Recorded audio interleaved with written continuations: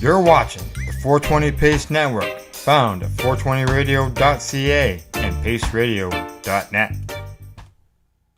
Are you looking for non-stop, continuous cannabis and psychedelic programming?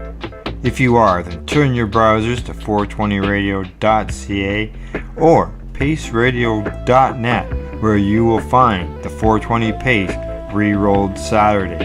Everything gets started at 8 a.m. Eastern Saturday morning.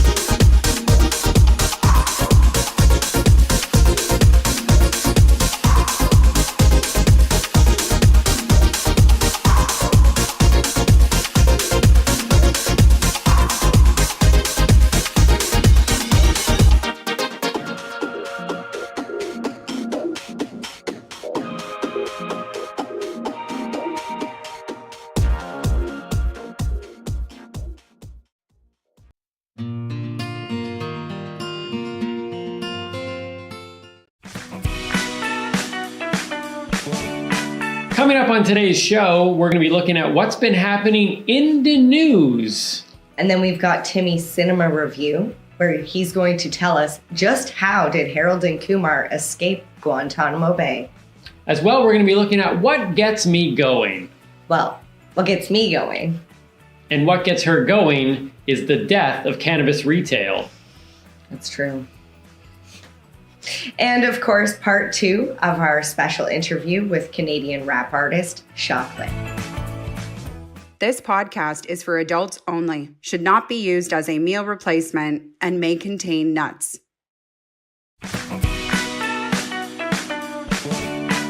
Hey everybody, and welcome back to another episode of The Newbie and The Doobie. My name is Timmy, I am The Newbie. Mary Jane, and I am The Doobie. Today on the show we are celebrating World Freedom Day. That's a good day to celebrate. Right? Who doesn't want freedom? Although they do say that, do people really want freedom? No, wait, that's not the word. It was privacy. Is this World Privacy Day? No, it's World Freedom Day. Okay, no, I was going down a whole different... But what is freedom? Like freedom to just make your own choices, to travel, to... No, free, you're like, free. to do whatever you want. You are free to make a decision, right or wrong. Within, well, I guess you're not free to murder.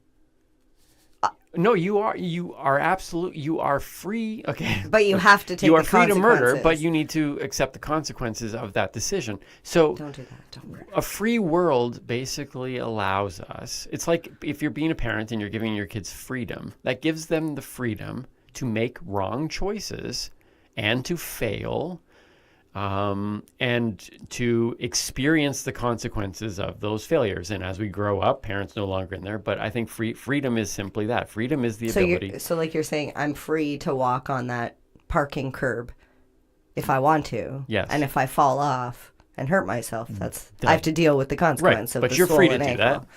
You're free to do that. I just might. And people can put up fences and signs to say, listen, we want you to know you shouldn't put that chainsaw in your mouth. You don't put Tide Pods in your mouth. Right. But we cannot ultimately stop you. That's why you are free to do so. Think about it. That's not why they call it World Freedom Day. There's a specific reason why today was Day. was a monumental day. Today in history. Today in history. In we history. Should say. What year did this happen? Well, it depends on if we're talking about the same thing. Well, doesn't it have to do with the Berlin Wall? It does. Okay. We are talking about the same thing. Once again, here on the Newbie and Doobie, we are in sync. Well, not in sync. No. I would be Justin. Backstreet Boys. I would be Justin. And in that case, I would be Nick. one time I wanted to create a synchronized swimming team that also sang, and I would call it in sync, but SINK, You know what? Even better, you should just synchronize swim to NSYNC songs. right? Okay, all right, Yeah. done. Coming up Coming on up. a future episode of The Newbie and the The Doobie. Newbie and the Doobie. You know, I thought it was something else entirely. I didn't know it was Berlin Wall. Yeah, And I literally, I know nothing about the Berlin Wall. the World Freedom Day. Okay, so the Berlin Wall was, well, I was going to say it's a famous wall, but you're not. Okay, so. Well, I've heard of it. I just don't know what happened. Well, let me walk you through some stuff. Okay. So, to be fair, I had to look up some stuff, but 1961. Okay. Maybe that's why I don't remember. All right. It Well, I didn't wasn't- happen yesterday. I wasn't around That's either what I there. mean. It didn't happen yesterday. It didn't happen yesterday. 1961. It was the communist side of Germany. Okay. Okay. On the east, they created this barbed wire concrete structure. Okay. Basically, because I mean, who knows? I don't want to get into all the political thing, but they were trying to stop a whole bunch of people from fleeing the east to go to the west. Okay. So it was like a east side, west side, like east side. Good. Oh no, it's west side. I Very can't do much it. Biggie Tupac. West side. Sorry. Is it Tupac? Tupac. I always get that mixed up. But that's what it is. It's kind of like, or no, it wasn't Biggie Tupac. They were on the same side, but then it was Snoop was on the east, right? Who was Did you just say Biggie and Tupac were on the same side? Weren't they on the same side? I thought Biggie shot Tupac and Tupac shot Biggie. No. I think they were on the How same did that side. work? And then there was like, it was like the. I See, don't that's know. still before my time. This is called. I wasn't paying This is attention. called getting out of your lane. I have no idea about what happened in the hip hop I know. culture. I was playing 90s hip hop for you the other day, and I was like, you know this one? You know this one? I was playing Hits from the Bong by Cypress Hill, and you were like, I know that sound. I've heard it before. I'm like, yes. But then, you named it. I was so proud of you. But then we put a little on the Bengals, and like the walk like an Tigers? Egyptian. No. Oh. All right. Let's stay in our lane. So in 1961, Germany became East and West, Okay. and the Berlin Wall was splitting that up. Okay. But on November 9th, 1989. Okay, so I was 16. Okay. So I was fully functioning as being able to really understand what was going on. And this was all over the TV. And back then, you didn't have the ability to go online and watch it after the fact. So people were like literally climbing the wall. People were taking hammers because the announcement had been made that you were now allowed to cross the border freely. But of course, there's a wall there.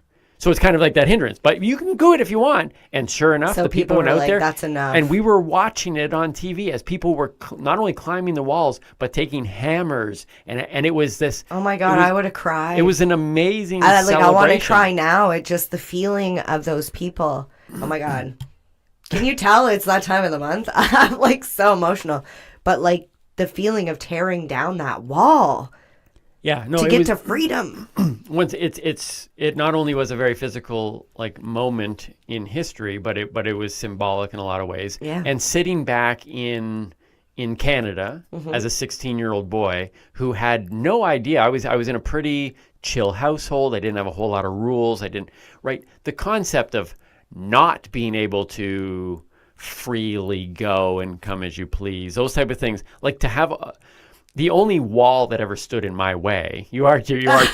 I'm trying hard not to, and it's literally just pouring out the side. The only wall that ever stood in my way was internal walls that I had built myself to stop me from being free. But the concept of this, it was fascinating. But I watched it as it was happening, and that was the beauty of pre-internet, was you saw this stuff happening and it was in the moment. It wasn't like, hey, watch that clip later. You couldn't put it aside. You had to put everything else you were doing in life and choose to engage in something. Yeah. And I was 16 watching this thing happen, and it was I still today can remember the images, but that was what happened, and that's what this day became standing for, is breaking down those walls and celebrating freedom. I cannot believe I'm crying right now. I cannot- believe you're crying. I believe you're crying Because because you I know spent you. time with me. Because I know you. Yeah. You know, I watch. I can tell you if the show has good writers, if it's a drama series, because I am the one sitting on the thing crying, like, oh my God, such good writing. And this wasn't even writing. No, but this is. It's kind of like what's happening now with this the virus that the whole world is facing, we're all dealing with the same thing. So we can kind of feel what other people are going through. And I could imagine the entire world, you know what I mean? Like when Princess Diana died, we all sat around the TV and we watched and we mourned together. I could see that same thing. They, like, even though, like you say, we're in Canada and we have freedom to go and come as we please, I can only imagine the way people must have been feeling. So that's why It was pretty amazing, and to know that was simply, like, to have something like that with, those are stories that you kind of go, oh, that was back in like the 1800, 1900, but it's like, no, this like literally in my generation, stuff like this was going on, and how far the world has come. Just so you know, that was the 1900s. It was, yeah. It oh my God. was. Okay, so funny. I seen a TikTok the other day. I just want to say this because 1900s. Buddy goes in to show his ID. She says, "Ma'am, can I see your ID?" And he's like, "Yeah." And he says, "Do you need me to pull it out?" She says, "No, I can see the one from here." And he's like, "The one?" She's like, "Yeah, at the beginning of your birth year." And he stopped and he was like, "Oh my God." You're too old. You're of age if you're 19 something. Yeah, all I need to know is there a 1 at the beginning or a 2? If there was a 2, I need to see that. That's funny. Was that it on the Berlin Wall? Yeah. So it's funny that you said the only wall that you had to deal with was the wall that you built for yourself. Mm-hmm. Yeah. Because when we heard it was, when I heard it was the World Freedom Day, had to do with the wall coming down. I was like, oh, like the song by Pink Floyd, The Wall. Right, yeah. And of course, I went to Google and I'm like, I think Pink Floyd was on Tupac's side. I'm pretty sure. But anyways. I think he was on Elvis's side. Oh, that's probably more likely. Which is not dead. I don't even think Pink Floyd was an actual person, but... Well. Was it? No, I don't think there was a guy named Pink Floyd. No, it was a band called Pink Floyd. Right. He was best friends with Led Zeppelin, Mr. Led Zeppelin. Is that a name too? His name was Led? I think his name was Led. It was Led and was Pink hanging out. Leonard Zeppelin? And he didn't use I'm not going with Leonard. That sounds goofy. I'm like Led Zeppelin. Yeah. Okay. Yeah. Okay. So I did a little bit of research and it's not about the Berlin Wall. Right. Okay. Right. So according to the band, the wall is actually the self-isolating barrier that we build for ourselves over the course of our lives. And the bricks are the people and events that turn us inward and away from other people. Mm-hmm. Which makes sense because the lyrics are, all in all, you're just another brick in the wall. Right. So it's really nice that you said that, because the emotion that I was feeling, what we just talked about, and how good it would feel to tear down that wall. Mm-hmm. Imagine if you could tear down this self-isolating barrier, this friggin' wall that you put up to protect yourself due to past experience with people and things, and just be free. Yeah. Well, and we've talked about it on other shows where we talked about facing fears and stuff, that we are both individually and together on a journey of breaking those walls down, the internal walls. Oh, yeah. There's And been a lot of this over the last couple of years, and not don't just sad climb over tears. the wall. Don't just climb over the wall, the internal walls of fears and barriers that you've put up in your life. Take hammers and chisels to it. But also, even more than that, this show is about breaking down that wall. There is a newbie and a doobie sitting across the table here, discussing cannabis from both sides, from two very different backgrounds. And we know there's a stigma out there, and our goal is to break that stigma, to break down that wall and the barrier, and just be able to have the conversation, because too many times the newbies and the doobies, they're separate. They don't understand the other side's perspective. They don't even bother to try. No. That's where I'm like, please, just try. So let's celebrate World Freedom Day once again here by having a conversation where a newbie and a doobie can talk about cannabis, and maybe a conversation with yourself too, right? About some of these things that you need to tear down. Maybe there's a wall between you. Maybe you're a newbie like me, and there's a wall between you and cannabis, but it's a wall that was built on horrible misinformation, disinformation, and maybe that wall needs to come down too. So. All right. Break the walls. Break the walls. All right. Should we get into birthdays? Yeah, let's do some quick birthdays quickly. All right. Well, there's not many today. right, So what do we we got got? Chris Jericho, wrestler, Jericho, right? wrestler, yep. Turning 51. Yep. We got Nick Lachey from that show and band 98 Degrees. Oh, he wasn't in NSYNC? No. Okay, No, all right. he was too hot. Yeah, See yeah. what I did there? 98 Degrees. Ah, Hot. hot. He was the hottest. How of old the is group. he? He is 48. Didn't he marry Jessica Simpson? No, he married Vanessa Hudgens. Okay, all right. Oh, that's wrong. That's wrong. Sorry, Vanessa. That's okay. One thing we do on this show is spout off information that may or may not be true. And yes, he was with Jessica Simpson, and they had that show for a short Yeah, period they had a of little bit of time. show, yeah. Yeah. I was just trying to I never watched it. dismiss her because it was a long time ago. Anyways, and Cisco. Cisco. I was Okay. waiting for you to say Cisco. Cisco. I don't even know if we have time for this story. Let me. Can I say just one thing? Yeah. Okay, if you do not know who Cisco is, I was like, wasn't that Drew Hill? No.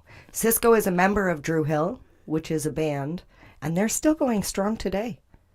And he's 43. Happy birthday, Cisco. Cisco is the story that Yes. I have. Okay, Yep. let me tell this story very well, quickly. it's not. It's Choclair, but okay.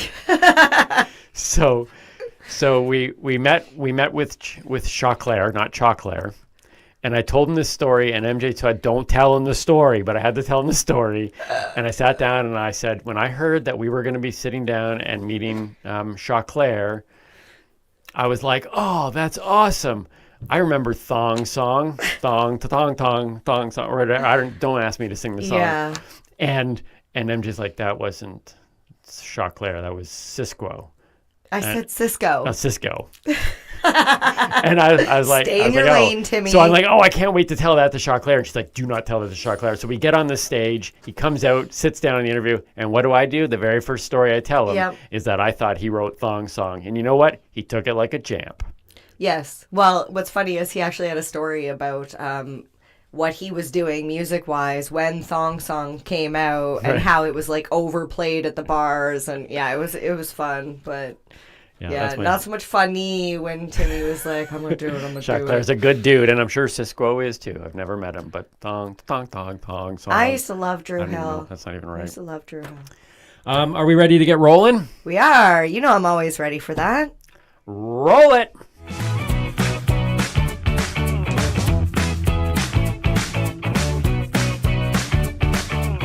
What's been happening in the news?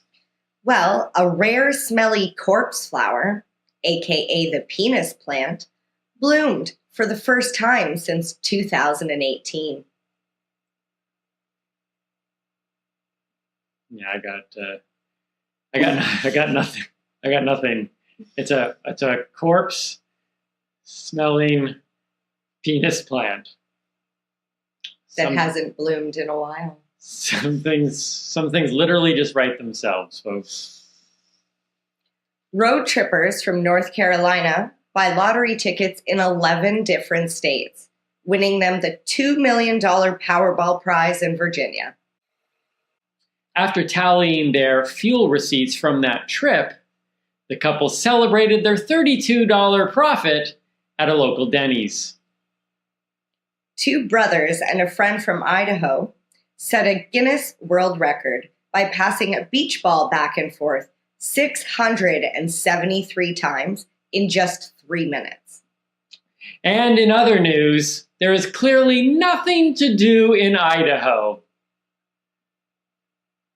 An alligator in Mississippi approached a golfer, snatched his ball in his jaw, and headed for the pond. The golfer, while finishing the back nine, was heard saying, "There goes my shot at a 69.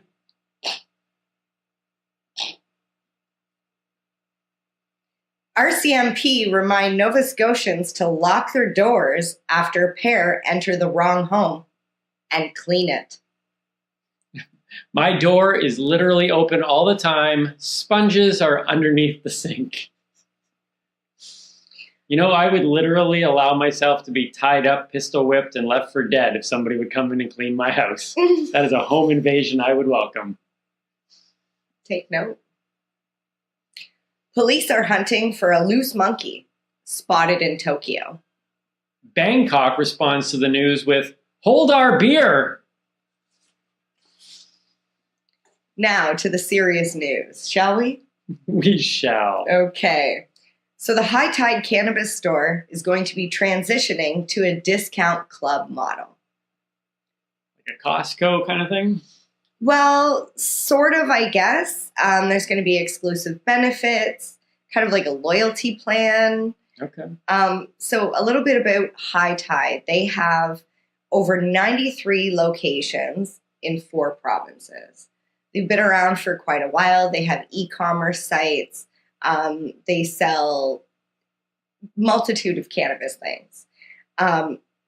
They were quoted saying, "Our focus is to convert consumers who are currently buying from the illicit market." Okay. Well, it's obviously a market that is underserved. You're often talking about the high price Yes. of cannabis.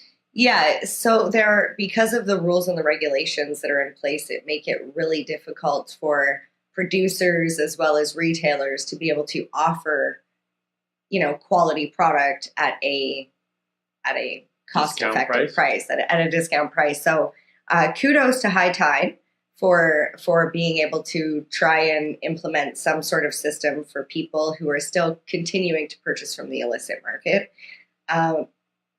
I would like to point out that their key investors are Tilray and Aurora, which are bigger names in the cannabis industry. So I would like to, I hope, High Tide, that the strains and products offered to people at discounts are not just the big name licensed producers, but also some of the smaller ones as well.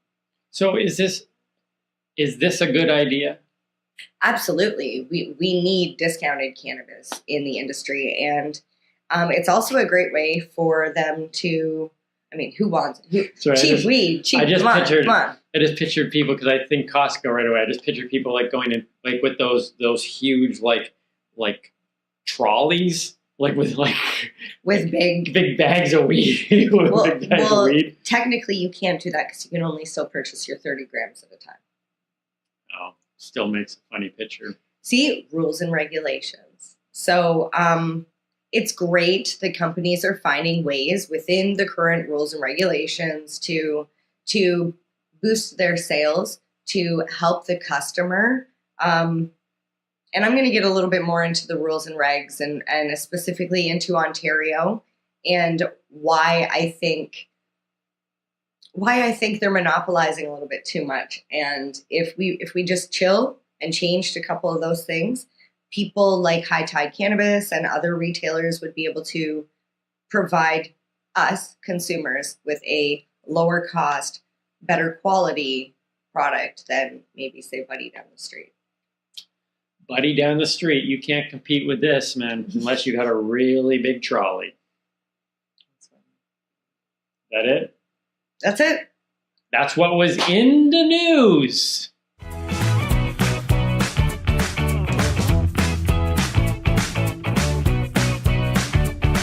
And welcome back to another cinema review. Cinema, S-I-N, cinema review. Today we're going to find out just exactly how did Harold and Kumar escape Guantanamo Bay. Well, we're not going to find out how they did it. I don't want to spoil the movie for anyone. But I am going to tell you my thoughts.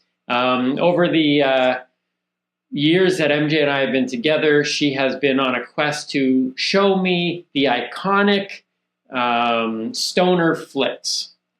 And some of them I had seen, some of them I had heard of, some of them I'm familiar with. Harold and Kumar, pop culture icons, I definitely heard of them. And recently we had sat down to watch one of them. Now I did them out of order, I completely understand that, but it was all based on the themes of our shows. But I will be reviewing all 3 over the next little while. But today I start with the second movie, Harold and Kumar, Escape Guantanamo Bay.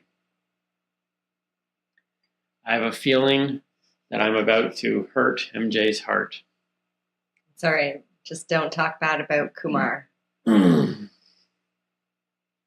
Love Kumar. Oh, man. Okay, well, let's get into this. But Kumar was the worst part of that movie. Anyways, here we go, ladies and gentlemen. Drink my water. My cinema review. Have you ever felt that an oral presentation, or any presentation for that matter, would be exponentially improved if you were simultaneously peeing? Either have I. However, the creative crew behind 2008's Harold and Kumar Escape from Guantanamo Bay apparently felt it would be at the very least helpful. At one point during my screening of this stoner cult classic, I literally turned to Mary Jane and said, "Has someone peed in every scene?" I didn't even notice. Lovers of this flick will be quick to fact check me on the actual pee count. But even if I've overstated the amount of urination, my point has already been made. Fact check this. Mentally exiting any film's storyline because characters relieving themselves was more noticeable than said storyline is never a good sign. I do not want to piss on this parade. I was so proud of that line. But I was relieved when I got to escape from this experience. Look, I'm not against lowbrow humor.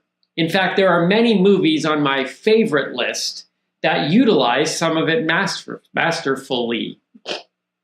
But when TNA, dick jokes, farts, and bodily fluids completely overshadow the points the writers were clearly trying to make, my assessment ranges from disappointing to failure.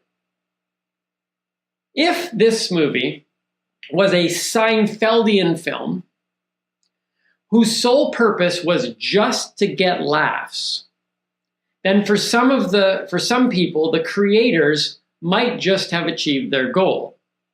But I don't believe for 1 second that they weren't trying to do that, or were trying to do that, depending.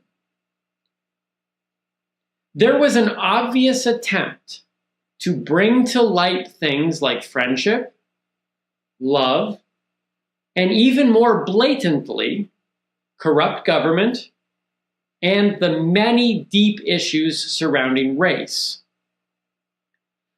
I don't believe that comedy needs to have a message. It can absolutely be about nothing. However, the moment you decide to aim for social commentary / comedy, you can't miss this bad. I'm not saying you have to be an expert marksmanship like Carlin or Chappelle, and you need to hit every Cheerio in the bowl. But you need to at least keep the seat clean. Guantanamo Bay wasn't the worst movie ever. It wasn't even the raunchiest movie ever. And it might not even be the worst of the threequel, of which I will be watching the other two. But for an iconic franchise that clearly had a story to tell, this newbie was left underwhelmed by everything except NPH, obviously. Harold and Kumar Escape Guantanamo Bay gets 1 joint out of 5, because I don't believe in giving 0 joints out of 5 on a show about cannabis. There should always be 1 joint. I second that. P.S. I did do this cinema review bottomless. That was good. Although I didn't hear anything negative about Kumar. Kumar did the cannabis culture a huge disservice. Mm-hmm. And I can get that into maybe a future What Gets Timmy Going.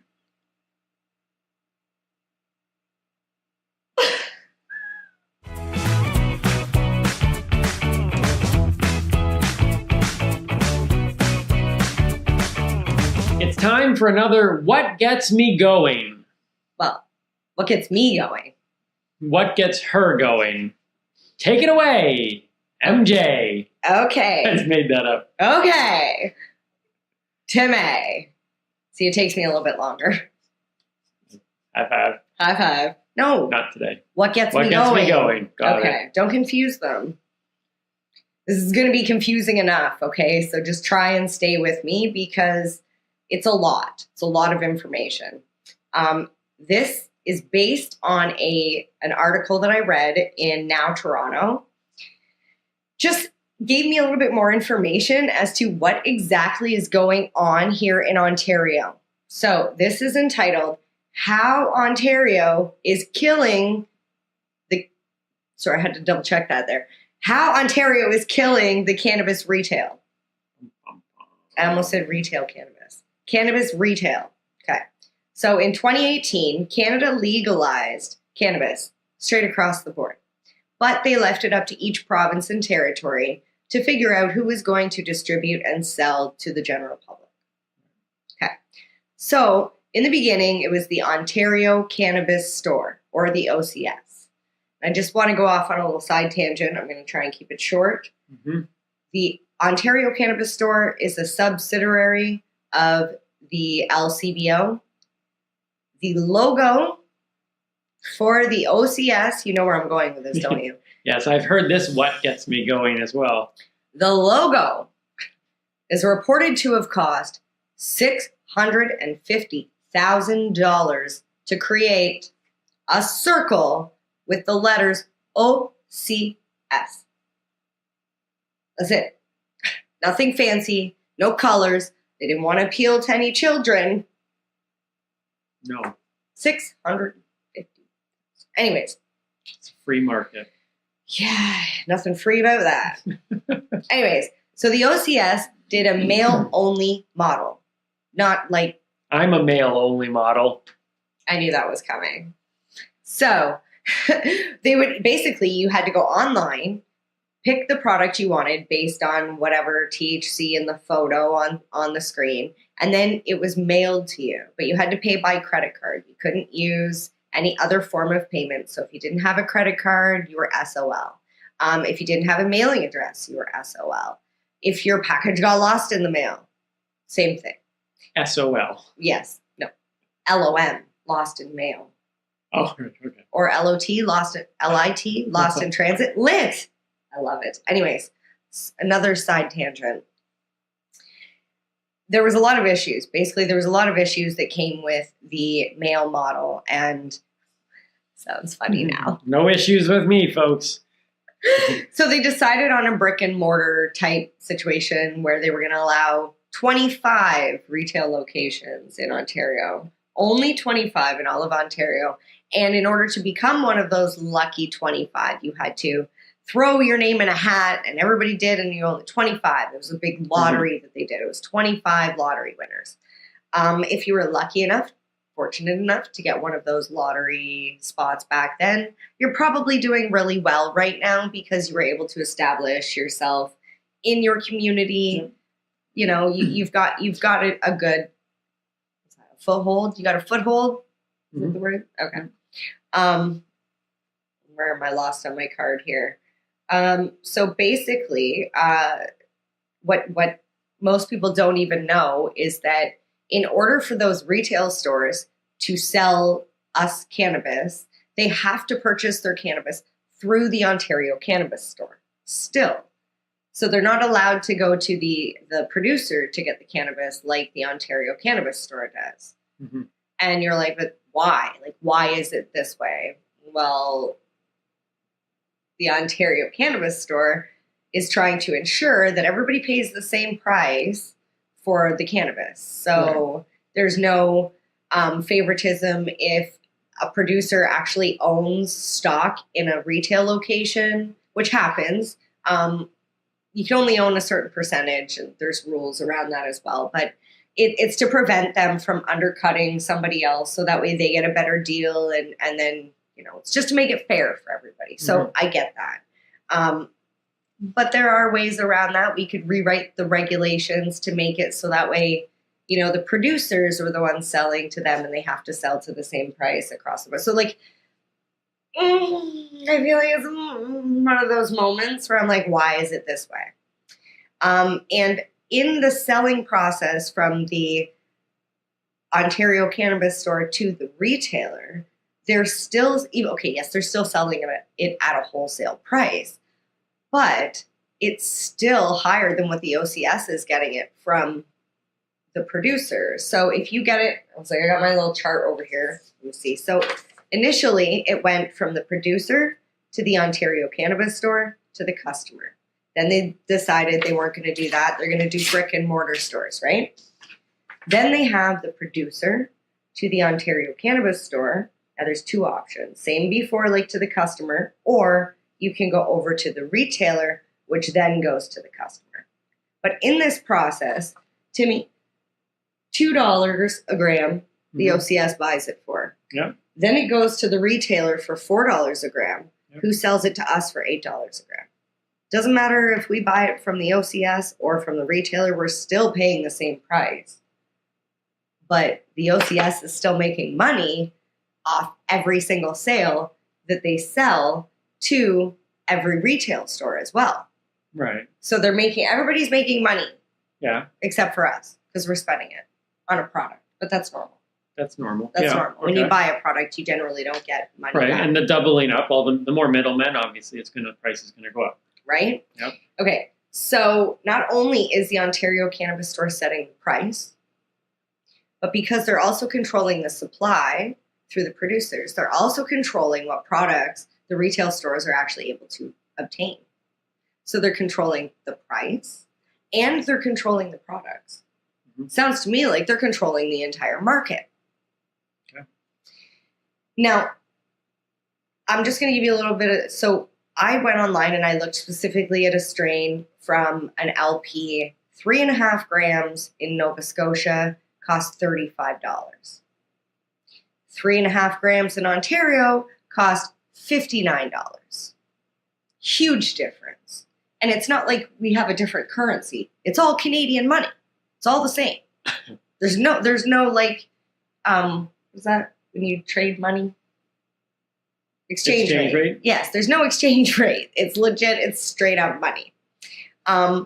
So just to give it in terms that maybe you can understand as a non-cannabis consumer, you like chocolate. I love chocolate. Okay. So you might like white chocolate. You might like milk chocolate. You might like dark chocolate. And dark chocolate comes in like a multitude of different percentages, right? So they're not denying us chocolate. They're giving us chocolate in milk, white, dark, but they're saying we're only going to give it to you from Nestle and Hershey's, for example. You only get these couple companies.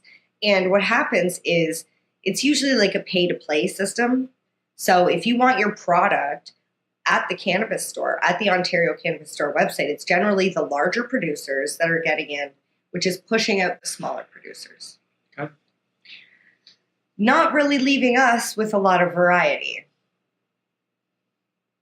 It's horrible. It's literally, it's frustrating. Okay, so and I'll explain. Glad I don't consume. So there are over 1,000 cannabis stores in Ontario, with sometimes 5 of them being on the same block. There is a block in Ottawa specifically, 5 stores on the same block. And you're like, great, okay, MJ, yeah, there's a coffee shop on every corner. What's your deal? They're all selling the same products, legitimately the same products. I'm not talking about, oh, you can get a chocolate dip donut here.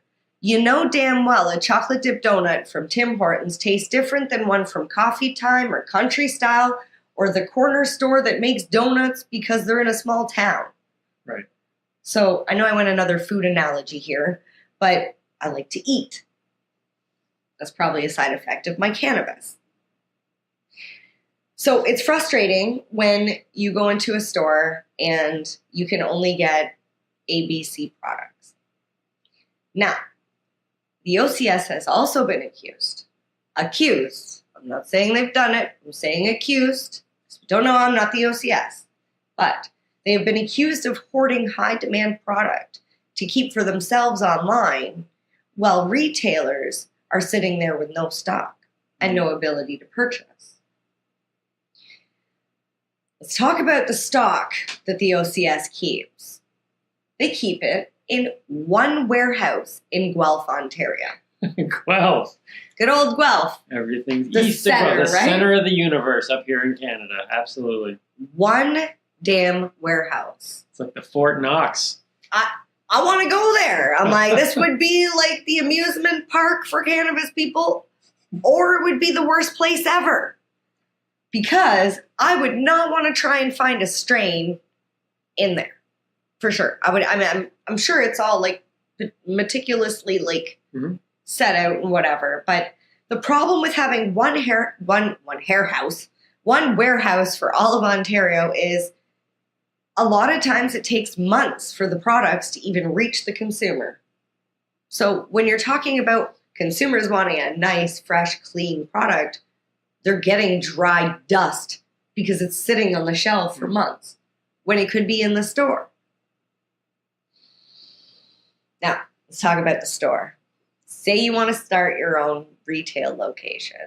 I mean, who hasn't dreamt about being a legal drug dealer?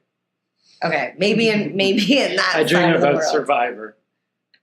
That's funny. It's a little different type of survival. So, if you would like to start open your own store, after you get yourself your criminal record check and your financial stability form, whatever that thing is, you need to get your retail operator license, and you're going to have to apply for that.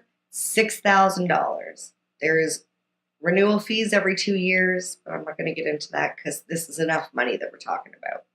If you're approved, you get to do the retail store authorization. That cost $4,000.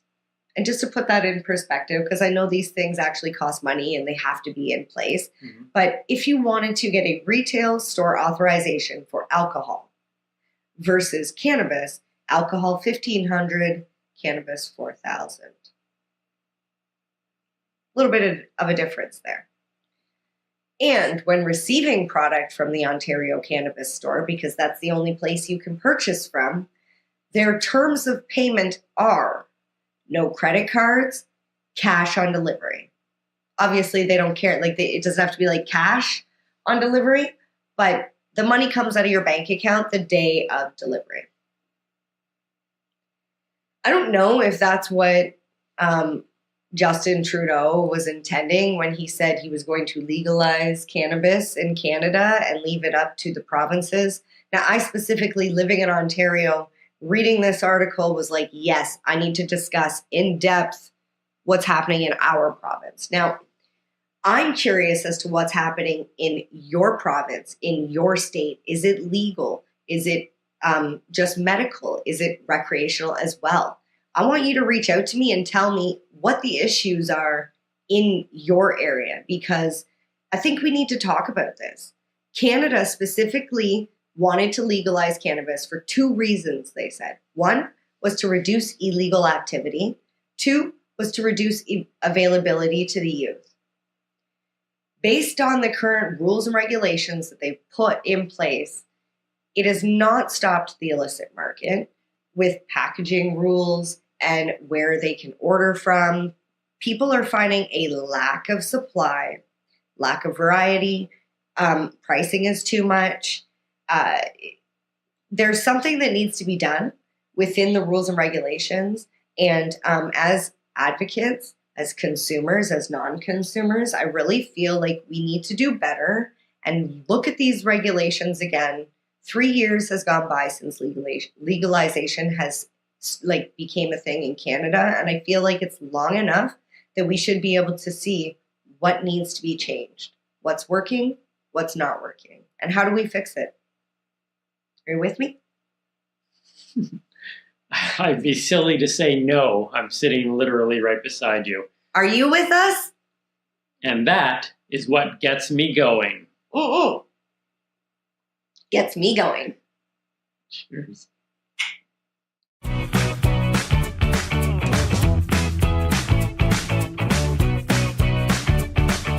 Hey, everybody, and welcome back to another episode of On the Spot with the newbie and the doobie. We are very excited today to have our guest, Claire, in the house. Talk to us about the process of moving mountains, Claire. Well, the process that kind of came up with it is that, I kind of, for a while, I've kind of been like hiding a little bit of, kind of like part of like, I guess you could say like a little bit of a dark side to me, which was like dealing with, depression and mental illness and everything like that. And I used to do and think about a lot of really hurtful things about myself. And really it was all about myself, like, self-worth, self-esteem, and stuff like that. I've been doing counseling and stuff like that for a while to go and figure out where the source was. I kind of sort of know where the source was, and I think we figured it out, but I won't put that out there for right now. But like once I figured it out, it was like one of those things where, it was a life-changing situation, because like I was growing like my beard out. I was looking like David Letterman of today. It's a good look on Dave, though, admit it. Yeah, but not on me. And, and I was just like, okay. And, I'll just go and eat this and whatever. Just like, literally just like, I don't care about myself type of thing. Like, I don't care how I look. I don't care, if I'm eating Kentucky all day or whatever. I don't care about my health. I don't care about anything. And, but through like great friends, great family, and even through just like, just literally strangers that might just even stop and be like, hey man, you okay? And then would sit and talk, even at those little 2 minutes, even 30 seconds, that just kind of clicks your brain off of where your brain is going. Like, because it's I don't, because I'm not a clinical science on this stuff, like, but it's like, it's something that goes on in your head. And it's either chemical, mechanical, but it's something that just gets you in a situation, and it just makes you go and think that you're lesser than, and that your worth is not valid. And so one day I remember, I don't know what it was. I don't know. I don't want to say rock bottom, because I don't know if I hit rock bottom, if I ever hit rock bottom. I just know I was in a very low place, and I sat there and I wrote this song. I don't know why and how I came up with the Made to Move Mountains title. I just figured it was a lot to move. I'm thinking it was a lot to move, and if you can move that, then you could do a lot more that's less than what you have to do. That's a heavy lift. That's a heavy load, a heavy cross to bear or whatever. And then I did it, and it started coming out. The song, it came on this Stomp the World, like back when they used to do all these dance movies, like The Drummer Line and Dance the Nation with the Girl, The Last Dance, and Stomp the Yard. Stomp the Yards, and all these other movies. It came out like around that time, but it only came out in Germany, because they had this Stomp the Yard World Revival or something like that. I forget what it's called. And it just took off. And the song just took off, and it came back over here. Literally officially, until I put it on streaming platforms, it never actually had a release date over here. It's only because we have streaming, I could just put it up, but it all just came back over here. And people over the time would just tell me, like, I really like the song. I really like the song. Like, that's a motivational song. I go to the gym, I listen to this song. I go over here, I listen to this. It's just a good motivational song. I was made to do this. I can do this. I can do this. And then just over time, it's just kind of, just kind of seeing where things were and how they are. And sometimes, when you go through stuff like this, it's like it never really leaves you. You just kind of know how to handle it. And because you know how to talk to yourself, look at yourself in the mirror, admit whatever flaws you had, be able to say whether you messed up that day because of whatever you did that you weren't supposed to do. But, but you're admitting things to yourself and get yourself stronger. I was talking to people like Kathy Edwards that works with me with the Made to Move Mountains Outreach, and Jimmy Link that works with me with Made to Move Mountains Outreach. And they just started saying, you should really just get your story out there, because people don't know, they don't know, because you always put on a front. You always got to be a certain way. Like, it's like you're never going to catch, unless you catch her going to 7-Eleven, which I'm sure she never does on her own, unless it's right beside her house, which I doubt because she's in the hills. You're never going to catch Beyonce in a pair of old Omaha University slacks or tracksuit or something like that. Like she's always going to be dressed to the T. And then you feel like that's how you always have to be. And they encouraged me to go and start talking about stuff like that and what I've been going through and some of the challenges that I still go through, trying to go and just kind of get myself right. And once I started doing it more and more, it was just very heartwarming to see like the support that people would come up and be like, man, I'm so glad you're talking about this, because I feel this way too. I've been going through this too as well. And if you can talk about it, I feel like I could talk about it and everything. And I always try to end it. There's an Ice-T situation, the rapper Ice-T, all his gangster rap songs and everything that he used to put out, it always ended with whoever was the gangster in the song was either dead or in jail. So it always, whenever he was saying I'm a coke dealer or I'm this guy or that guy, or whatever, never ended good. And then where I try to go and switch up everything is that it always ends right. It's like, I'll get out of it. Like, I'll try and be that thing. And then those were the stuff that came with Made to Move Mountains. And then we decided, just because I was working with them, because they deal with a lodge that deals with mental illness, homelessness, and addictions and everything like that. And I got to meet them, and I got to meet a lot of the people that stay at the lodge, and we became more acquaintances than friends, but we're nice to each other. We always say hi when we see each other. There's this one guy that just loves it when I bring my beer cans over. Like, that's his thing. He just likes to go to the beer store and returns it. Maybe he likes to return it because he likes the money he gets back from it or anything like that. But that's his thing. He rides his bike, goes and returns, and I always drop off whatever beer cans or whatever bottles I have, because that's his thing. And I get it. There's little things. I like to go to the studio. If I can go to the studio anytime I want to go, that's my kind of like my little comfort zone. And so I got to get to know people and all those things. And we started up Made to Move Mountains Outreach. And within a few short months, we got this winter drive that we're doing now, where it started on October 16th. It's going up into November 30th. We got drop-off places in Toronto.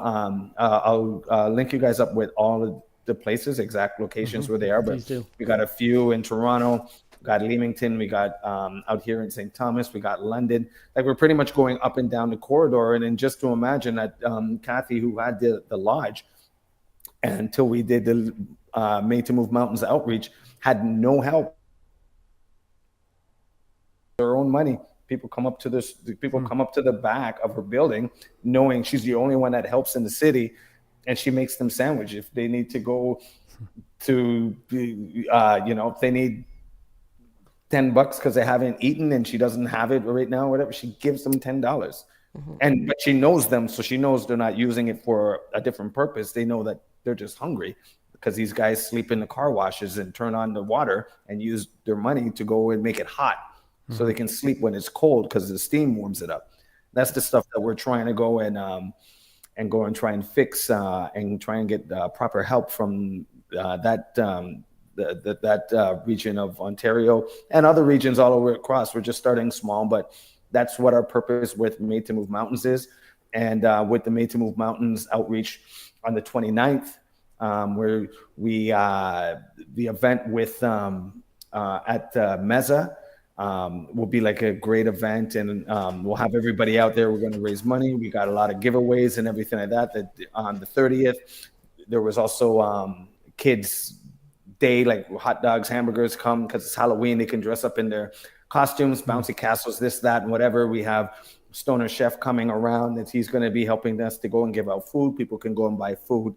A lot of sponsors like Giant Tiger, Healing House, and a whole bunch of other people that are involved in it. And it's great to see how it really went and bigged itself up over the past few months, because at first we didn't know what and how. Like, I don't know. I've never ran a situation like that, and neither has anybody else.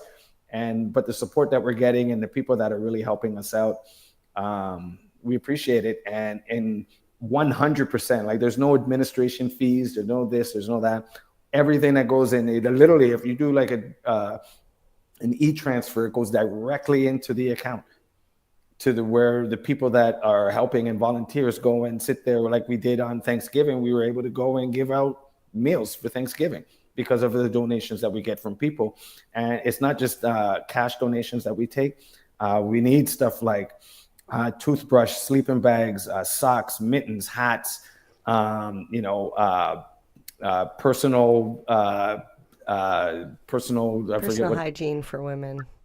For women, men, whatever, razors and all these other different things. Like, cash helps, products also help, everything helps. And that's one of our phrases that we like is like, thank you for helping us help others, because that's exactly what this whole movement is. There's nobody getting rich off of it. There's only people just sitting there and being able to live off of what others and their generosity can go and help them give as they go through the very tough times in their lives. And it's not to say like we don't want to kind of count them out, because I could have been counted out. Yeah. And that would have been like Jacques Lair, back in 1997 had this record, and now he's just gone. Well, it's that time again. Time for a smoke? No, it is unfortunately time to say goodbye. Oh, well, we'd like to thank you for joining us today. We'd also ask that you would go and support us on Patreon at our Patreon page at the Newbie and the Doobie. And that way you can support us in helping us raise funds to continue to do what we're doing and to build what we're doing. As well, there you're going to be able to see full interviews. You'll see clips of interviews on this show, but the full interviews, if you want to see those, they're on our Patreon page, as well as extra content as well. So check us out on Patreon at the Newbie and the Doobie. Yep, and you can also follow us on Facebook and Instagram.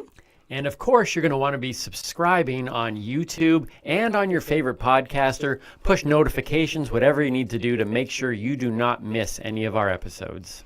And then don't forget to share with your friends, whether they're a newbie or a doobie. And with this, I close. New episodes every single week here on the Newbie and the Doobie. So until we see you next week, don't forget. Stay lifted. And keep on laughing.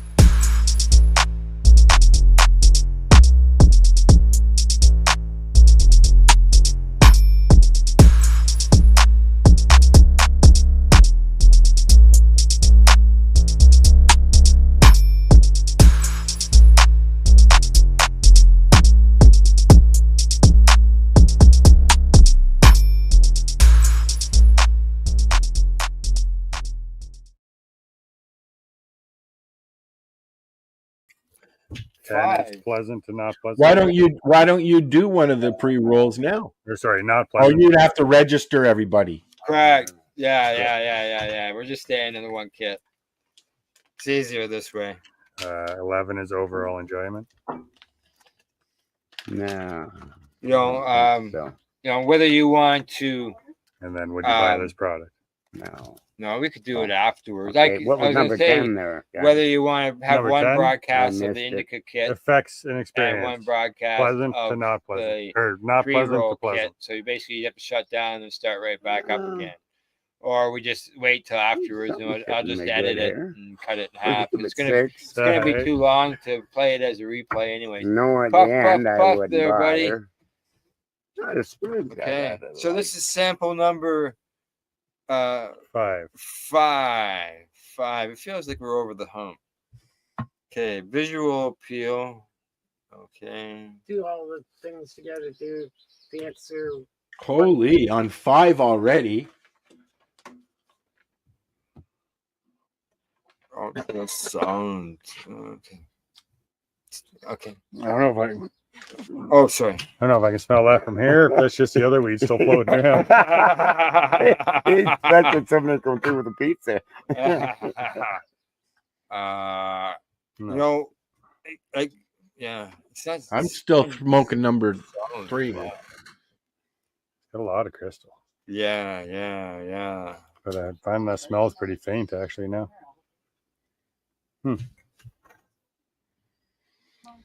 Do you think there's any truth to the story that the stronger the smell, the stronger the pot? No. No, but the stronger the smell, the tastier the pot is typically my experience. Well, Yeah. I would think that whatever's creating that smell would be an increased effect for whatever that terpene does.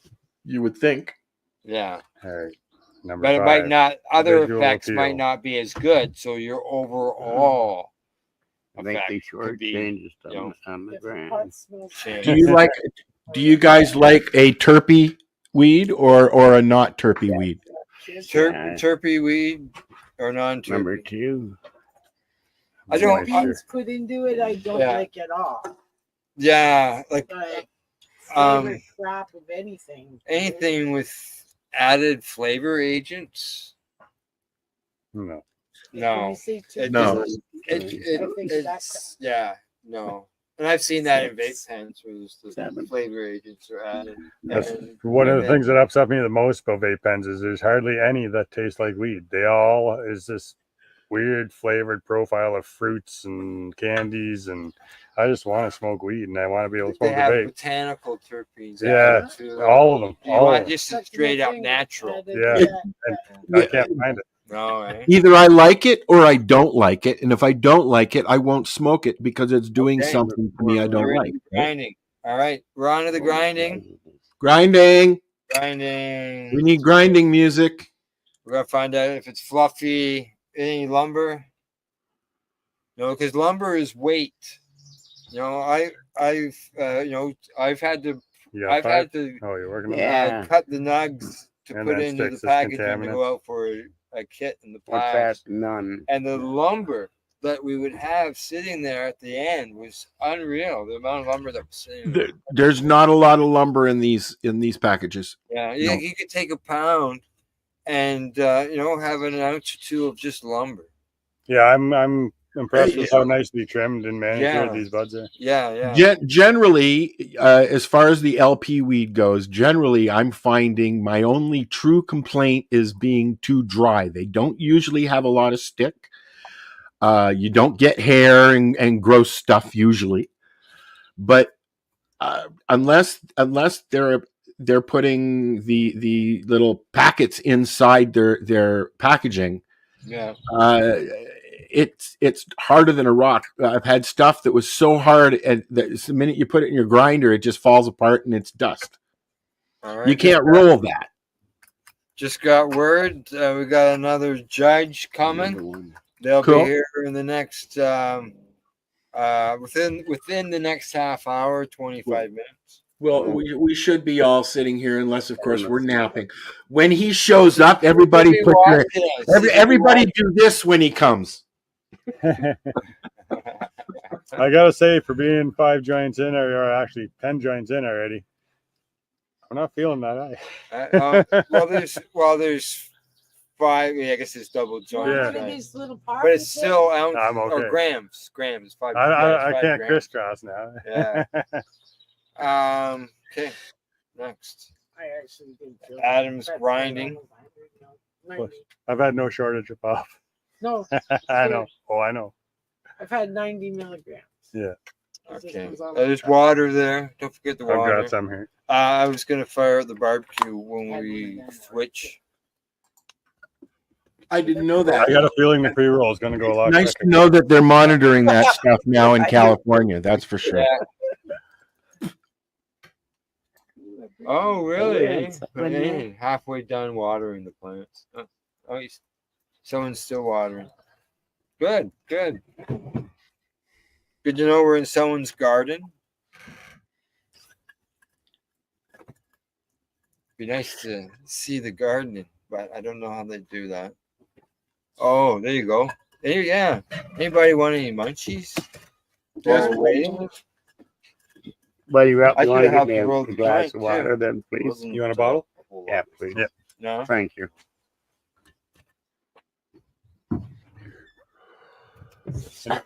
Anybody else want a water? Drink? Water, iced tea. Is that your water? Yeah, I'll take a water, Wayne. Okay. I don't know if this is mine or not. It's beside me though, and it's warm. So it's been there for a while. All right. It's Bob. Am I? Yeah, there's a recycle bin behind you. See the blue, the green. Yeah, you got a green shirt on. Donuts, I just dropped it. What'd you just do? Donut, can she eat it? No, if not, if possible. Lots of fur. Yeah, but just yeah. I'll just throw it over there. Over the fence? Someone will get it. There you go, Al. Thank you. There you go, Bob. Thank you. Where's mine? Where's who? Where's yours? No, the blue bin. The green one? No. Yeah, the green bin. Can you throw some chips in a bowl? And then we'll That hit the spot. we won't fill up on chips, but it just help with if anybody's got a little gur on. Did we lose Deb again? Deb, she probably has Gone to the trailer for a nap. no. It's that time. Come and go. Yeah. Keep going. Okay, so we got one joint this time of number 5, correct. I was just testing everybody.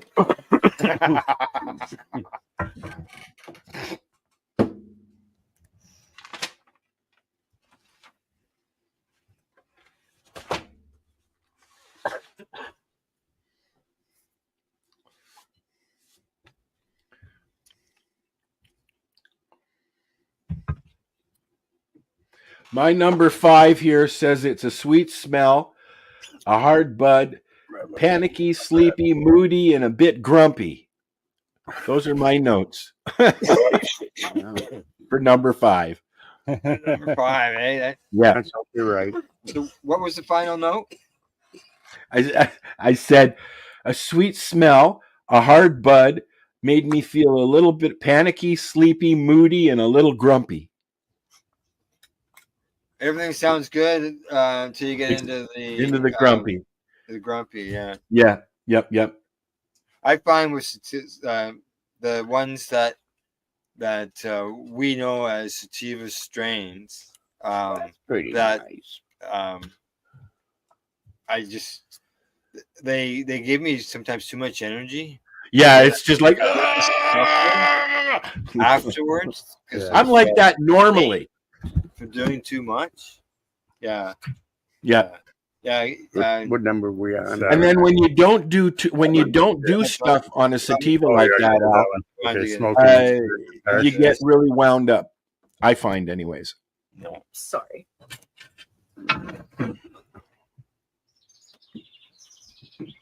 Experience. Harsh to smooth. Oh, Maybe. That was my doggie. I don't know if you could see her come through. No. okay. Yep, I see her. There she is. 8 so far. Path, color, and structure. All right. Yeah. Okay. I can do that there. Number 7. I'll give it 6. I can still taste it, which is Um, good. You know? Effects and All right, experience. I need to put that one down. All this. Okay, I'll give it that there. By the time we're all done, all you're going to hear from any of us is Wayne.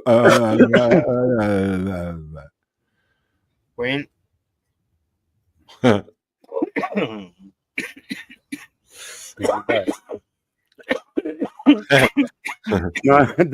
on, buddy, hurry up, man. Dave, give them a number 3. Give him a number 3. Okay. Here we go. that's there. Forget where I am here.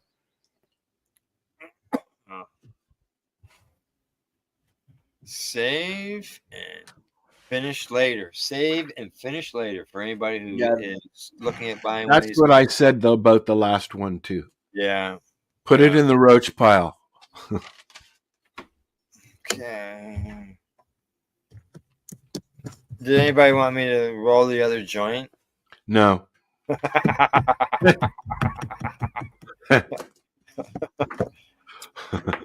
Mix them all together at the end, one big salad. Yeah, it'd just be a salad, correct? Salad. You put some of your apple hash in there. Is one joint suffice, or do we want to carry on with For the purposes of judging, I think one is good. Okay, so it's my turn.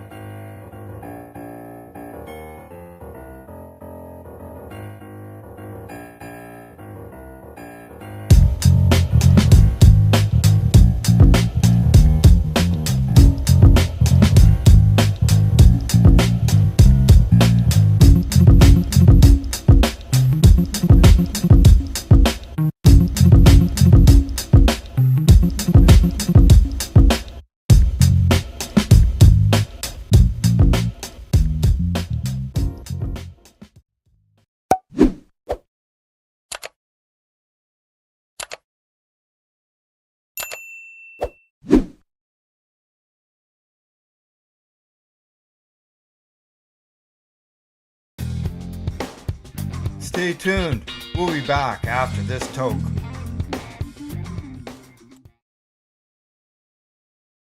You're listening to the Pace Radio Network here at paceradio.net. The views expressed by the individuals during this broadcast are their own opinions, and they may not be the same as those of their group or other organizations they may be involved with. All medical advice during our broadcast is not a medical opinion and should be checked with your medical physician.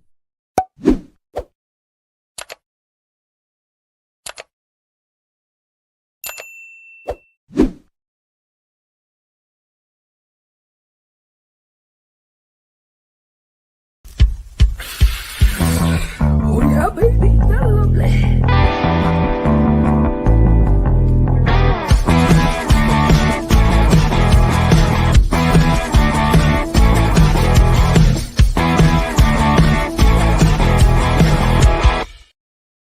Good morning, it's August the 1st, and welcome to Psychedelics, the Cannabis Educational News, your cannabis and psychedelic news source, found here at paceradio.net.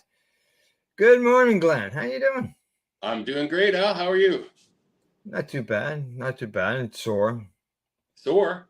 Yeah, I do anything physical, I get sore and stiff. But life goes on, right? Welcome to old age. Yeah, that's right. Yeah. Just smoke more medicine. Yeah. That's right. Anything you want to mention before we get into the news? Not really. Everything seems to be going good right this moment. All right, it's not raining out. Bike rides coming up the whole bit. There's no bike riding because I still have a new back tire, but it's not on yet. I have to wait till next week to get it in the shop. So took them. They told me it was 3-day delivery. It took 17 days. Oh. Yeah, so I couldn't even book it in the shop or anything because I didn't know when it was going to come. That's why it's going on here. I'm thinking, geez, you should have had that on here by now. Yeah, it should have been. I've been complaining to everybody. So. All right. Okay. Well, what do you say if we get started with today's news? Sounds good. All right. First story up for the day. It comes to us from Enclave, and it says, model validates cost savings with cannabis in mitigating symptoms for patients with cancer. A healthcare cost impacts model was created by EO Care to shed light on the cost of care when cannabis and cannabinoid-based treatments are used to mitigate symptoms resulting from cancer treatments, according to Blake Zanger, who's an MBA, and Brooke Worcester, who's an MD, MS, and FACP. EO Care offers a digital health platform to give affordable, clinician-created guidance for cannabinoid-based treatments to estimate the cost impacts of evidence-based clinically guided cannabinoids to alleviate symptoms of cancer as well as chronic pain, sleep disorders, insomnia, and anxiety. EO Care created a model that was reviewed by Millman. Millman deemed the cost impacts model reasonable in the estimation of the theoretical healthcare cost impacts of using evidence-based clinically guided cannabinoids to mitigate symptoms of cancer. Cool. Yeah, I'm curious about this because I think for myself, I've saved our healthcare system all kinds of money because I didn't use opiates. I've been using cannabis instead, right? And you probably saved yourself at the same time. I completely agree with you on that. There's no doubt about it. I'm not a stat. Yeah. EO Care wants to give patients a specific product in a specific dose, a way to take it with a safe starting point, according to Worcester. He says that's what patients are looking for. They hear the generic guidance of go to the dispensary or ask about this and that is still incredibly confusing. The uniqueness of EO Care is trying to give real world guidance to people in real time, they say. As the reclassification of cannabis from Schedule 1 to Schedule 3 pens, the model may be even more relevant, and Millman recommended that once adequate data becomes available, an observational case control match study of EO Care's intervention be conducted.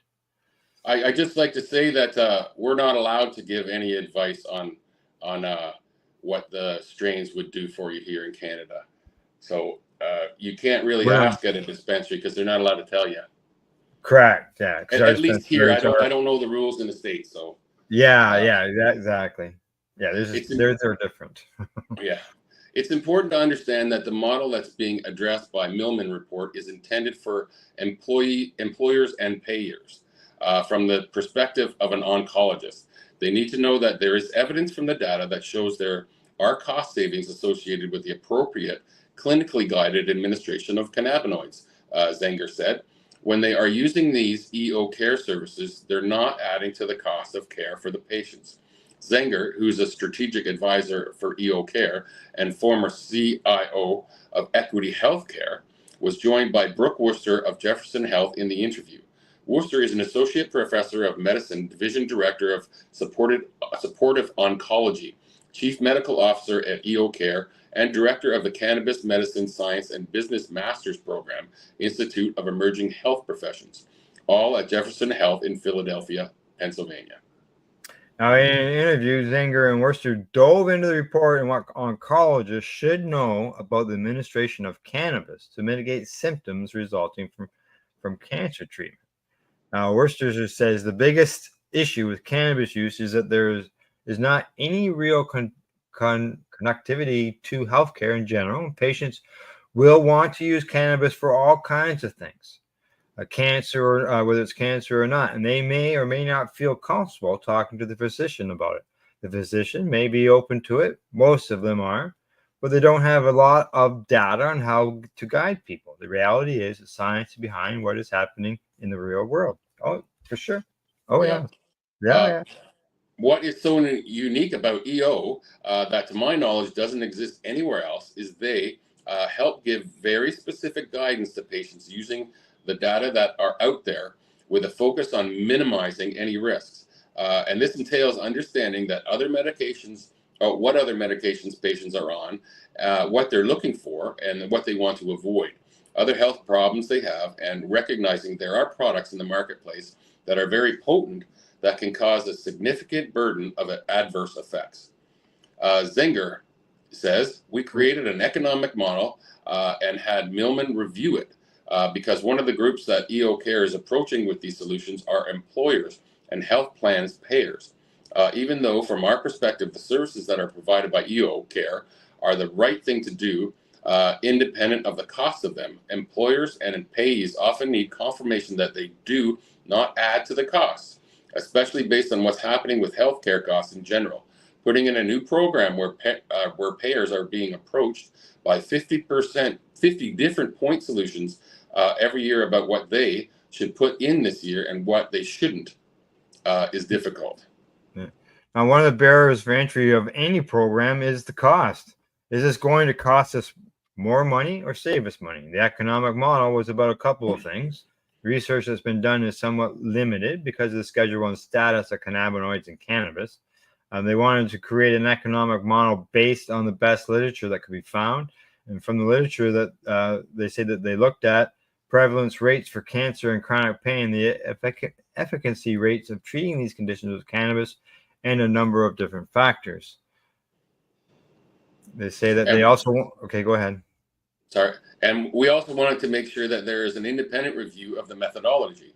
A lot of those 50 vendors who are approaching employers to make claims such as, we can save you 25% on your healthcare costs, which is ridiculous. We wanted to be this reasonable, conservative, documentable, and defensible. Therefore, we had Millman, which is a very reputable independent organization, do the review. They came back with a very clear statement that the model was a reasonable approach for measuring the impact of cannabinoids on lowering healthcare costs, which is what we are hoping for. Worcester also said this is a general move towards this is geared more towards employers and payers in that space. But what is important for oncologists to understand is that cannabis can be helpful to reduce symptom burden in patients with cancer who are receiving active treatment and keep them on track for cancer treatment. It's not going to cure the cancer or make a patient feel all better, but if we can keep patients out of the emergency department and hospital because their nausea, vomiting, or pain is better controlled, that's a good thing. And that's where this report dovetails into what is important to oncologists in terms of how we can avoid those outcomes that everyone in medicine wants to avoid. Now, Zinger finishes off by saying perhaps the most prevalent reason patients are readmitted to hospital is because of dehydration during cancer treatment. When patients are being treated for cancer, those symptoms can be minimized when cannabis used in a proper way, which keeps one of those remissions from happening. It's the same thing for the ED. Those are other reasons why patients are going to the emergency department. But one of the reasons that patients go is because they're dehydrated during treatment. This is a better way of managing those symptoms. I'm not sure what cannabis does with dehydration, but yeah, there you go. You know, it is good that someone is actually looking into the cost savings because they're, like I said, I'm an example of savings that was to our healthcare system because I chose to go with cannabis instead of using opiate drugs. Yep. And like I said before, you saved yourself at the same time doing that.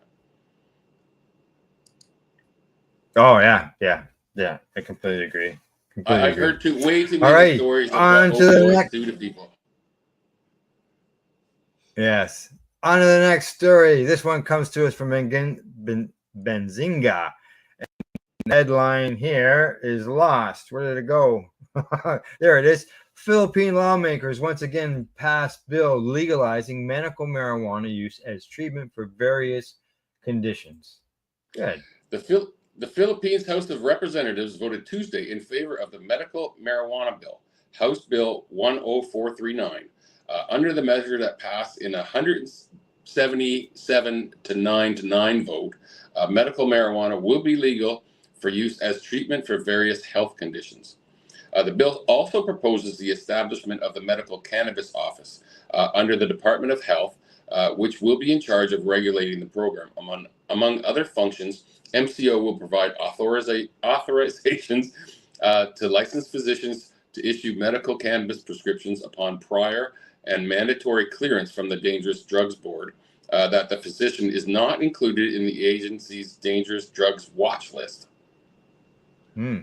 Measure lists the following medical conditions that would qualify patients to use cannabis for cancer, glaucoma, multiple sclerosis, intractable spasticity, epilepsy, HIV, post-traumatic stress disorder, rheumatoid arthritis, or similar chronic autoimmune inflammatory disorders that require hospice care, admission, and other conditions that may be identified by the DOH through the MCO. A similar legislation, Senate Bill 2573, sponsored by Senator Robin Padilla, is under debate in the Senate. Even though the bill aims to establish a regulated framework for medical cannabis consumption, emphasizing stringent oversight and research purposes, it faces challenges and scrutiny over safety, regulation, and public health impacts. Among lawmakers opposing the bill is the president's sister. During the 2022 campaign, President Ferdinand Marcos Jr. said he would support medical cannabis legalization if it's strictly regulated, but he hasn't commented on the legislature's recent actions to enact it. Previous efforts to legalize it failed when former President Rodrigo Duterte opposed the action, even though the House of Representatives approved the measure. At this time, the Philippines succeeds in the reform. It would be among the few countries in Asia to allow legal medical cannabis use, including South Korea. Thailand is in the process of regulating both medical and recreational use after many U-turns. There you go. So Philippines, welcome to the medical cannabis end of things. Let's just hope it's a good system that's good for the people. And these are countries that took it almost as an executable offense, these countries. So it is a big change. Oh, yes. Oh, look at this. Look who's here. She's late. She slept in. Well, you knew she was going to make an appearance. Yeah, I knew she was going to make an appearance. Okay, I'll get us started on the next story, and then I'll go let her out. All right, here we go. This one comes to us from the Green Market Report. Headline says, Jamaican pharmacy chain to sell psychedelics. And Patu naturally harvests Jamaican psilocybin mushrooms for its products.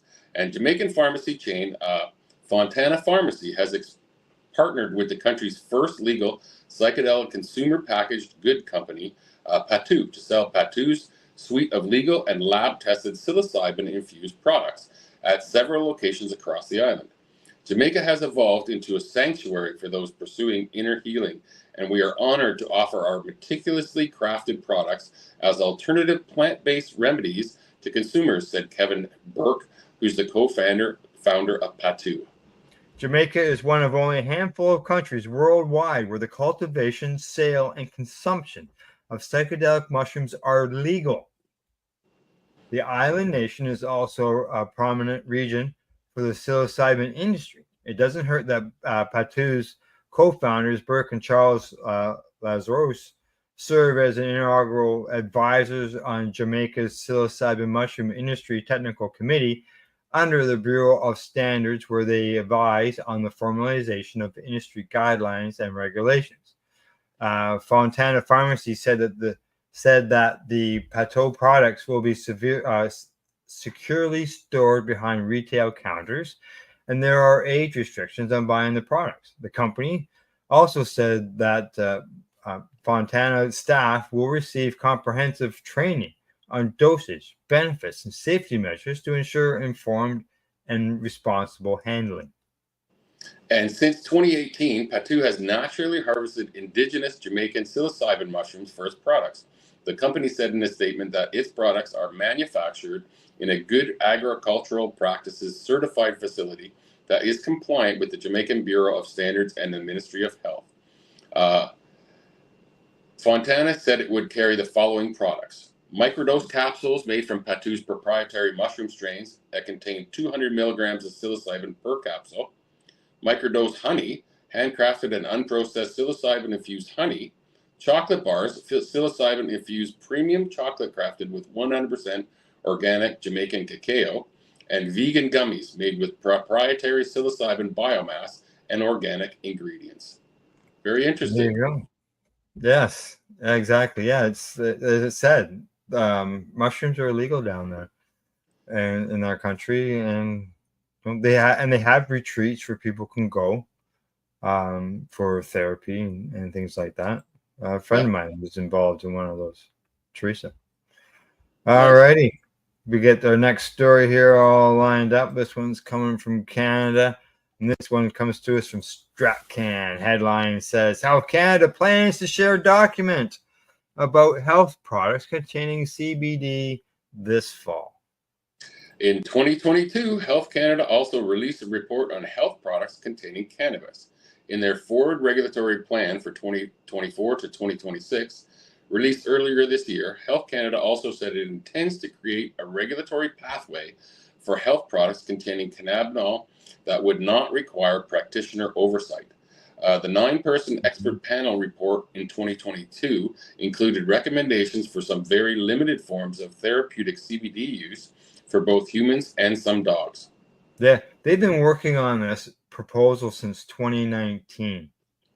So like 5 years. Imagine 5 that. years they've been working on this, and I've been sort of keeping an eye on it. Like, and I've been talking to people like, these products are going to be available over the just go into a pharmacy and be able to get them off the shelf. So see what happens. The 9-person expert panel report in 22 included recommendations for some very limited forms of therapeutic CBD use for both humans and some dogs. Cannabis Health Products Coalition has been advocating and holding Health Canada accountable for the creation of an additional pathway for the sale of cannabis products through additional sales pathways that would include pharmacies, health food stores, and other stores. So instead of being a health food product, they're going to be a CHP. So what is CHP? Cannabis Health Products. Coalition. Okay. Yeah. Currently, Canadians can only access CBD products through Canada's Cannabis for Medical Use program, which only allows online sales, or through non-medicinal recreational stores where employees cannot discuss the medical effects. That's what we were talking about earlier. Correct. Exactly. You can't recommend anything. Yes. Deepak. Oh, you still there? Oh, we lost him. All right, Deepak, an industry consultant and advisory board member at the Cannabis Health Products Coalition, argues that the over-the-counter distribution of CBD products without THC could provide better access to those products than the current distribution modes. The organization and explains has been actively lobbying for these changes for some time. Hey, you back? Can you hear me? Yeah, I can hear you. I can hear you. Hello? Can you hear me though? Hello? Hello? It doesn't sound like you can hear me. Leave the room and come. There you go. He's left the room and come back. He'll be back. There has been a need for additional pathway for Canadians to access relatively low-risk cannabinoid products such as CBD, and we've been advocating for the government to move forward creating a pathway for these products based on the recommendations issued by the Scientific Advisory Committee in 2022, more than 2 years ago. In the June webinar held by the CHPC Coalition, the organization noted, as I bring Glenn back into the picture here, in the June webinar held by the CHPC Coalition, the organization noted that it has been engaging with pharmacy groups who support the calls to allow the sales through pharmacies. stating that they have experience dealing with similar health products. And Danielle O'Birney, who is also part of the CHPC, says she's pleased to finally see some mention of this previous commitment and would like to see concrete plans for what the regulations will look like in a timeline for implementation. From a pharmacy perspective, we already have all the framework in place for natural health products and prescription drugs. No reason to recreate the wheel where CBD products are here for CBD products. They can be distributed through the same channels. Exactly. Yeah. So instead of NHPs, we have CHPs as well. Yep. Right. Okay. Break time. Time for people to hear from our sponsors. And we'll let you know. You're watching Psychedelics Cannabis Educational News here at paceradio.net. You're listening to the Pace Radio Network here at paceradio.net. Limestone City Hydroponics is Kingston, Ontario's hydroponics shop. Take your growing to the next level and create the optimal environment with a tent kit, or maximize your yield with an ebb and flow flood table kit. Either way, Limestone City Hydroponics has more sizes and options to fit your needs. Are you looking for the power of the sun that adapts to your budget? Then look no further, as they have professional grow lighting. They have indoor grow systems that are easy and cost effective, with many options to fit your living space and lifestyle. Cultivate your growing potential. We have everything you need to succeed. And if you can't make it to the store, they offer local delivery to the greater Kingston area. Remember, when you're looking for experts to help you grow, then look no further than the locally owned Limestone City Hydroponics, 105 Sunderland Drive in Kingston, Ontario. Call them at 613-548-0420. Are you looking to get your medical cannabis grow license? Limestone City Hydroponics can help patients through the process of obtaining their license to grow medical cannabis. What's that? You don't have a doctor. If you meet the medical criteria, Limestone City Hydroponics has a nurse practitioner who can assess and provide medical cannabis prescriptions. What are you waiting for? Contact Limestone City Hydroponics at limestonecityhydroponics.ca or call them at 613-548-0420. What do you find at paceradio.net? People advocating cannabis education. Enjoy the buzz of legalization with Campbellford Lifestyle Shop. From lights to plant nutrients, books, consumption accessories, and more, we've got all your basics to grow or consume cannabis. Visit our info center or take a look at our piercing services and body jewelry, now available in-store through Campbellford Lifestyle Shop, 17 Bridge Street West, Campbellford. Cannabis edibles are an effective way to manage pain and other ailments, especially when you deal with your trusted partner, Legacy 420, in Tyendinaga Mohawk territory. You see, we lab test every product on site to ensure proper dosage every time, which is critical when consuming cannabis edibles. All Legacy 420 edibles are made by our classically trained baker and chocolatier, and we also have super tasty vegan options. Our baker has been in the industry for 25 years. She's also a chocolatier. Everything from savory to sweet, your chocolate bars, brownies, butter tarts, you name it, we make it. Talk to our knowledgeable Cannatex about our incredible variety available. Give your trusted partners a call. Legacy 420 out on your road.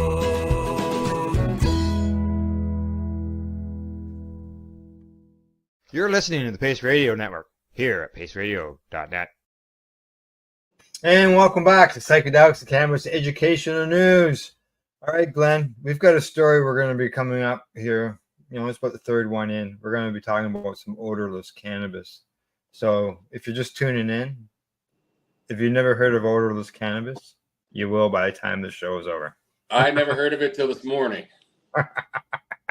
All righty. Here we go. To get started, from the business of cannabis, lack of awareness leaves millions without medical cannabis benefits.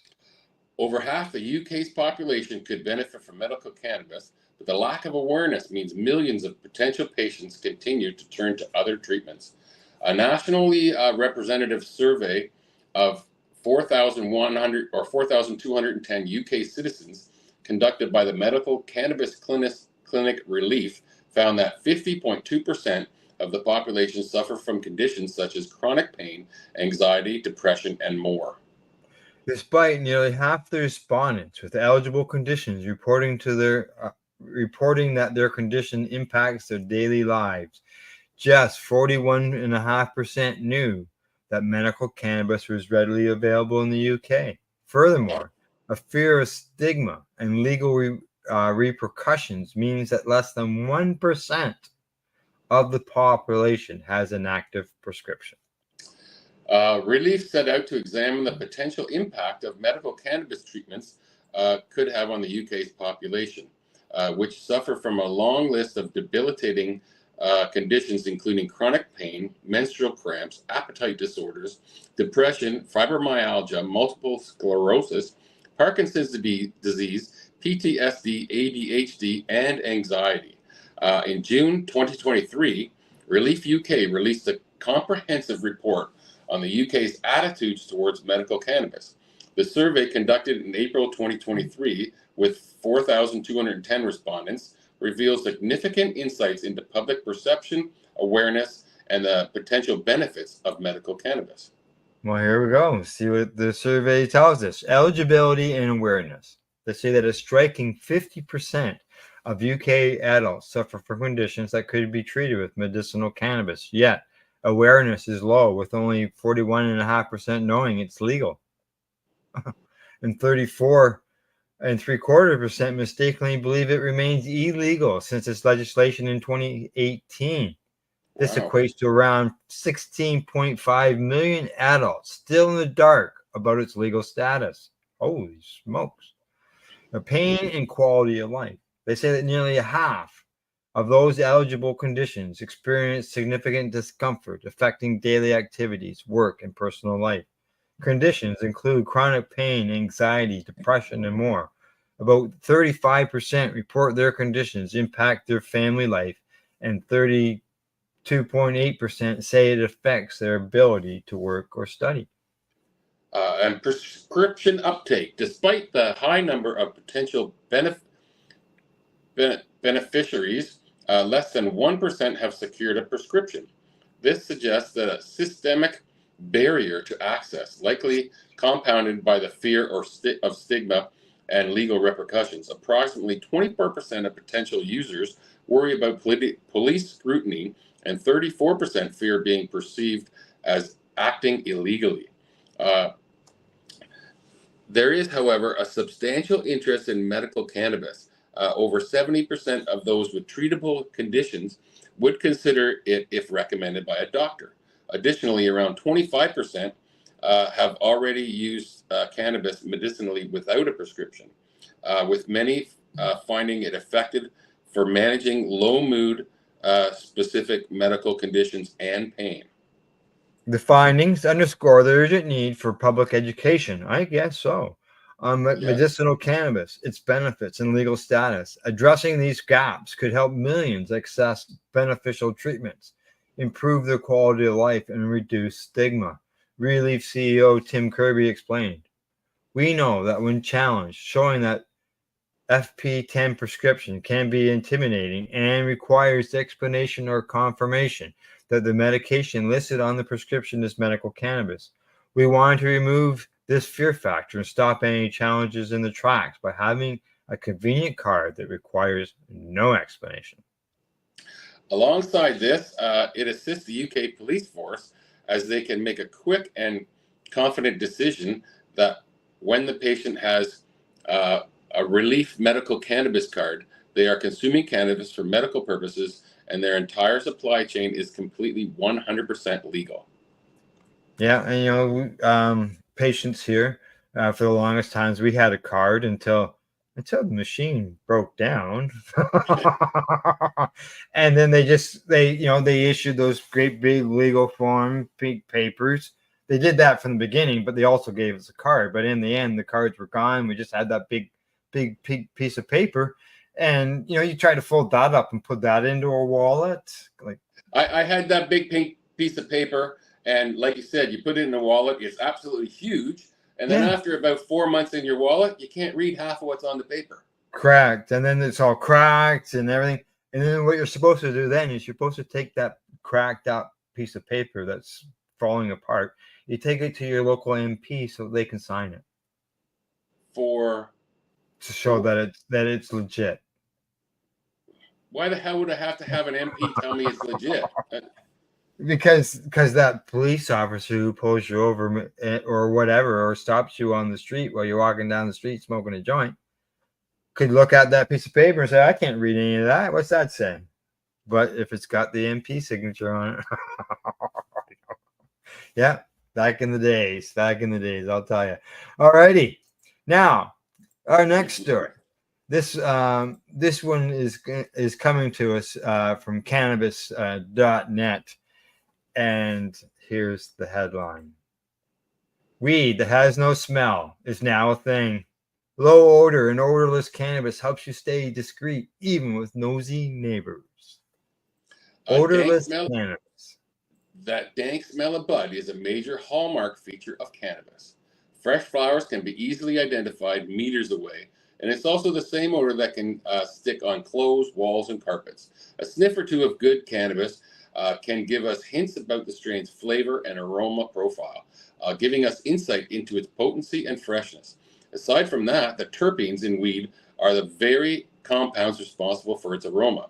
Terpenes also contain valuable compounds that influence the effect of cannabis on the user. So no smell, that makes you wonder, is there any terpenes in it? Well, let's read on to find out. Yeah. For example, mycerine is a common terpene that has a fruity, earthy, and sometimes clove-like aroma. It's known for relaxing and sedating properties. Meanwhile, limonene, which has a lemony aroma, uplifts one's mood. Those are just some of the many exciting terpenes found in cannabis, as well as in other plants and herbs that have important properties, as well as special aromas. In addition, the smell of cannabis also helps influence customers' decisions when shopping around in a dispensary. Of course, strong and delicious aromas make buds more appealing to buy. And on the other hand, weed that has a mild or bad smell can deter one from buying it. Definitely. Definitely. These are just some of the many aspects that contribute to the sensory, therapeutic, and psychological experience of the smell of cannabis. Others also prefer to be cautious. I don't know. That's a weird sentence. Others prefer to be cautious. That's the smell. They don't want the smell to it exposes them, right? Yeah. On the flip side, the strong smell of cannabis can also be a dead giveaway that someone was smoking cannabis in a room. The smell of cannabis is not widely accepted just yet, especially in areas that are close to schools and hospitals or frequented by young children. It can have a negative connotation to it. That's why a great deal of consumers prefer to consume cannabis using vaporizer pens that effectively hide the smell of cannabis. Edibles, oils, tinctures, and beverages all don't have a strong cannabis smell, which makes them fantastic alternatives to consuming discreetly. And I know, Al, you have some experience with this actual company that's doing this. We'll get to that. Can you give us a little bit of insight? I'm getting there. Okay. I'm getting there. Just don't get out of me. But in the last few years, some companies have made strides towards developing odorless cannabis. A pioneer among them is Canpico, a Canadian cannabis technology company located out of Brampton, Ontario. They released its odorless cannabis in 2022. The product, made from its priority pure can technology, is weed that is literally undetectable thanks to its absence of smell.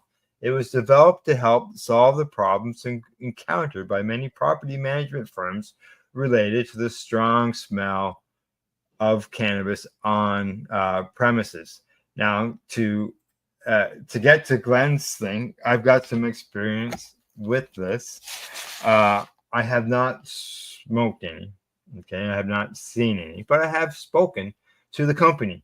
I did an interview with them at the Grow Up Conference and Expo that was held in Toronto.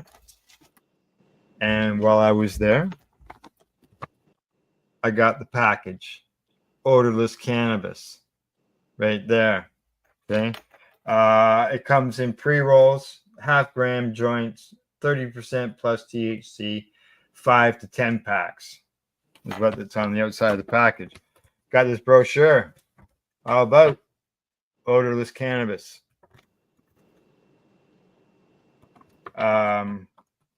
In my discussion with the fella, I was able to find out that they had been doing this, researching this, for 9 years in order to develop odorless cannabis.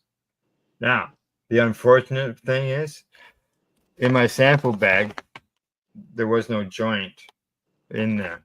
Now, I know it says in the article something about available since 2022, but when I went to their website, I didn't see any products available. So I don't know. I was hoping to be able to talk to him further about his product, but that hasn't been successful yet. But it would be nice to learn more, because there are some advantages, as the article says. People don't always want the smell of cannabis. So see, I don't personally smoke cannabis too often.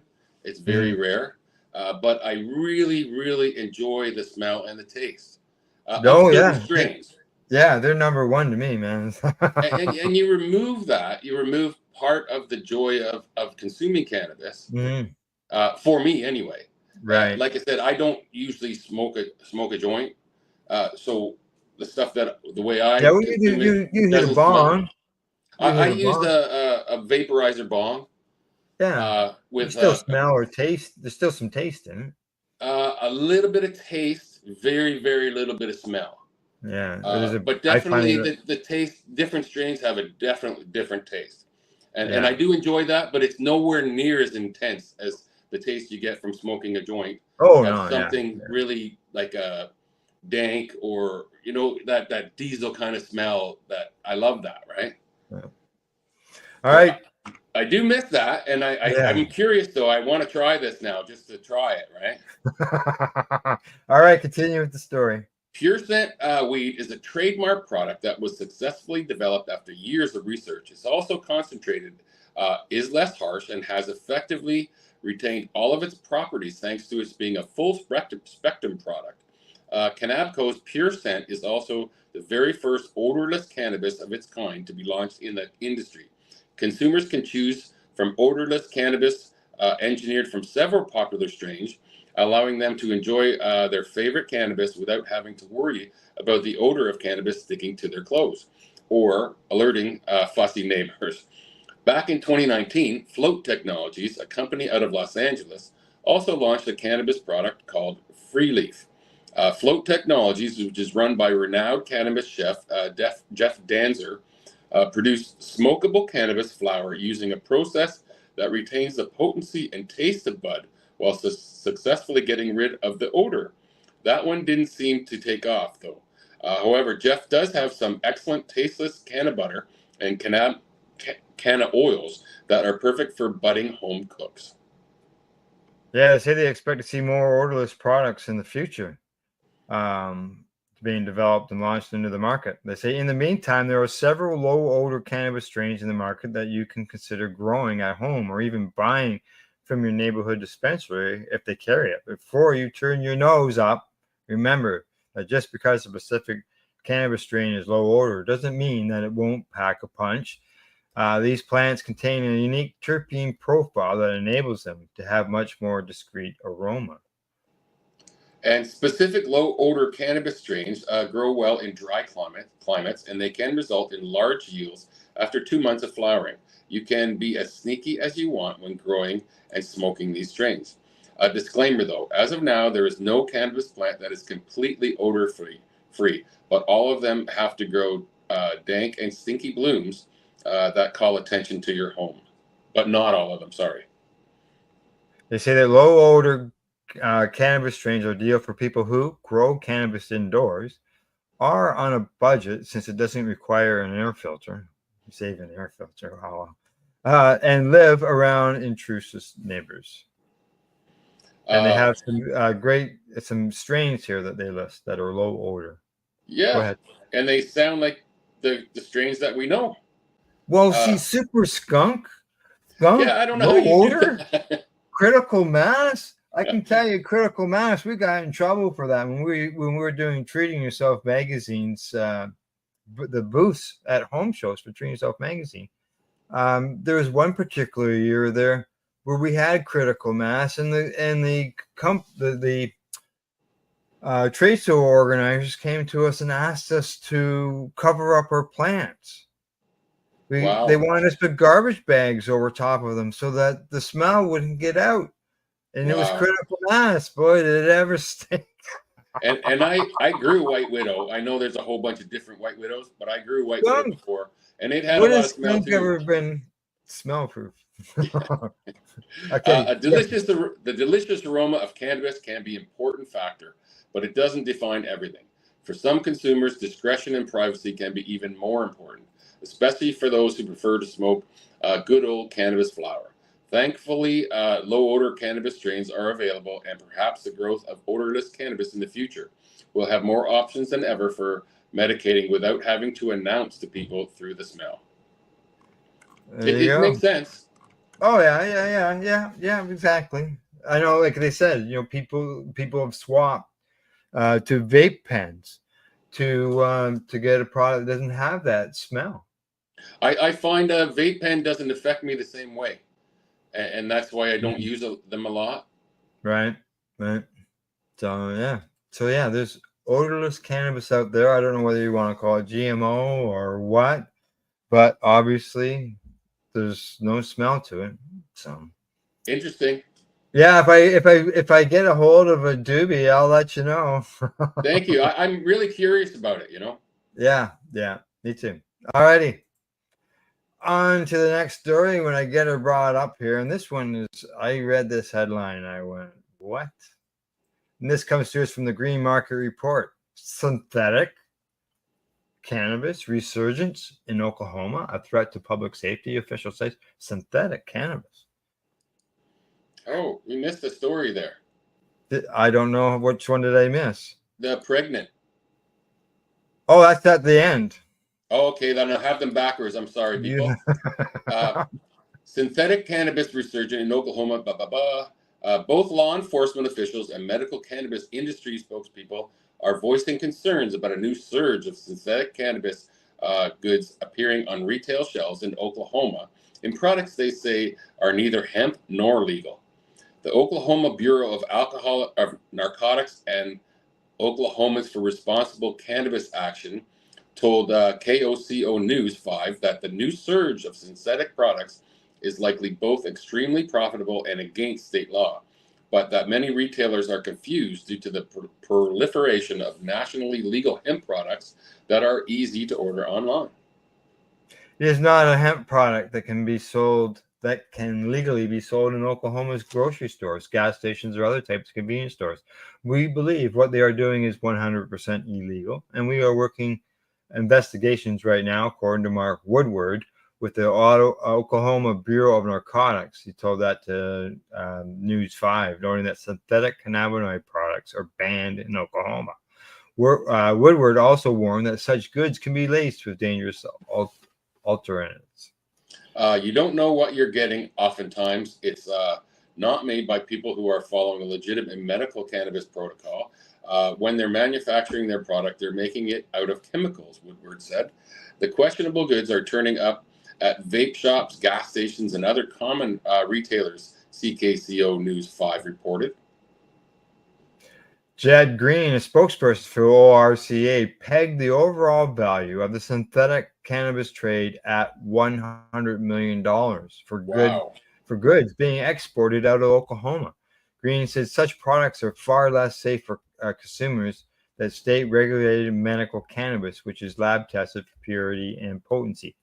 Not only are some of these concoctions inherently bad, but there is no consumer safety testing on them as well. There you go. Wow. Synthetic. Would that be like, do you remember the days of the magazines, the cannabis magazines? I don't know. I'm not sure exactly which one it was now because it's been so long. But they used to be able to, they would sell like an ounce of cannabis for like $20 or something like that. And it was just all synthetic cannabis. Fake stuff. I remember the little packages you used to be able to buy in the store, and it was synthetic cannabis. I can't remember the name they used to use back then, but it was before the legal days. Are you thinking of, you're not thinking of Selvia, are you? It could very well be. but they were selling it just as a because that is like something. cannabis That's something alternative. different. That was being sold in stores. Yeah. Yeah. It probably could have been that, which is still, it is a product. It's not a cannabis product. It is something that's still out there. All right. I see that story is still loading, but there we go. Okay. On to our last story of the day. And this one comes to us from the Washington Times. It says, pregnant Oklahoman using medical marijuana doesn't constitute fetus neglect, courts rule. CD and I talked about this on Monday. The Oklahoma Court of Criminal Appeals ruled this month that if a pregnant woman uses her legally prescribed medical cannabis, it doesn't mean she's committing neglect against the fetus. Under Oklahoma law, failing to protect a child against exposure to illegal drugs constitutes child neglect. In the 3-2 majority opinion, Judge Scott Rowland found that while every other drug listed in Schedule 1 is likely an illegal drug, as that term is used in the child neglect statute, marijuana may or may not be, depending upon whether the particular user has a medical marijuana card. Judge Rowland noted that. Sorry, go ahead. Yeah, Judge Rowland noted that the mother in the case had a medical marijuana card and that her consumption wasn't a use of an illegal drug under state law. The mother in the case, Amanda Aguilar, was charged in 2020 after the baby's first stool tested positive for cannabis.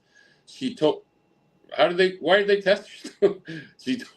She told the Oklahoma Department of Human Services that she had smoked pot to deal with morning sickness and showed them her medical marijuana card, according to the Oklahoman.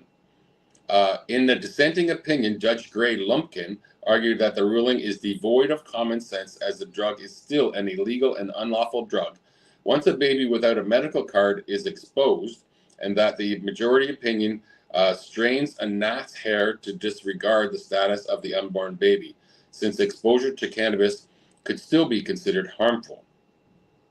In the other dissent, Judge David Lewis said neither the voters nor the Oklahoma legislature intended to legalize child neglect in the form of cannabis exposure by their enactment of medical marijuana laws. Judge Rowland's rejoinder was that the lawmakers must clarify the situation. Finding that Ms. Aguilar's use of cannabis while pregnant is illegal would require us to rewrite the statutes in a way that we simply do not think is appropriate for courts to do.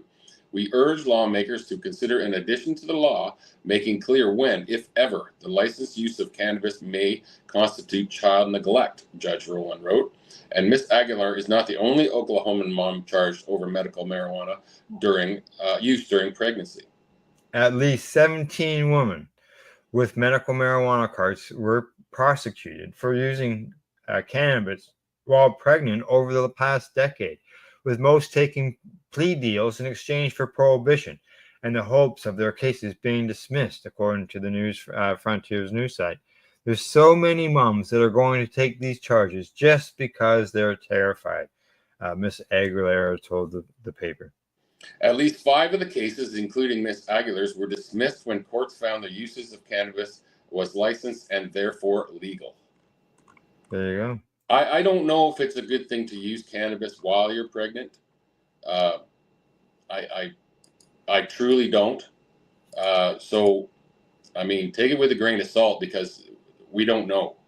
And I know some people who have used it for morning sickness, and their children were fine. There's been reports in the past of the fetus being fine, but there are conflicting stuff.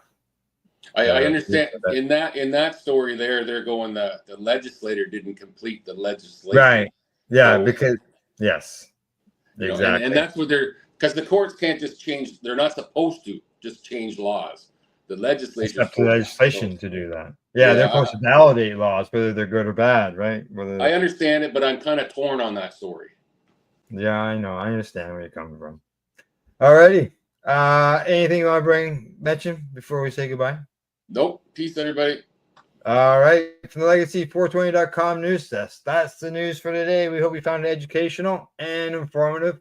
Thanks to Legacy420.com, the Campbell for Lifestyle Shop, Limestone City Hydroponics.ca, as well as at ease.ca. Other than that, don't forget to educate, medicate, and do not incarcerate. Oh, one last thing. Cindy and I won't be on Monday. It's a long weekend. So our next broadcast will be same time, same place as today. Next Thursday, 10 a.m. See you there. We'll see you there. Bye-bye. You're listening to the Pace Radio Network here at paceradio.net.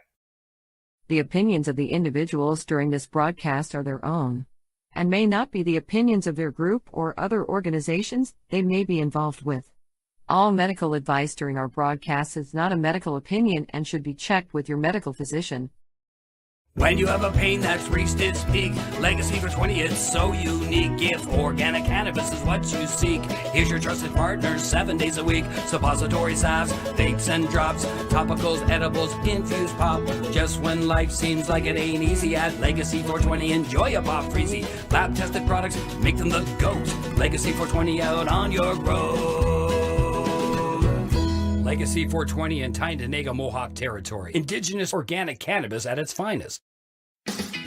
Enjoy the buzz of legalization with Campbellford Lifestyle Shop. From lights to plant nutrients, books, consumption accessories, and more, we've got all your basics to grow or consume cannabis. Visit our info center or take a look at our piercing services and body jewelry, now available in-store through Campbellford Lifestyle Shop, 17 Bridge Street West, Campbellford. Limestone City Hydroponics is Kingston, Ontario's hydroponics shop. Take your growing to the next level and create the optimal environment with a tent kit, or maximize your yield with an ebb and flow flood table kit. Either way, Limestone City Hydroponics has more sizes and options to fit your needs. Are you looking for the power of the sun that adapts to your budget? Then look no further, as they have professional grow lighting. They have indoor grow systems that are easy and cost effective, with many options to fit your living space and lifestyle. Cultivate your growing potential. We have everything you need to succeed. And if you can't make it to the store, they offer local delivery to the greater Kingston area. Remember, when you're looking for experts to help you grow, then look no further than the locally owned Limestone City Hydroponics, 105 Sunderland Drive in Kingston, Ontario. Call them at 613-548-0420. We are people advocating cannabis education here at paceradio.net.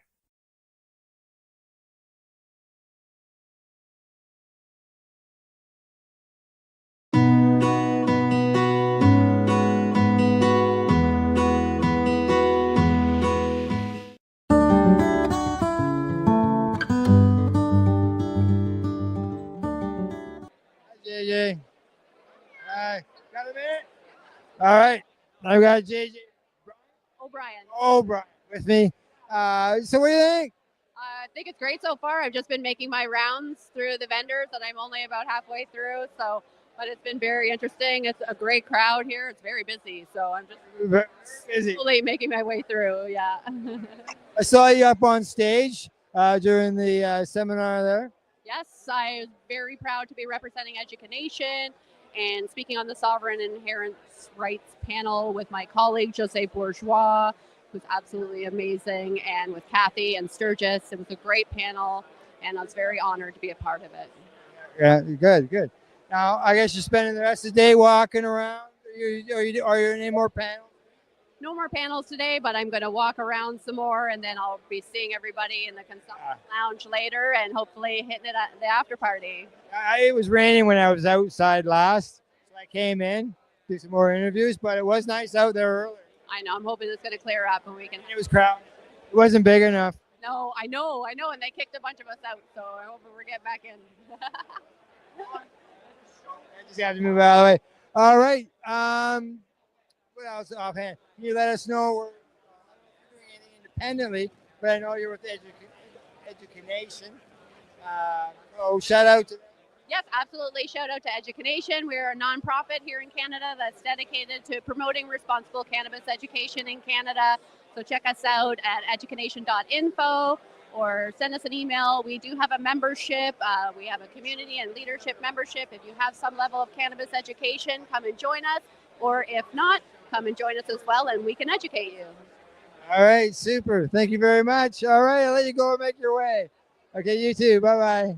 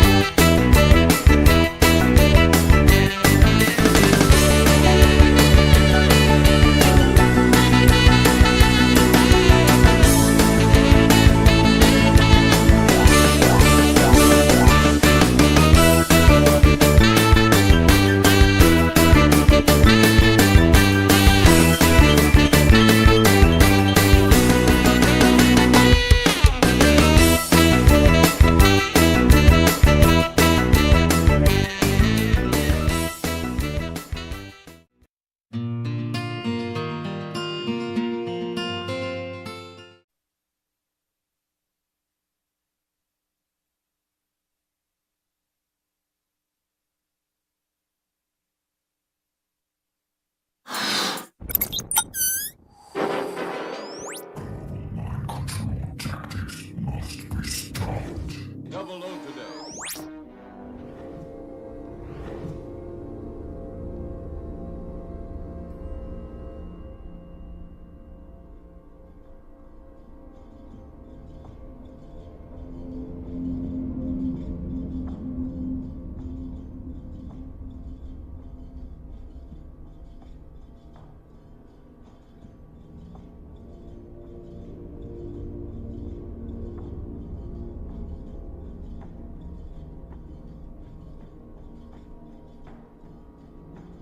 Basically, for me, the psychedelic experience was the path to revelation. It actually worked on somebody who thought nothing would work.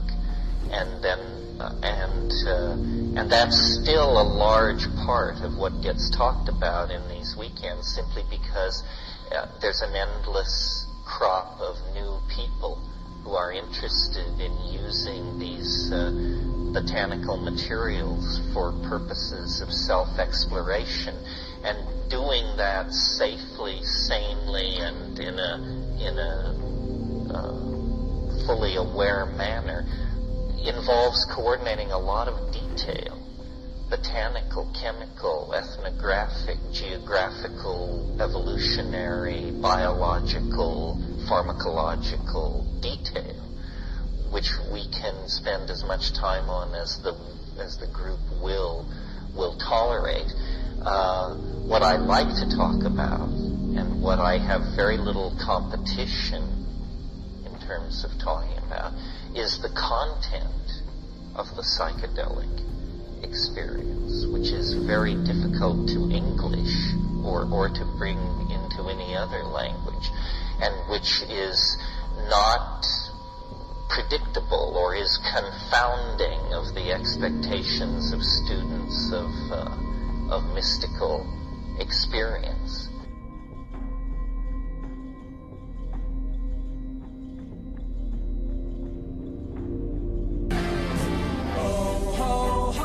It's magic, you know. Never believe it's not so. It's magic, you know. Never believe it's not so.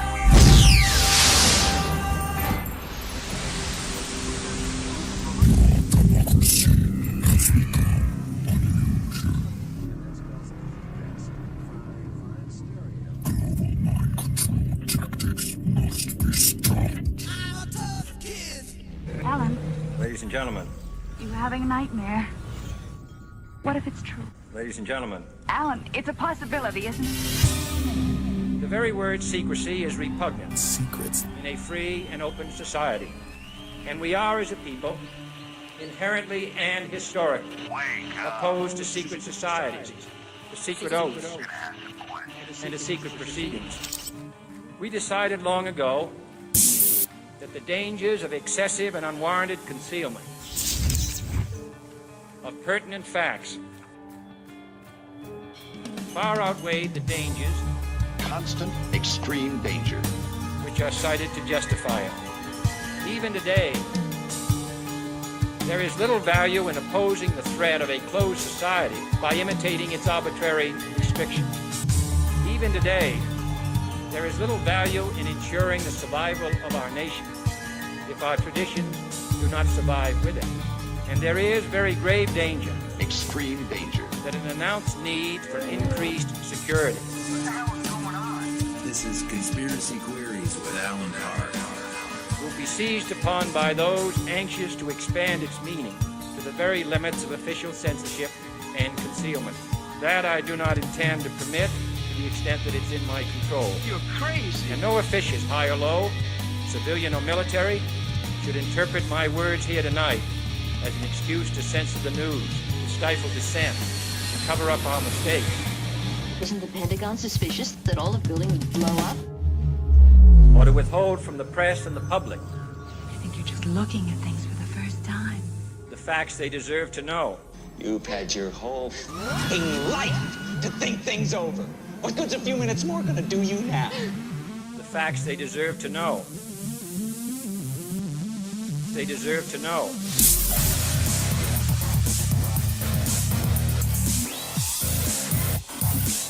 Deserve to know.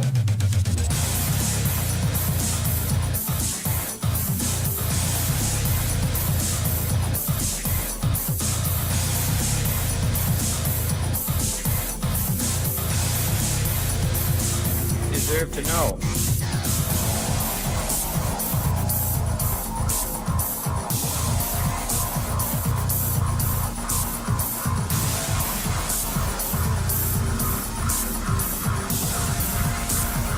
Facts they deserve to know.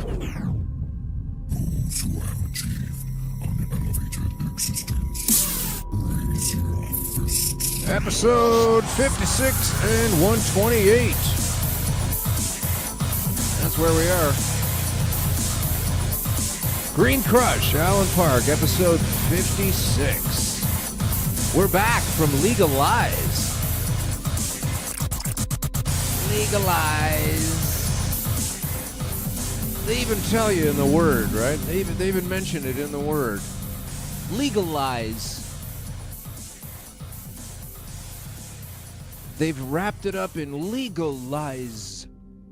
They've legalized it. There are lawyers fucking thrilled right now that a whole series of poorly drafted, mistake-filled, fact-ignoring rulings are somehow going to be the thing that now controls the direction of our life. I mean, I can't even believe it. But I can't, because we've been calling it constantly for just over a year and a half now. We are Green Crush. We are coming to you live from downtown Toronto. The place doesn't matter anymore. It just matters that we are coming to you live. It's been a while. I've been taking a while to get this out of my system. You'll hear this as well on next week's show. It's taking some time to get it out of my system, but we have had this illegal cannabis for such a long time, and now it's legal. And what does that mean? It means a lot of mistakes. It means a lot of sober minds shouldn't really brag about it. Shouldn't really brag about being sober.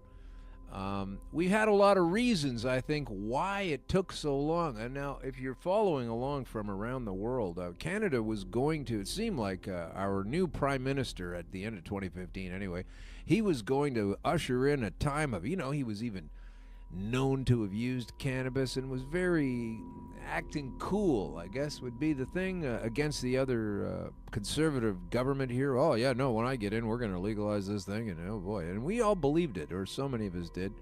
And he has brought forward a legalized template of which to use this product.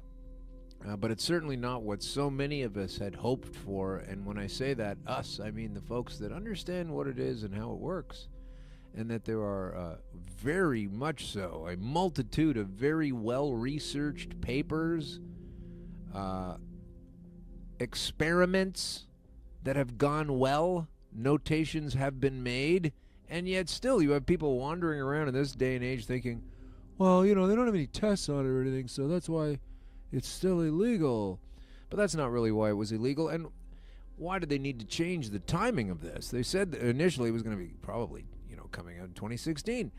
Everybody jumped the gun on that one. They said, no, it's actually going to come out next year, which was 2017. And we all knew that was going to be, legalizing day would have been April 20th, 420 as they call it. But then that sort of got punted to Canada Day, and maybe they'll call it Cannabis Day. And then that got punted to October 17, 2018. And the reason they moved it to October 17, 2018 was they needed the time that they said they would need to make sure everything is ready. Of course, not much at all is ready. Your order that you placed online on the Ontario Cannabis Store, there's a very good chance that here as we sit into November now, that you don't have that order yet. So order now your cannabis order from the OCS. Order now to make sure you get yours in time for Christmas 2019. They're shit. They're not ready. They don't have Plan B. Whoa, I have to get Plan B go. You don't have a Plan B. Remember how you were saying how you were ready? No one said, well, we think we're ready, and if we're not, we'll just jump into Plan B. No one said that. You are full of shit. This is the thing that I can't stand. So many people are just letting it happen. Oh, yeah, well, they said they were going to do that. They're not ready. They need to be called out as liars. This is the chance that we have to do this. Not later, not 20 years from now when we go, oh, they rolled it out really badly back in the late teens. It's 1935 now. If only they didn't fuck it up so bad in 2015 through 2018, it would have been better than now. This is what I don't want to wait for, folks. So they've been punting around the time frames while they tell us they care about us. And they care about us because what did they do? They sent a whole bunch of letters to opioid manufacturers. 105 opioid manufacturers have received a stern letter from the government. Not to do that anymore, please. Don't make those. And only 25% of those actually responded. Can you imagine them going to cannabis dispensaries in Kensington or somewhere on Queen Street? Oh, we're not going to arrest you. We're not going to take all of your goods. And some of us cops aren't going to steal those bars and then eat them like a couple of idiots and then get snagged up a tree and then have a judge tell me I'm the biggest goof ever and then I have to quit my job. Not just those kind of cops. But, I mean, imagine if they just said, hey, we sent letters to all the dispensaries in the city and 25% of them sent us a letter back saying they didn't feel like closing. So that's how we're being tough. Why are they able to do that with cannabis, which works well, and they're not able to do that with opioids? Why do they let the Sackler family continue to make opioids? Why does that happen? Why do they tell us we need to make sure we're not ruining our brains by using cannabis before the age of 25, 6 years old? Why do they tell us that? And also look forward to our youngsters and our late teens signing up for military duty, as though that doesn't damage your brain also. Can we get a line of consistency? Can we get a rudder coming from someone in power? Why did it take all summer long? Well, of course, they had to have this summer. It sounded like we were going to have Canada Day cannabis, and we needed a summer, though. As the CBC wrote in one of the things they wrote back in July 11th, cannabis marketers are enjoying a summer of schmooze ahead of the legislative crackdown. That's why it took until October, because the pot companies that have been working with Bill Blair, the architect of the cannabis access in Canada, former police officer, so he's got your best interest at heart. needed to give these boys some time to sink their hooks deeply into profiting from this thing once it legalized. So Canadians will be surrounded by the logos of new recreational cannabis brands at a variety of fun events this summer. This is from the summer that just went by, as pot purveyors are exploiting a once-in-a-lifetime chance to market their products before government restrictions fully kick in. That's why the summer. That's why it took so long. Because the people that have never sold this stuff before needed time to be able to take people who were selling it and tell the government that they're criminals and not send them letters, but actually arrest them and steal their product so that they could be the official purveyor. Now, why it is that we can have some cannabis purveyors putting their logo out at concerts while the government says don't use anything popular or a logo to promote a concert. Like, you've really got to get your shit together, Bill. Summertime concerts here, Jethro Tull and rapper Kendrick Lamar were doing concerts in Toronto with a Tweed logo. Was everywhere at the Toronto Budweiser stage. So there's the government allowing and promoting cannabis consumption while they're promoting booze consumption, which is statistically far worse than cannabis consumption. But you can't mention cannabis because you're selling booze or something. And these people really think that they're the paragons of clear thought. It's amazing to me what they think they are. The CBC has finally realized you cannot die from cannabis, so they had to backtrack on their cannabis overdose bullshit. Oh, it's so full of bullshit at the old CBC. Media lies about cannabis overdose dangers was partly inspired by the CBC story that spread misinformation and fear with this headline: spike in cannabis overdoses blamed on potent edibles and poor public education. Well, it seems the CBC is backtracking over its usage of the term cannabis overdose after significant backlash on social media and talking to a few doctors, to get the facts. Welcome to journalism. So yeah, those pot rallies. So we had those here in Canada. I wish I had some names for you of who did really well. But of course in Bloomberg and Fortune magazine in the States says the pot rallies of the summer minted new billionaires. So now I don't know if that reaches into Canada. I can't imagine why it wouldn't. But the first private equity firm focused exclusively on the cannabis industry has spawned 3 billionaires. That's why they needed the summer. Brendan Kennedy, Michael Blue, and Christian Grove founded Seattle-based Privateer Holdings in May 2010, and then the firm later invested in Canadian pot firm Tilray, whose market value topped $21 billion Wednesday after surging more than 1,200% in the past 2 months. Billionaires. That's why we needed more time.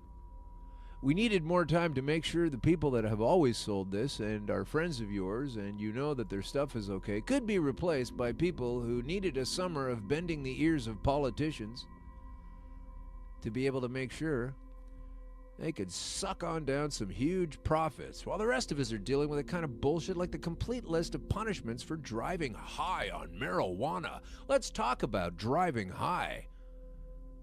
Let's talk about it with our guest when he gets here, which will be in a couple of seconds.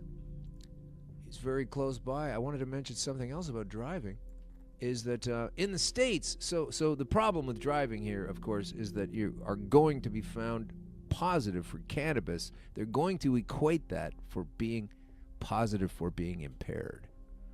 Unfortunately, a court rules medical cannabis users cannot be charged with DUI in the Arizona Court of Appeals. So we will be building on this, because that court has ruled that the state's medical cannabis patients who have been charged with a DUI may contest the charges against them.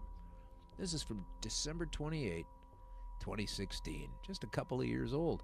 The Arizona Court of Appeals last week ruled the state's medical cannabis patients who have been charged with DUI may contest the charges against them, forcing law enforcement officials to prove henceforth that those found with THC in their systems were too impaired to operate a vehicle. Trouble is, they don't have that way. They don't have those means. There is not a machine. They want there to be a machine, but there isn't a machine. This to me speaks to and we'll bring our guest in here. Our guest is with us today. In the studio is sneaking in here, but I know that Cy from High Magazine is going to have some input on this notion that police officers, as I was just explaining to the crowd, to the folks listening, welcome to come in here. Thanks for coming in here today, Cy. Is that, oh, now we got you. Okay, so there we go. How's that? Thanks for having me. There we go. Awesome. Thank you. So what I'm trying to get over here is that the police, and let's say that the guy who crafted cannabis laws for Canada is or was a cop, still has the mindset of a police officer.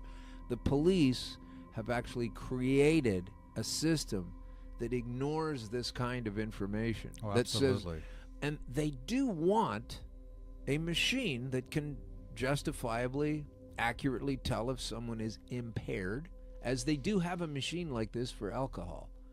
And if I drink more alcohol than you, I will read higher on that machine, etc. And they're very comfortable with it, and they want that.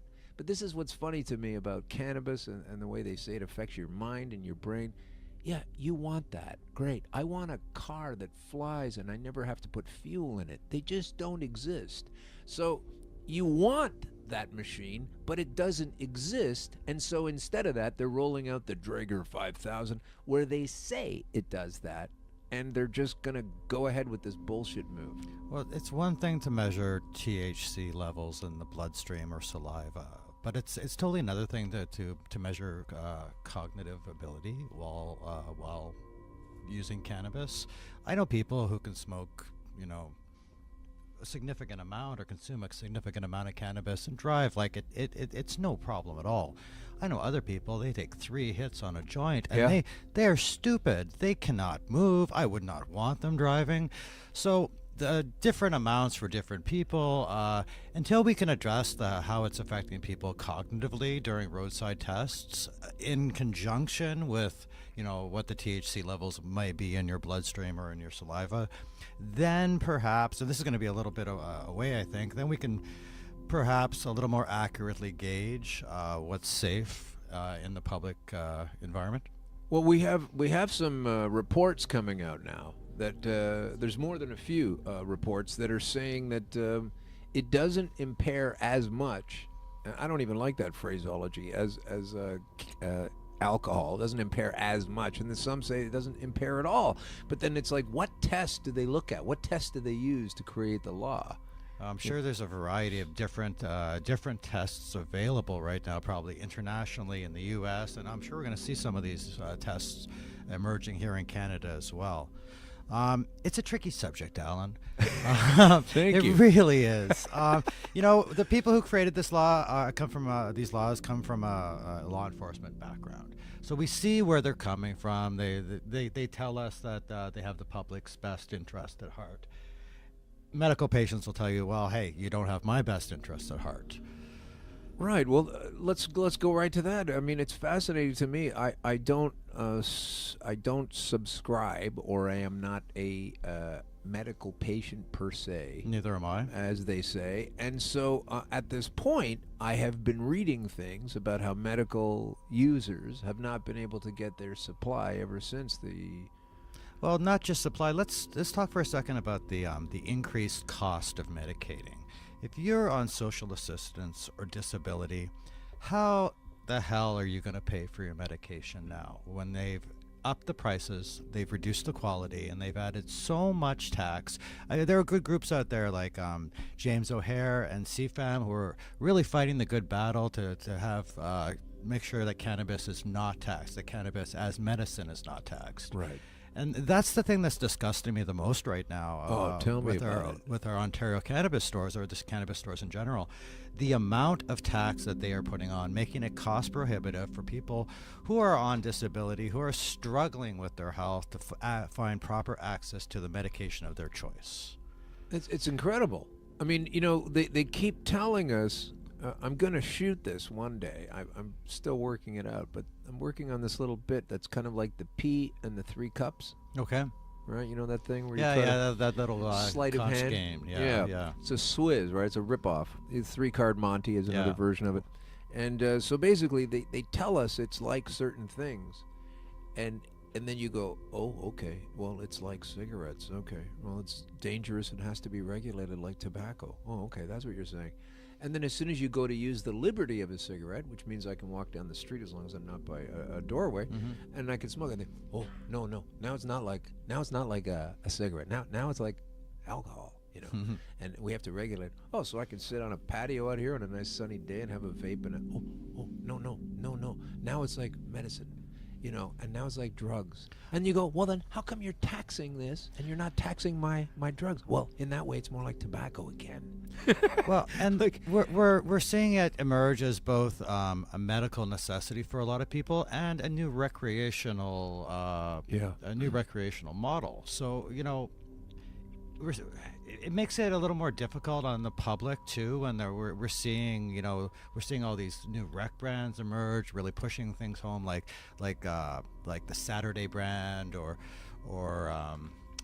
any of Hexo's new brands. You know, they're coming across as like Coors or Budweiser or any of the big marketing that's coming out of alcohol brands. But then we're seeing all the struggles going on with the medical patients. And I know a lot of medical patients who are terrified right now that their medical programs, that their LPs are going to stop taking care of them, that they're going to be shuffled to the side in favor of recreation and more money. ACMPR is now done deal, isn't it? Yes, I mean, unless you have managed to keep it going, once it's ended, it's over. So that's a problem, isn't it? Or is it? Well, it's an evolving system, and it is going to be a problem for a lot of people. If you're just listening from overseas, we have a program here called ACMPR, or we had it. And it stood for access to cannabis medicine patients, something. Regulations, I think. Yeah. So anyway, that meant if you were a medical patient that it allotted you so much, whatever it is. I don't know the whole system they had, but it doesn't matter now because it's all gone, right? I mean, unless you dotted your I's and crossed your T's and jumped over every hurdle they put in front of you to keep that paperwork up to date. And a lot of people didn't, which is unfortunate. It's an evolving system right now. I'd like to think that there are enough people out there fighting for the medical patients that the medical patients will not be forgotten. Mind you, I am an optimist, and I like to try to look at the best in things. I know we have a very imperfect system right now, but it beats no system at all, and I do like that. Right. So we're an inch in, right? Well, we're an inch in when we needed our yard. Okay, I'm a visual artist. I paint, I sculpt. I can't go in on a first attempt or even a second or third attempt and produce a masterpiece of work. I need to go in on a first pass, do a second pass, do a third pass. Okay, we're going to need some better guests. We're look at it from an arts perspective. Okay. This is a canvas that is nowhere near completion. We've just started this tapestry of legal cannabis in Canada, and it's very basic. And we're going to have to build on it, and we're going to have to improve on it. And people like you and other activists and advocates in the industry are going to have to continue to call out our federal government, and people are going to have to demand changes to the things that we don't like about this new legislation. It'll take time, like any good work of art, and in maybe 10 years we'll work out some of the kinks. Well, the thing is that this system that you say, the kinks, I said it earlier in the show, or maybe it was in next week's show, which we've already recorded portions thereof, but I don't understand why there's so much resistance to it all the time when you keep getting these facts going our way. I mean, the whole reason they're changing anything right now is because, well, in the first place, it was completely illegal, and then I wasn't doing it, but folks on our side of the fence fought so hard to be able to make sure there was so hemp and there was so medical cannabis. Yes. And that took a long time, and then you're all through the 90s, and then ever since then, and the Parker ruling, and now we're at this thing. Like, they keep pushing back so hard, and when we eventually get to the place where we're supposed to be, it's okay, we're good. Why do they keep fighting so hard against? Like, put it this way. You say, well, I'm an optimist and I know they'll get to it eventually. But what is it in the planning of the laws or rules and regs in a situation like this where it's okay to just take a guess and throw something out and hope it works out okay. As they said in BC, we are building the plane while we're flying it. No one does that in the aviation industry. You plan the plane, you figure it out, you get a blueprint, you build the fucking thing, and then you see that it flies. Now, if Trudeau would have came out and said, yes, I promise that I will legalize cannabis in Canada, but listen, I'm going to need 10 years to do it, he would have lost that election.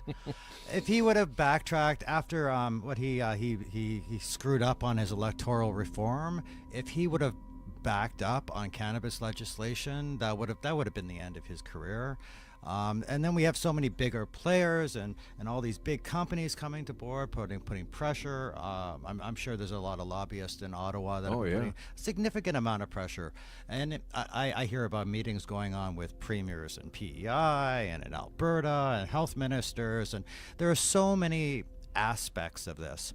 And ultimately, we're seeing a very regulated group, government officials, trying to regulate what has been fundamentally a criminal activity, a criminal network that runs through Canada very strongly over the last 20, 50 years.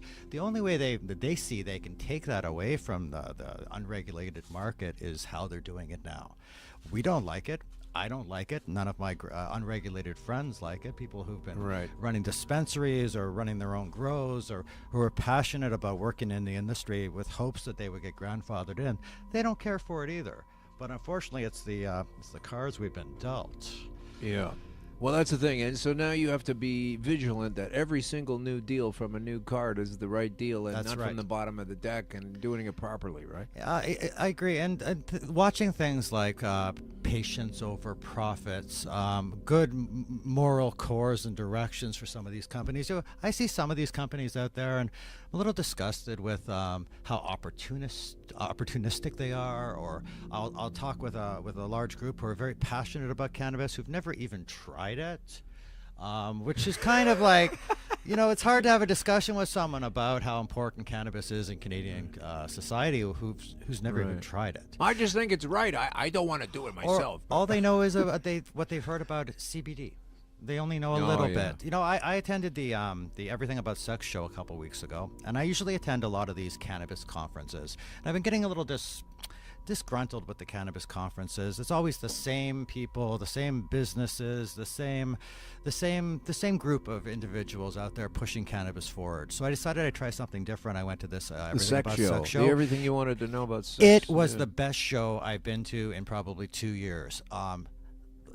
Hundreds and hundreds of curious people who knew absolutely nothing about cannabis. I think because we work at the sex show. At the sex show, I think because we live and breathe cannabis advocacy and activism, and we work within the Canadian cannabis industry. We take it for granted that everybody is as well versed in cannabis as we are. And when it comes down to it, they're not. The entire country is still learning what this is all about. That's true, yeah. And I find that it was very easy to take it for granted that, you would know what CBD is. You know what THC, you know about the cannabinoid system. Because we hear about this thing all the time. Sure. You and I are very well versed in what cannabis can do for you. And a lot of people out there I've discovered recently are not. And that I found was very heartening.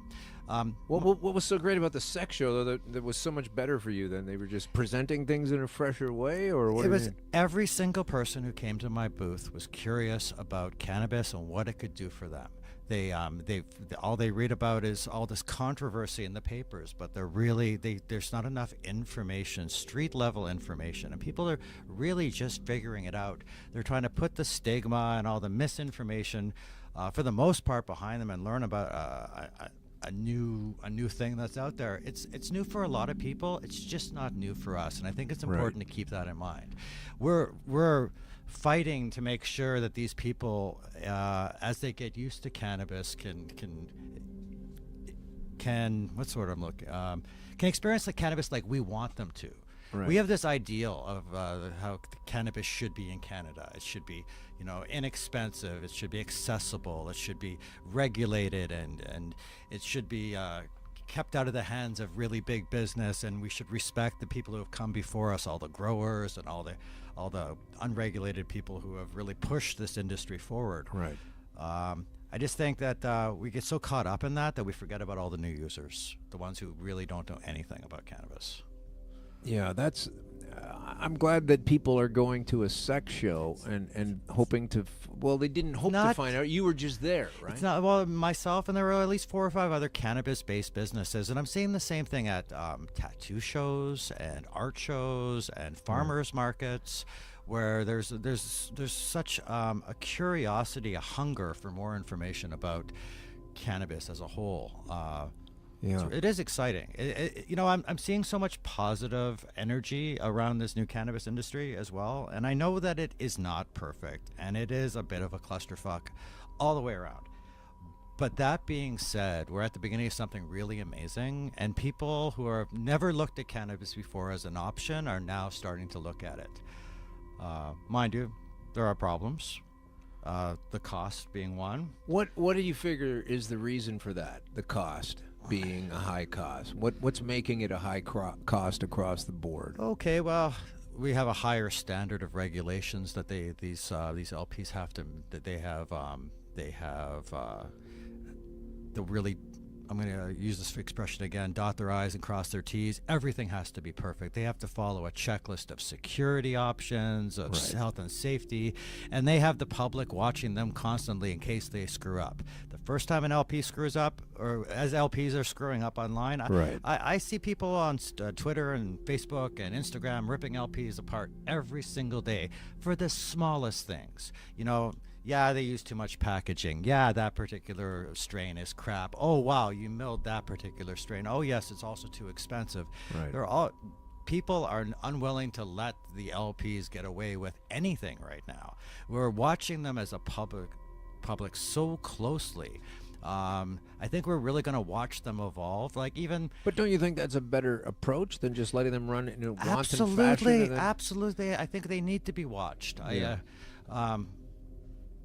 But I also think that I think we have to trust in a little bit that some of these, they're not all bad groups. They're not all these filthy millionaires who are trying to make money off the backs of cannabis. No, but we don't have to buy Molson Canadian beer. We don't. We can. I can like buy craft all beer. kinds of different beer that I want to try, and I do have a Molson once in a while because maybe that's all they sell at a ballpark or whatever. Yeah. But it's so locked in with cannabis. It's like, oh, you don't have that? Well, can I go to a different place? No, you have to get it from here. That's the part that's really not easy to swallow when you're going to give these LPs the run of the yard and then say, oh, you can't buy it anywhere else. I will probably never order LP weed. Probably never. I'm not a medical patient. I have no interest in paying that much for my cannabis. Yeah. I'm a rec user. I've always been a rec user. And I know a lot of people like me who will probably never go that route. I might go check out the Ontario cannabis stores when they open. When I'm in Alberta next week, I may go check out some of the shops.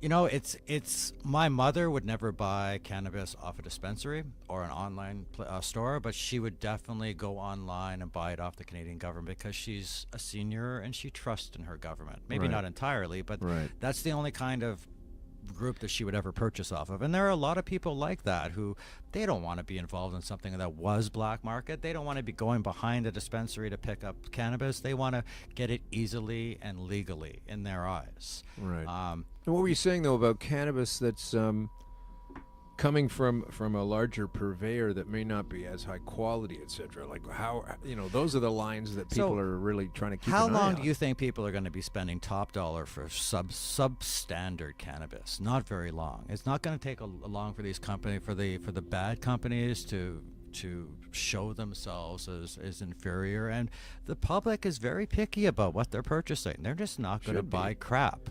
And we saw this massive influx due to curiosity when the cannabis stores first opened, but they continue to sell crap. People are not going to buy off them. I will not go to a grocery store that sells me crap food. Why would I go to an LP that's going to sell me crap cannabis? I love cannabis. I like the taste. I consider myself a connoisseur. I like certain strains. If I can't get those strains, or if I'm paying through the nose for them when I don't have to, that's what irks me. Yeah. And then we tie in things like indigenous culture, and we've got like the Tyendinaga or the First Nations outside of Hamilton that are these thriving cannabis communities that they're sovereign land. I can still go to those places and not pay tax. Right. It's just a lot of people will go take that direction as well. Yeah. Well, I sure hope that it's definitely my intention to get the word out on as much of the science and the truth of this topic as possible. Oh, absolutely. I would hate to see the First Nations people of this country taking another bad ride on initially Are you familiar the territory with what's going on in Tyendinaga outside of Kingston, in Shannonsville? Not as much as I should be. There's some amazing stuff going What's on out happening there. there? So last year they hosted the very first Indigenous Cannabis Cup. It was Smoke Signals. It's a very large dispensary model that's operates out of the Tyendinaga, run by Jamie Kunkel. And they had an amazing turnout. Their town has been transformed. The reservation, the Tyendinaga Mohawk territories. This is on the way to Kingston. On the right? way to Kingston. Yeah. It is near Shannonsville. It's got 4,200 people in the town. It must have over 40 dispensaries. Job creation is through the roof. That's hilarious. It's got 2 little gas stations, or 2 or 3 little gas stations, but it has a very thriving cannabis community, and has for a couple of years now. And it provides jobs for so many people in that region, and people drive from like almost a 200-kilometer for the experience overall. They even have a tour bus that takes you there, a Tyendinaga tour bus, so you can experience what cannabis culture is like on the Mohawk territory. From the perspective of these people better connected to the history of this country than I feel like I am, that's and for sure. Also supplying quality, tested, regulated products for their clients. Right. And that's important to them as well. There's nobody out there producing, and if they are, it's not being purchased, unregulated, untested. All the bakers I know are sending their distillate in for testing. All the people who produce flower extracts are having that tested. Yeah. I seldom see a product now that doesn't come down the line without a testing sheet. So that's something that's we really moved towards over the last couple of years, is where testing has become a priority, because nobody wants to be smoking crap. No, or one wants to buy a crummy pesticides thing, or you know. And if we can trust our unregulated growers to look after us all these years, yeah. Well, that's what I was noticing was a lot of people who in Ontario, like I didn't buy any, but a lot of people I know in Ontario who I don't know how many there were that did this, but just to test to see what it's like. Like, okay, I'll buy 6 grams of stuff, and I'll get 4 different kinds and 2, just like to see how it was going to come on down, and to get that. But now that people have done that, I don't think people are going to keep continuing to do that. I don't know. There's great groups like Strain Print Analytics is a good example, and they've been taking data from patients and collecting it and analyzing it, and they've created this really good research model, this analytics program that really helps people find out what strain is good for what ailment based on all the people who have contributed their experiences. So I think people are cannabis is so complex. You can't just go out and pick up a bud and go, oh, I've tried cannabis. Right. There's sativa, indicas. That's like saying, have you eaten food before? Yeah. Hybrids or edibles or concentrates or, it's funny though. The one thing that legalization has affected the most though is, in my opinion, shatter providers have just disappeared over the last 3 weeks. Really? Now, Why is that? How does that go? Well, shatter, you know what shatter is, of Sure. course. Okay, so areas like Hamilton, Stony Creek, they used to have a really high concentration, excuse my joke. There's a pun there, folks. Of shatter shatter manufacturers. Yeah. Shatter was a big thing in our unregulated market. Right. But now fines and enforcement are so heavy, especially when it comes to concentrates, that a lot of the really good concentrate manufacturers have just shut down. So my office is like overwhelmed with calls from people who can't find that particular type of medication who actually won't go back or can't go back to smoking flower because they're used to such a high dose for their own.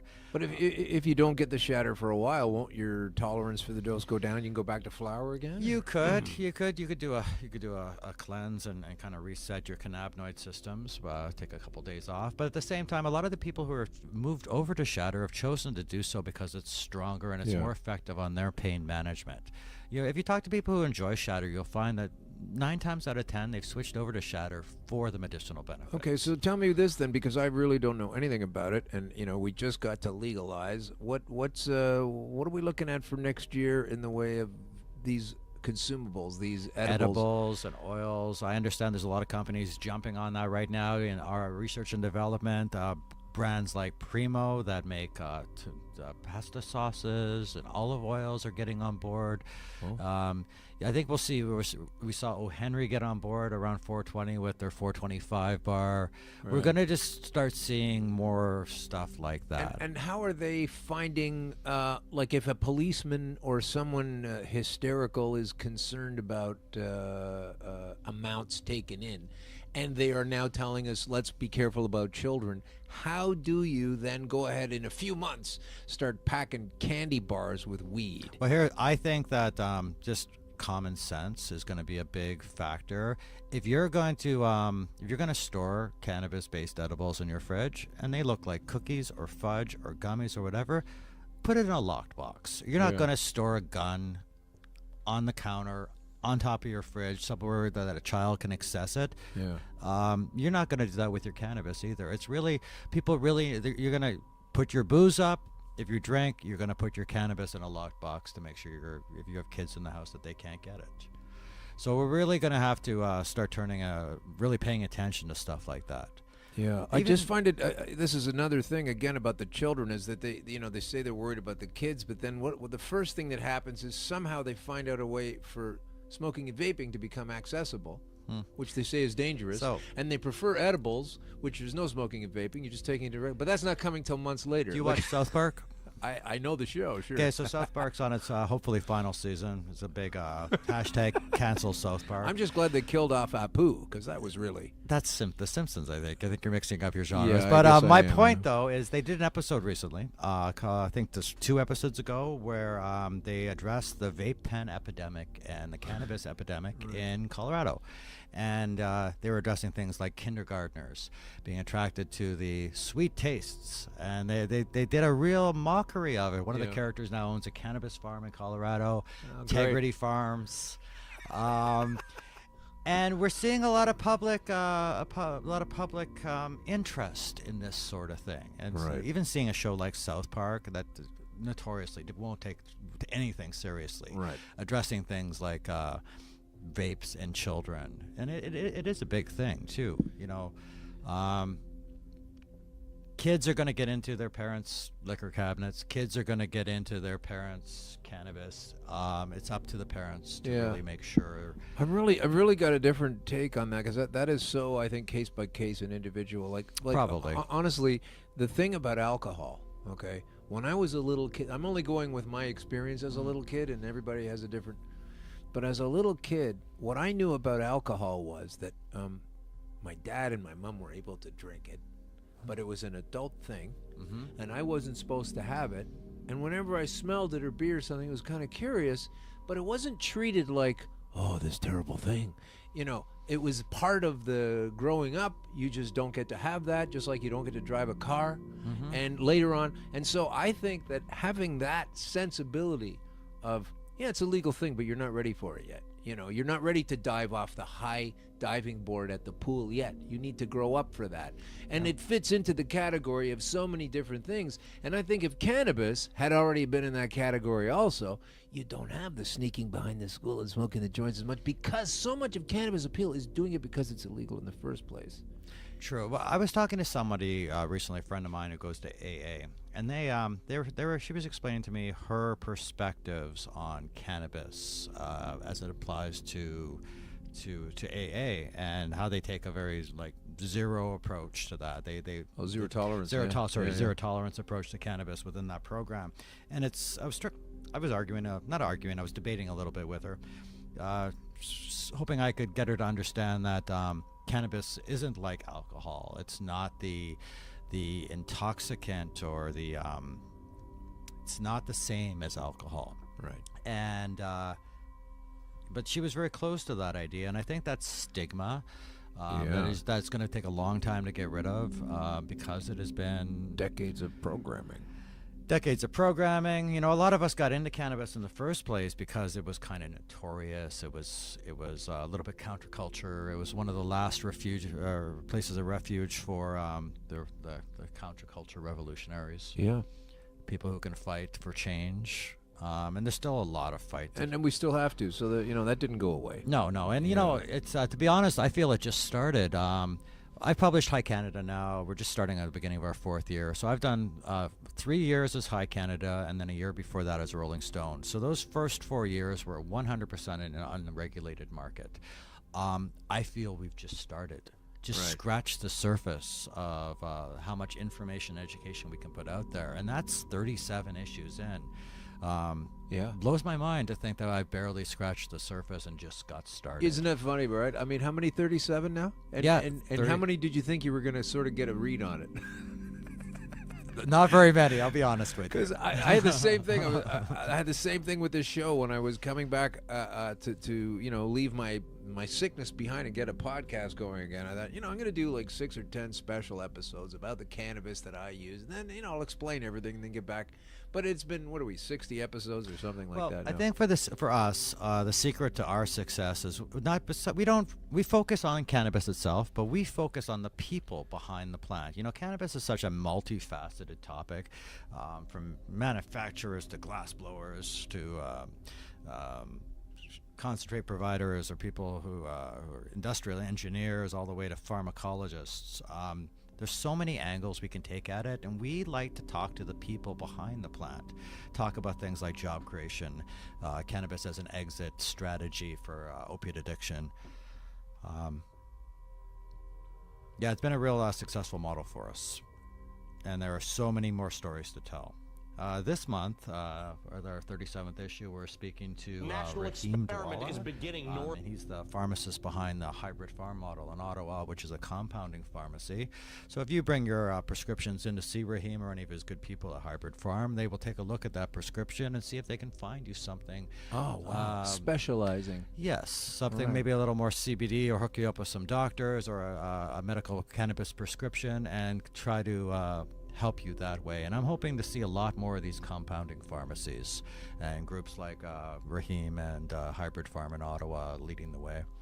Well, let me just take a second here. I want to, people have been asking so many times, what are you thinking about legalization, etc.? What's going on with, what's your take on it, etc.? And I just wanted to play an American take. Oh, now, I love this. This guy is actually Canadian, but this is an American take from MSNBC, talking about legal cannabis here in Canada. Here we go. National experiment is beginning north of the U.S. border as Canada becomes only the second nation in the world to legalize recreational marijuana after Uruguay. But some Americans are concerned that the U.S. is missing out on big money by not following suit. And Senator Ron Wyden of Oregon agrees, issuing a statement that reads in part, quote, now that our neighbor to the north is opening its legal cannabis market, the longer we delay, the longer we miss out on a potentially significant economic opportunity for Oregon and other states across the country. Currently, 9 U.S. states and Washington, D.C. legalized use of recreational pot, while more than 30 have approved medical marijuana, with California being America's largest legal market. Even so, marijuana remains illegal under U.S. federal law. Which means you can't use the banking system in the United States for any money having to do with marijuana, which makes it a cash business, which causes all sorts of problems. In Canada, that's not a problem. Let's go to Stephanie Gosk, who's live in a lineup in Montreal. Are you any closer to the front, or have you stepped out? I actually stepped out, Ali, to give you a sense of just how long this line is. You can see behind me, it is stretching probably 2 or 3 city blocks. And now I'm just going to walk a little bit to give you an idea. The people who are already up here have already waited about 2 hours. they definitely have another couple hours to go before they're going to get to the front of the line. You know, this is actually a physical embodiment of those profits and that money that you were talking about the United States losing out on right here on the streets in Canada. One of the reasons, though, that this line is as long as it is that there aren't really that many stores opening up today in Canada. There is a website that people are using to buy marijuana, but here in Quebec, just one of 10 provinces and 3 territories in the country, there are 10 stores. British Columbia just has 1. Ottawa, the province, has none. So people that are there have to go onto the website. You know, some say that actually this rollout is sort of as understated as the Canadians themselves. By the way, I'm still walking. We've gotten to the corner of the street and we're going to make this turn. It's a little dicey because there are lots of people. I'm going to ask my cameraman Ronnie if you could just pan down the street and show. You can see that flag for the province hanging there. That's actually the front of the store. Wow. Guys? That's amazing. Now, look, from an economic perspective, what's the advantage to Canada doing this? How important is this to Canada's economy? Well, you're talking about roughly $8 billion to the Canadian economy, but there's also this other promise, and that other promise is the potential that perhaps a legal market opens up in the United States. Let's say the United States years down the road decides to legalize it nationally. Well, you have these companies that are staking out their claim. Why would they need to wait that long? Hear the way she just says, well, these companies in the States, you know, could be years down the road, they might change, and that's why it's good for Canada to, you know, it's kind of an interesting take. It's like, why are they always they sit there and say, well, you know, if Canada does that in just a few short decades, we'll also be able to, you know what I mean? Like, what's with the resistance levels are so high? That video felt like they were reporting on a Black Friday sale. Yeah. The pandemonium, the craziness, the hype, the consumer traffic, the loss of money. And they don't show anybody there the next day when it's all sold out and nobody can get anything. To be honest, would you wait 4 hours for 3 grams of cannabis? Never done that once. I won't wait 3 hours in line for anything. That's pretty incredible. Yeah. Well, so tell us. I'm fascinated about I didn't realize the Rolling Stone aspect. You were the purveyor of Rolling Stone, the magazine. Rolling Is Stone. that a sore we story? Did that for a year. No, that's a fine story. I started. I ran a arts collective in Kensington Market about 5.5 years ago, and we were really struggling with funding. And it was around the same time that the dispensary market was really starting to flourish here in Toronto. So I noticed that there was a real lack of cannabis information and education. So I teamed up with Marijuana Information Bureau based out of downtown Toronto, which I believe is still in existence as Cannabis and Coffee. And we put out a very celebrity-driven, in-your-face, black market Rolling Stone magazine, where we we broke every rule there was. We put people on our cover without permission. We had Lady Gaga on one issue, Willie Nelson, Snoop Dogg. It was a black market magazine, but it allowed us to really establish our distribution, starting in Ontario, and then we did the same thing over in Vancouver and Victoria and Calgary. We just kept going province to province. It was a little in your face, and we didn't ask for permission. We asked for forgiveness. So when we shut that down, we wanted to take a better approach to providing information and education about cannabis. Took ourselves a little more seriously and started really adopting a bit more of journalistic integrity to what we were doing. Well, we sure had fun that first 10 issues. Pretty fun time, but now it's so what's it been basically? I mean, you know, we've had to switch the focus of this show on hey, guess what? Cannabis can be a very healthful application to your life and may even extend your life. And here's some of the ways that you can use it. Mm-hmm. And here's how the government is about to put forth a series of mistakes. Now they've done it. Mm-hmm. So the show isn't about, well, let's not have them do this. It's about changing things. So how did you find a difference or how are you thinking about a difference from before legalize it, your publication, and now it's different? So we've been going through a transition for the last few months. We've had to say goodbye to a lot of our unregulated advertisers that made up at least 60% of our advertising base. As a free magazine, we really depend on our advertisers to cover things like print and distribution. But we lost about half of our advertisers over the last amicably over the last few months, and we've been slowly but surely replacing them with new auxiliary and supplemental companies that are regulated and will comply.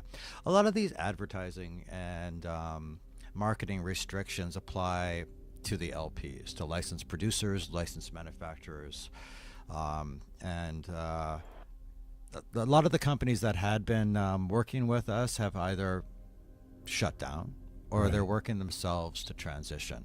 So we're putting our new magazine out this month, and it's our first 100% compliant issue, where we're doing our very best to dot our I's and cross our T's and do everything that the federal government is asking of us. Our magazine is geared towards people who are 18 and over, so we send out mail-out subscriptions to adults.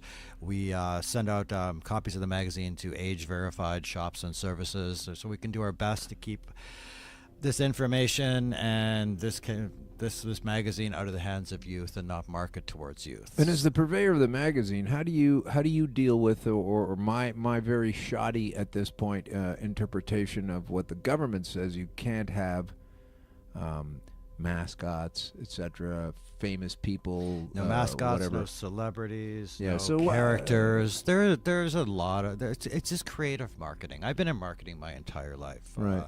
So you're not going to have a Captain Morgan type of rum character who is a swashbuckling, daring do kind of booze purveyor. You can't have that with weed. Or the Marlboro Man. Or the Marlboro. Well, they finally figured out they shouldn't have that. But well, then we're going to start seeing things like hemp-based cigarettes. And how are the tobacco and cannabis laws going to apply to that? Right.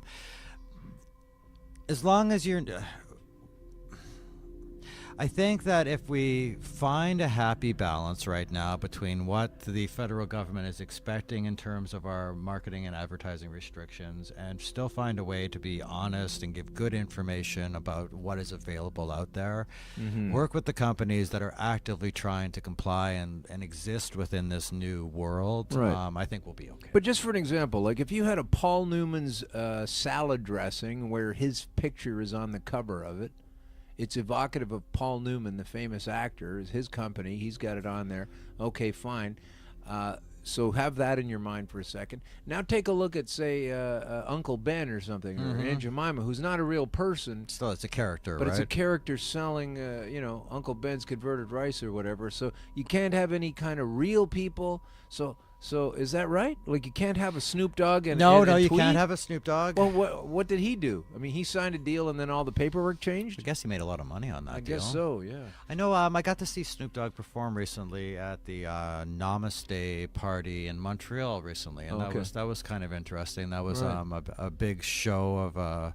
But you can't have him anymore. No, you can't. But That's why we had this summer of celebrity-driven concerts and cannabis companies or LPs getting behind all these big celebrity endorsements while they could. Where's the credibility, though, that we're in a town like Toronto, say, you're coming in on the lakeshore, say you're coming in from the airport or something, and you're reading the latest findings, which are, from the, we can't have a Snoop Dogg, associating his music or whatever with this substance. It's terrible. And then you're driving by the Budweiser music stage where they have concerts and they sell beer. I mean, what is going on? Well, then we see groups like the Tragically Hip adding a cannabis leaf to their logo, right? And totally embracing cannabis culture. Right. So why is that? And I'm okay with the Tragically Hip. Yeah, me too. I don't get me wrong. I don't think it's wrong. I'm think just it's saying, great. as a purveyor of the laws, how do you, with the same face, go, well, we can't have music and cannabis associated, and then you've got the Budweiser stage. I mean, it's ridiculous. It is ridiculous, and it's redundant and kind of idiotic. I think that, like like we said, or we were speaking about earlier, we have a framework right now, and it is far, far from perfect. And this is one of those things that I think we're going to see keep coming back, maybe even within the court system. So there'll be some challenges to how cannabis can be advertised and marketed around. Well, not everybody is behind the curve here. Let's sing a song of praise for South Africa for a second here. South Africa, folks. Here's some fantastic news from South Africa. The Constitutional Court has ruled that the personal use of daga is not a criminal offense. Daga, of course, that's what we call weed, everybody. The right to privacy is not confined to a home or private dwelling. It will not be a criminal offense for an adult person to use or be in possession of cannabis in private space, said Deputy Chief Justice Raymond Zondo. This judgment does not specify how many grams of cannabis a person can use or have in private. Thank goodness. They're saying a person with 31 grams is a criminal here, and a person with 29 grams is okay. Yeah. But they figured it out in South Africa. Anyway, they've got it there. They've got some key laws that have been debated, and they've really put it forward. The court has ultimately found that the court must invoke its powers of the Constitution to order a suspension of the declaration of invalidity for a realistic period to ensure Parliament may correct the defect. In my view, a period of 24 months from the date of judgment would be appropriate. They're just going to decriminalize it. This is, we've had enough. So easy, so simple. Why is that? So easy, so simple. How about how Britain went right away to legalization almost with medical cannabis? Oh, from nowhere, we're not doing this ever, to all of a sudden doing it. Mexico makes some headway that way as well. Yeah. So these things can change, and they can change quickly, and we're constantly told they can't be, but then you see them just falling down. Is this what they're so nervous Nothing about? is written in stone. We're constantly changing and evolving the laws that we live within. And I don't think this is going to be any different. It's just going to take a little bit longer, and there's no pleasing everybody. There's no that's what they all say. The conservatives, the liberals, the left or the right, Yeah. or anybody in the middle. Well, it's funny because I've heard a lot of people criticize this as a liberal money grab, and it's true, we do have a liberal federal government, but it's also true that the conservatives who are doing quite well with it, and they are not going to reverse it. If a different prime minister, if Andrew Scheer of Canada becomes the next prime minister in the Conservative Party, Brian Mulroney's not going to get off that American cannabis company board he sits on. He's not going to. Hey, Ernie Eves, who used to be the premier and the the finance minister, he's not getting off of that Jamaican medical cannabis company. So it's not always just about the liberal. They were in power at the time, and they're the ones that would have brought it in. But these guys have got their hands in. This isn't going to flip once the blue team gets back in office. I really don't see that happening. No, I don't see it either. We have a big event coming up in Ottawa in 2 weeks. It's the first really big cannabis expo since legalization. It's called the Cannabis Hemp Expo. It's a big industry day on November 23rd at the Shaw Centre in Ottawa, and then 2 big days of expo at the Shaw Centre in Ottawa. We've been really looking forward to this. So it's been really interesting to see the evolution of the trade shows, the cannabis trade shows. Post-legalized, and there were so many LPs and manufacturers and all these big groups out of the States attending in the summer. So I'm very interested and anxious to see how this type of trade show is going to develop now things are legal. And it being in Ottawa, of all places, it's going to make for a very poignant show indeed.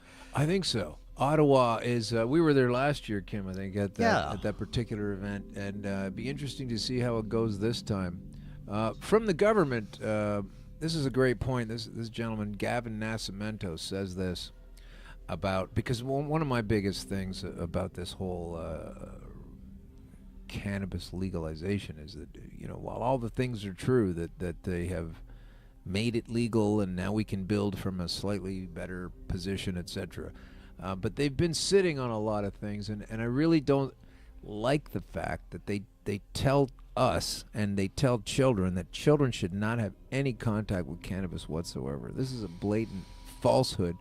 It says here, Gavin Nascimento writes, if we aren't being taught how to grow our own food, how to take care of ourselves and our families, and how to live without the need for huge governments, banks, or corporations, as our ancestors once did, then we aren't being educated. We are being indoctrinated to be dependent and subservient to the system. And I think if you look at the cannabis legalization in Canada, it's pretty hard to argue your way out of that one. A little bit elitist, the version of legalization we've received, no doubt about it. Very corporate, and really doesn't take the people who have come and done all the hard work, the street level people, the activists, the advocates, into account at all. No. It's basically saying, hey, it's ours now, and we're going to make way more money than you could have possibly ever made, and we're just going to take it away from you. Because we don't have goons necessarily. The Montreal police. Now, you're going to have to help me out with Montreal and Quebec here. So because I read really this morning Mark Emery was hired a lawyer to start a civil case. He was trying to get arrested in Sunday. He was trying to get arrested in that shouldn't Quebec. be too hard. Well, he couldn't get arrested. This is funny because, I mean, you literally can't get arrested. He was on the street, on the main drag, I think it was on St. Catherine Street, trying to sell, I'll say this, accoutrement.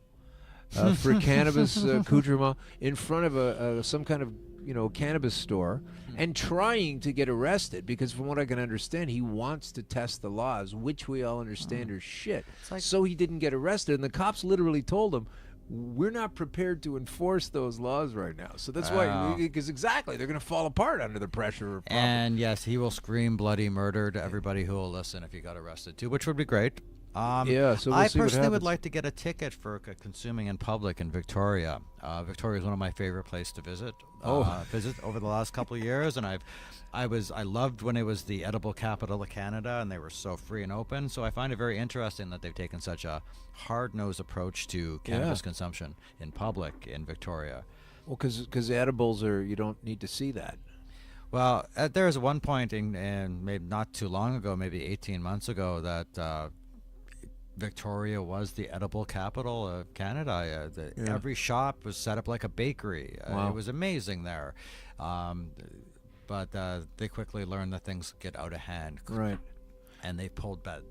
Pulled back, gone the totally opposite direction. So just back to Quebec for a second. Okay. So what's your read on there? Because while I don't like the fact that you're not allowed to have any plants there at all now, they've had against the 4-plant rule. This creates a very imbalanced series of pressures and regulations for the Joe average Canadian from coast to coast, because every province has a different set of rules. If you lived in Manitoba, it's very different as opposed closer to Quebec than Ontario. Isn't it the fault of the federal government for this, though? Absolutely. To this day, I'm not sure why they gave provinces such leeway. So much birth to come up with their own. They should have set one set of rules and regulations. Like I can't even drive it home from the purveyor store sometimes. Like in Saskatchewan, you can go to the store to buy it, but if you get caught with it in your car on the way home, you're in trouble. Like what is that? And then there's the 4-plant rule. So are those you can own 4 plants, you can grow 4 plants, but where do you get your genetics from? Right. So are the LPs actively producing genetics for sale right now, or most people are under the assumption they can grow 4 plants at home and get their seeds wherever they want. So there's a lot of info. What happens when in 6 months when we're going to see a massive influx of grow at home herb Arrests. Well, here in Montreal, this is why I was getting to this. Not only do they not let you have the plants, not only we've had to deal with this for such a long time, are they not? It's completely different, the laws there compared to other places. They've also got a certain allocation for millions of dollars for next year. They're going to spend $5 million in Montreal just to hunt the marijuana dealers and buyers who are not buying the government version. I mean, this is amazing. They're going to spend $5 million trying to arrest and punish people for... Anyway, the whole thing is... So they saw an opportunity for job creation and jumped on that? Is that what that is? So. Now we have a wonderful Quebec correspondent who usually keeps us abreast of all things going on in Quebec. Her name is Jen Larry. She works for the CBD Strategy Group.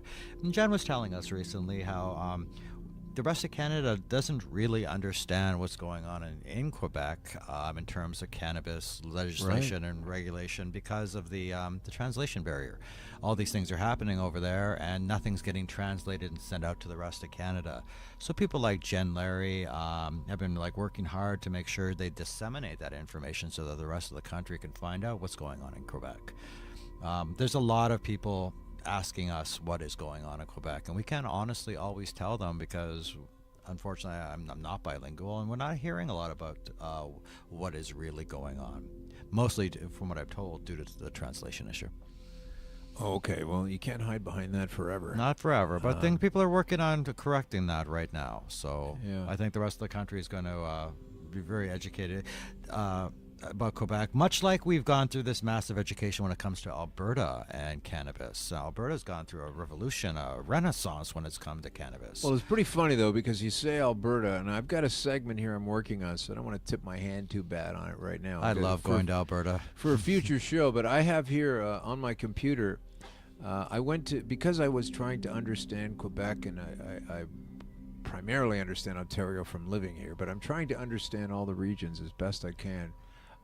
When I went to Alberta, to their website, education.alberta.ca, when you type in cannabis, there it is. Sorry, there were no results from your search. So, not exactly on top of things. I just think both Calgary and Edmonton have these vibrant cannabis communities. Oh, they sure do. There's a wonderful web of growers and manufacturers and let's see, Cannabis at Work is based out of Alberta as well. I've had the opportunity to visit some amazing hemp-based and cannabis-based CBD farms out in Alberta, which is amazing. It looks like that's going to be the big crop out there. It's just taking farmers by storm. People are jumping on it left, right, and center, and that makes me really happy to see. Something we didn't see 10, 15 years ago. The farmers switching over to hemp production. Just before we let you go, thanks for coming in. I really appreciate it. Thank you for having me. I've been meaning to get in here for a while. I know, it's been a long time, and we were trying to get you in before legalized, but hey, it worked out the way it did. I'm glad you're here today. Where can folks reach you? I mean, you're what are you? You're the publisher of High Magazine? Yeah, so publisher and editor of High Canada Magazine. You can everything we've ever printed is available for free digital download off our website, which is www. That's old school. highcanada.net. We're also available at highcanadamagazine.com. Great. You can order our magazine for mail-out subscriptions directly to your home for approximately $4.20 an issue off our website as well. Nice.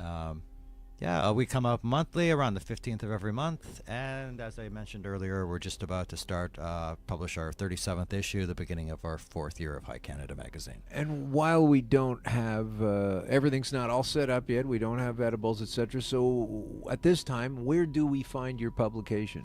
Well, the hard copy. Hard copies, you can find it at Homegrown Hydroponics. You can find it at the Hotbox Cafe in Toronto. Depends where you are in the country. I can direct you at different places. We have a list, ever-changing list of places. Okay, let's say if I was in Field, Ontario. Then I would recommend you go to our website and either download a free digital copy or feel free to have that mailed to you at home. There is actually a town called Field, Ontario. Yeah, it's far away from everything.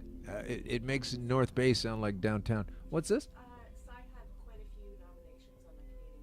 Oh, that is true. I was going to ask about that earlier, and we got sidetracked. So before we leave, Kim, our intrepid producer, reminds me that while I'm sitting here talking about this stuff and trying to get people to understand it, I suppose technically what I am doing is I am trying to influence people to understand how great this is. You are up for an award, or you were up for an award to be an influencer. I am. I was surprised. So Lift & Co. does an annual Canadian Cannabis Awards, and Their nominations were open in September, and I was lucky enough to be nominated for 2 categories. Cannabis Crusader, which Clint Young won, and I was very happy for that. And I was also nominated for Influencer Award.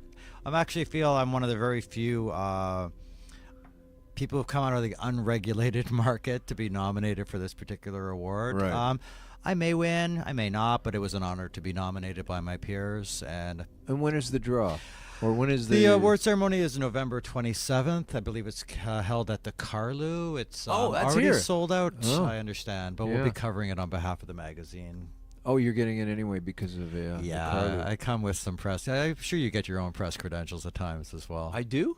Oh. I'm sure people go, yeah, you well, apply for those press passes, my friend. Next week, I'm speaking with Amanda Siebert from Cannabis Straight Cannabis. That'll be exciting. Yeah. She's going to be on next week. She's got a book on out. Fire right now. She's on fire. Yeah, doing so many great things. Yeah, she wrote a book, so I was pretty excited about being involved in it. She interviewed me for that, so she'll be on next week, and I'm looking forward to speaking with her. But I don't have the credit. Listen, I'm not going to that thing. I can't go to the Carlu. Why wouldn't you want to go to a I didn't say I didn't want to go, but I'm just Canadian saying Cannabis Awards? Basically because I sit on a fence and I look.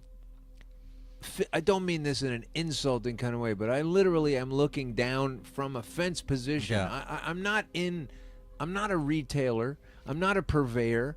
I come at this from a very specific much set, like we do, and so much like you do. So I can't feel comfortable. Like I will never be able to take money from a big purveyor unless I know a lot of things about their ethics. Okay, that makes sense. And so far we've not had the opportunity to do that, except for one company, which was a nice couple of people. I can't get into mentioning their names, but some folks from a company that still exists and then was later purchased by another company.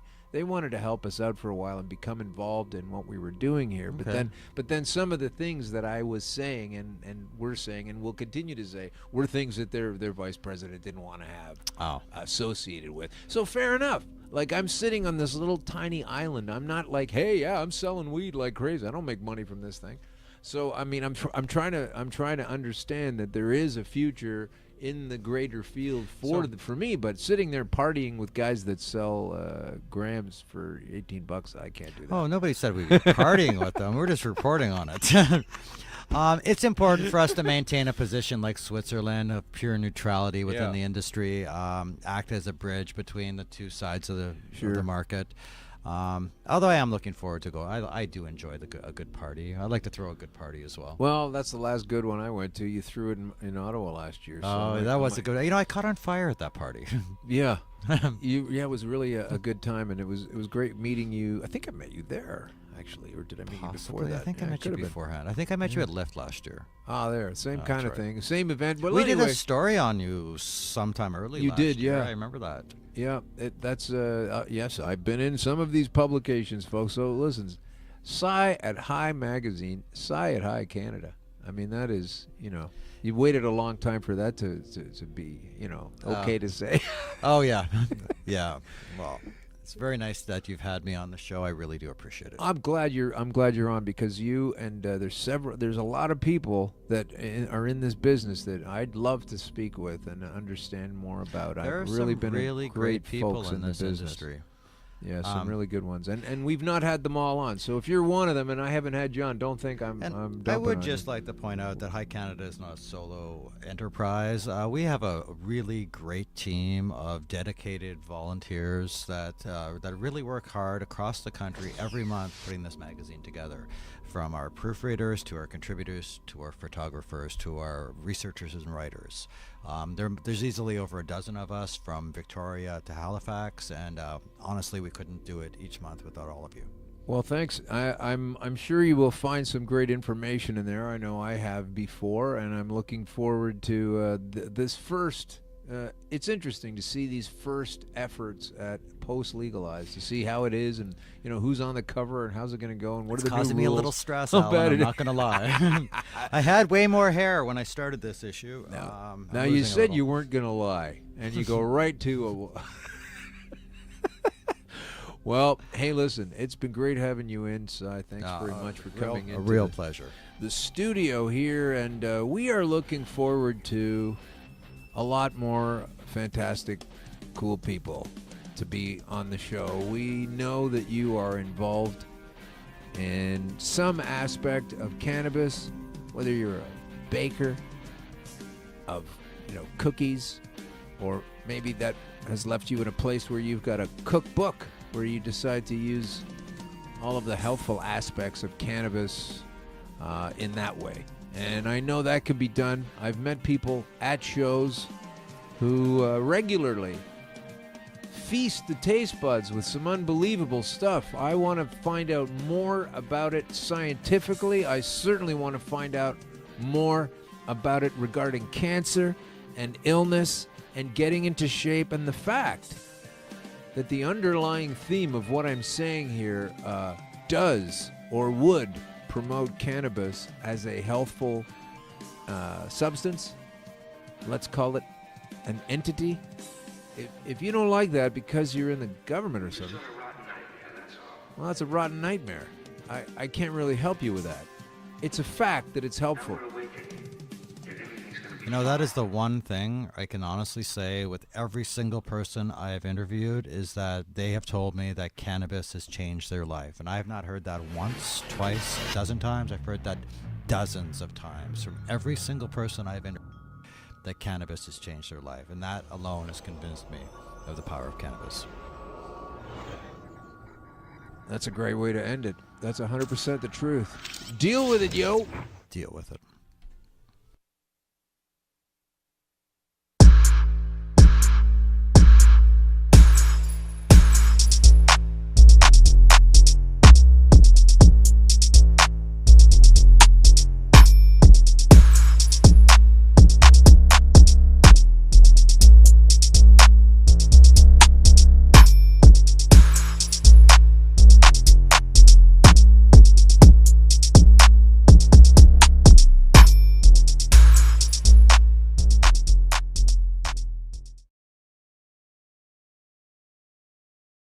So it's my turn.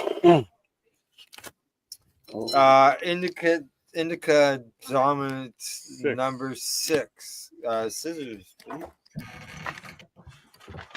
Let's see what I had to say about number 6. Ooh. Oh, comes Deb with the munchies. We got room for Chips, yeah. Just put them up here by.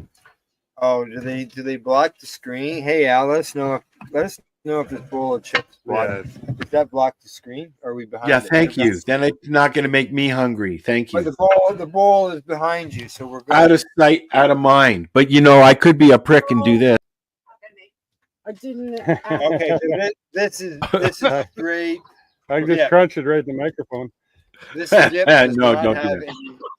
this dip does not have any cannabis oil in it or butter in it. Sorry. Where'd your cookies? You didn't get your cookies out yet.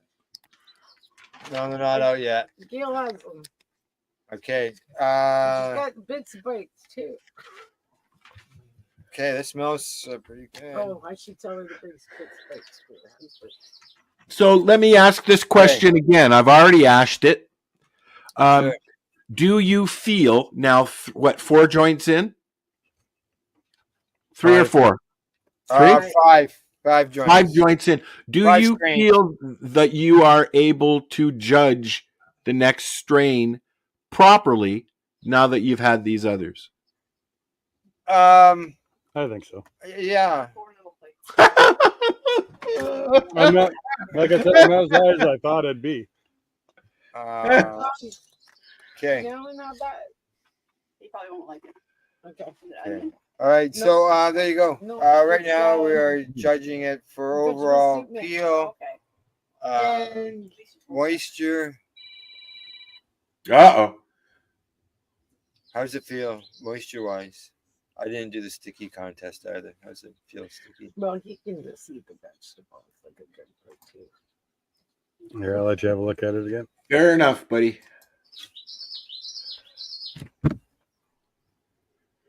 Okay.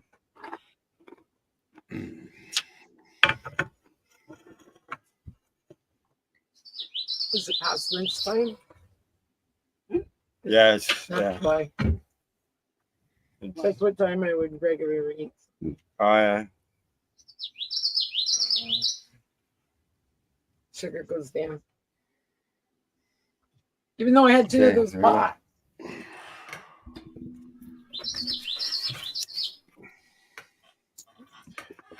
I'll be back. You'll be back. All right. Where'd you go? He left.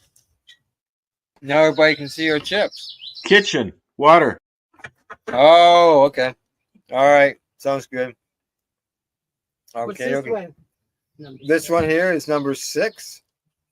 Okay, and you are checking it for visual appeal, moisture, yep, smell. You know, is it pleasant? Is it strong? Is the bud spongy? Mm-hmm.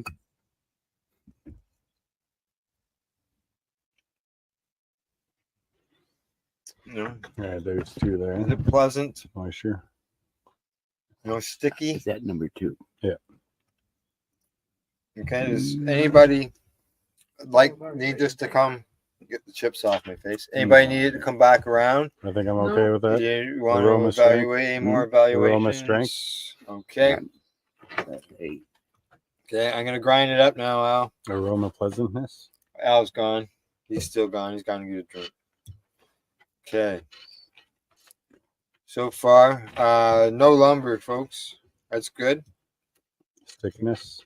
Now that I've opened it all up, it's to me, anyways. I'm not finding it Is it sticky. sticky? No, I didn't find it sticky. No, and, you know those are things that smoking it doesn't affect physical your contamination. judging. And that's why I was sort of. That's it. That's why I said, well, yeah, I can You don't still have a judge. fat one? Honestly, I don't know. The first one was the best one. I kind of feel like I judged it too low now. The yeah, I think so far. Well, we can discuss this at the end, maybe, because we're not done. We'll discuss it at the end. Yeah, well, there's one more. Yeah, Two more technically. This is number 6.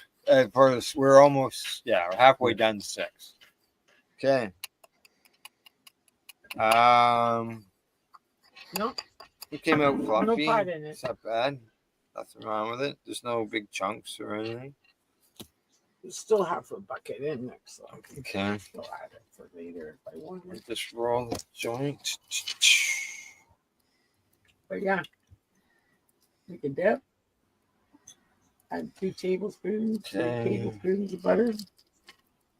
Disappears. Giving out recipes, Deb? No. Yeah, that's a nice thing. You can just take that dip like that right from the store if you wanted to, or make your own, and then just throw some butter in it, cannabis butter. Instant infusion. And you can barely taste it. Okay. Lentil sauce. All right, you back? Oh yeah. I'm here. I just need to top up my water. A little lick of the bud tastes good. I'll do it. Okay, you got a joint? Cheese up, put it in there. That's what we were doing while you were gone. People were getting some munchies into them. Is this mine? I got honey while I eat dinner. But yeah, because I make them and I eat something while I'm doing it, so I literally have forgetfulness. What the hell happened there? Big canoe job. I said to Al I was going to make some cookies and these bits of bites. And I went, okay, I'm going to get read up and go and do that right now. I hadn't eaten anything all day. It's looking pretty dark. And I ate a handful Yeah, of bits I guess of it's not bites. burnt all the way around I though. could So eat the whole bag, like, they're good. If I looked at the camera, my eyes would be square. I'd look at the joint. The cookies were done. I already put them over to cool. You're gonna sleep tonight, guys. Lots I had. All right, I'll just eat. Now it's my turn to munch. As soon as we're done, everybody's gonna go for a nap. Lady Joy, like, this was 11 o'clock. Maybe 11:30 I'll in the clean morning, I early. thought so. I wouldn't. I didn't cook all afternoon. It was funny, like, Okay, here's another. At least another having a munchie to eat. it sort of cleans the palate. Yeah. Yeah. The water We definitely. got the munchies, the unhealthy chips, and then we got the healthy carrots and cucumbers down at this end of the table. Carrots, yeah. So we go for those because I can't eat them. What? Can't eat carrots. I'm Can't eat allergic to carrots. carrots. I can't eat any of it. I got no teeth in the bottom.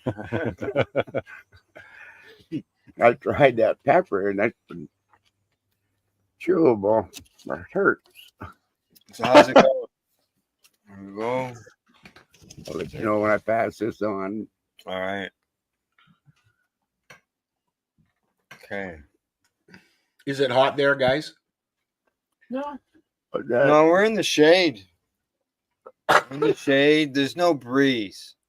We got a nice breeze going on. Yeah. And it's 38 in the greenhouse, 22 outside, and 16 downstairs in the basement. If anybody said anything, I could go get a fan and have a light breeze going with the fan, but then it's blowing warm air at you. Or you could just live on the north shores of Lake Superior. I don't have an air conditioner. I don't have any need for air conditioners. If anybody wants to buy one, I have 2 for sale. I have 2 for sale as well. I got 2 for sale. You got 2 for sale, Bob? Okay. Does it still taste the same as it smelt? How's the ash looking? Is it hard? How's your experience? I'm getting like all the things you need to I like the judge. taste. Yeah, I'm really looking forward to connecting the dots, the final dot to the company and the product.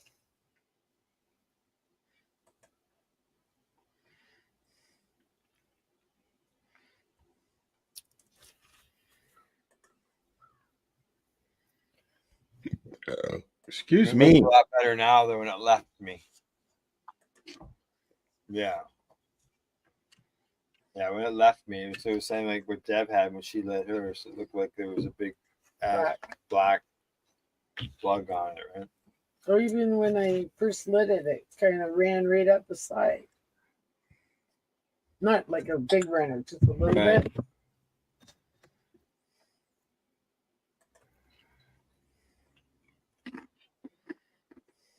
You know, I could put some music on the laptop.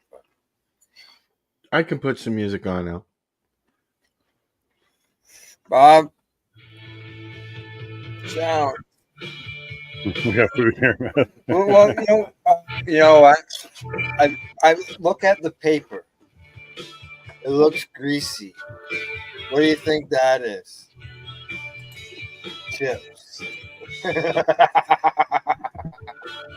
Come on, it's not resin gland.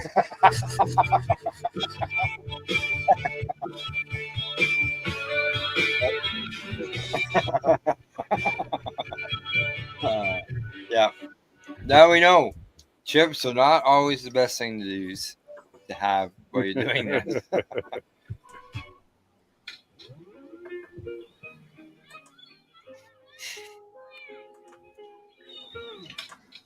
I don't taste it. Okay, good. There's no potato chip flavor, just so you know, Al. Oh yeah, we haven't started that one yet. We haven't started that yet. We're still getting it out. I'm getting a little you jump on. You got that? Okay, so we've all done sample. My friend's not here yet. It would have been perfect to start the last one. 7. Yeah. Yeah. Figured you'd be here, but that's not for another 7.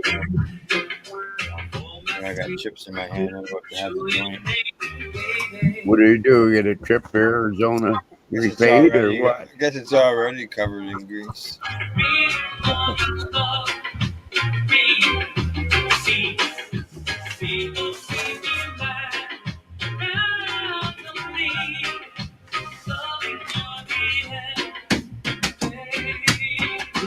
All right, we have one sample left to do. Number 7.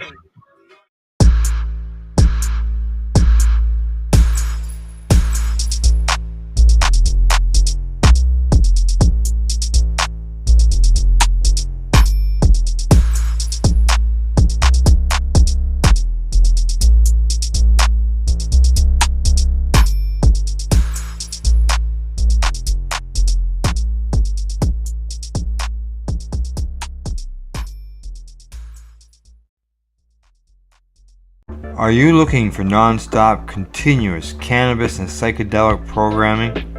If you are, then turn your browsers to 420radio.ca or paceradio.net, where you will find the 420 Pace re-rolled Saturday.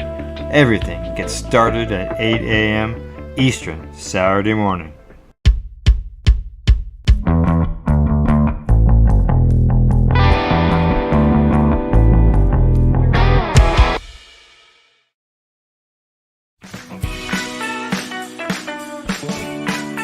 Hi, I'm Timmy. And I'm Mary Jane. He's the newbie. She's the doobie, and this is the show where we toke cannabis. Talk. From both sides. Is that even possible?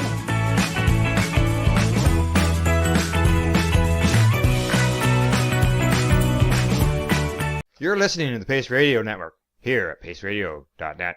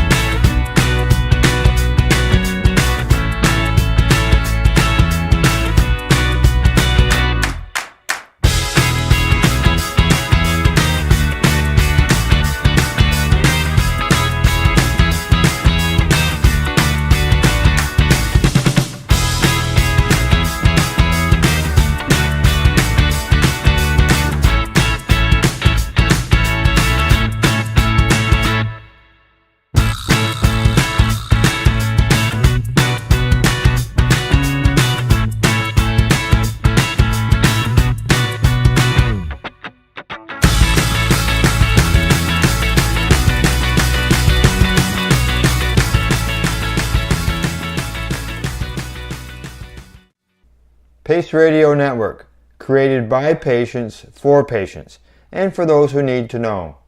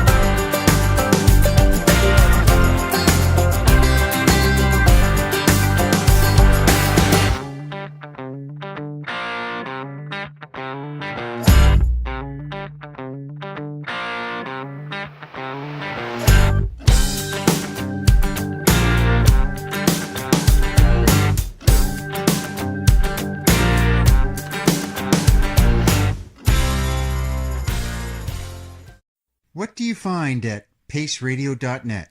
People advocating cannabis education.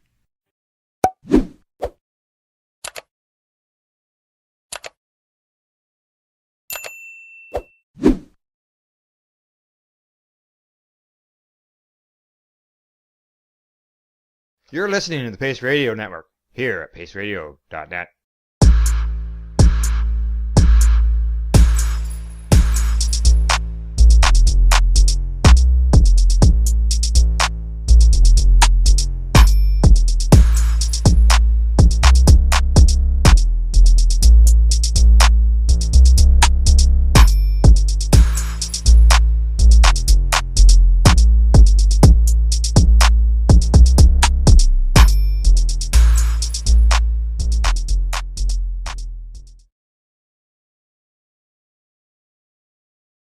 Okay, Who wants to do number 7?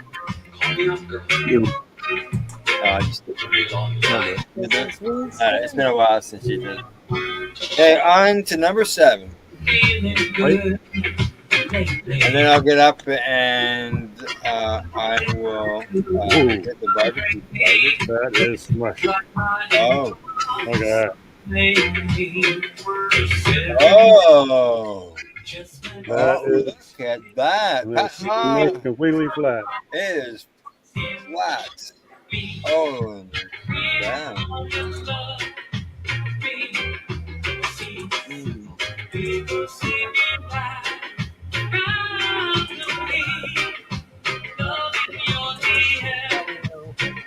You got footprint camera.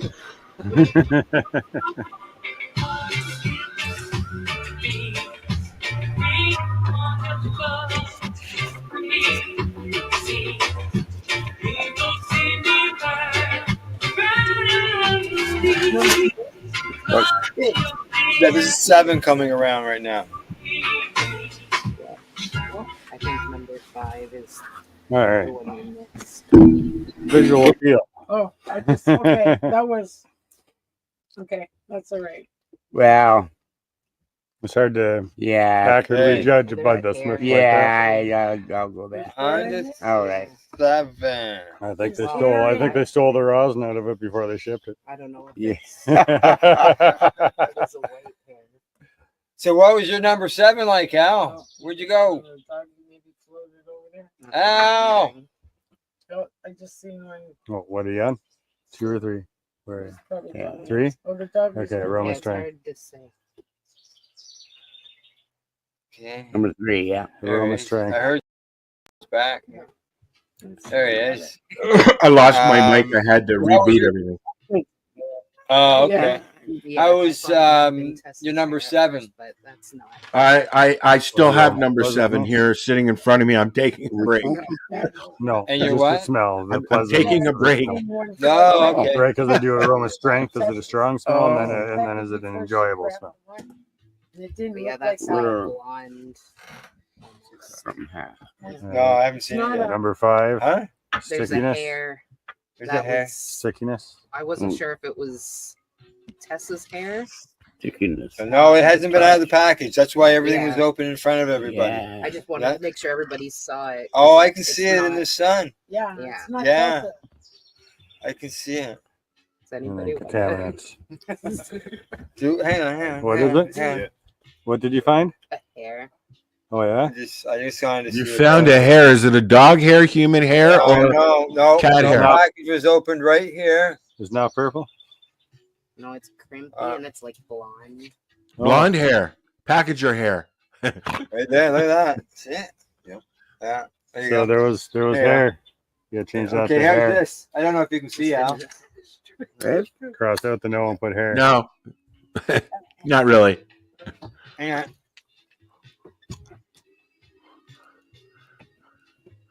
Okay. Okay, that's too bad. Visual appeal. No moisture. Hard to tell. It's been squished out. Have number 7. Like I said, We have to smoke it for that. Yeah. Okay. Aroma strength. And once you're done number 7, we move on to the pre-rolls. Pre-rolls, yeah. I'm gonna get up and fire up the barbecue at that time too. I like the smell. I'll have to try to jump back and Papers. forth. The gazette. Gazees, papers. Adam is dissecting it here. Oh, this still has some of number 1 in it.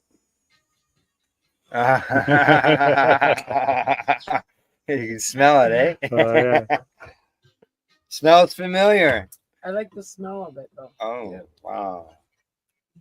I'm sorry. Oh. Really? I know. And nothing has been sitting. They were in the box until I brought them up and brought them here. Have you found any really dried buds yet? No, No, not I really. wouldn't say so. No. And they were all pretty manicured, eh? They're pretty manicured well. Oh my. So really, the only thing that because I haven't found any contaminants at all, and you've just found a hair, so that's really the only contaminants that we've found. It would, right? Well, yeah. Was it laying right on top of the bud, or was it inside? Well, the bud? I just have to. We know it wasn't Sarah's because Sarah's not a blonde. Right. When I took it, it was a little bit like stuck. Yeah, stuck But on. not there. But Okay. that looked- that Right. bud looks Stuck. like somebody Yeah. stepped I'm on just. it. I'm just trying to make sure it wasn't something that floated. Yeah. You know, No. That's between why it I- was That's why I asked if it was purple. Oh, okay. I don't think we have. I I don't think we have a blonde hair here. Yeah, I thought it was. My hair's brown and gray. Because you are like you're the third person. Yep. I think everybody's going to have to stand up and prove if you're a blonde or not.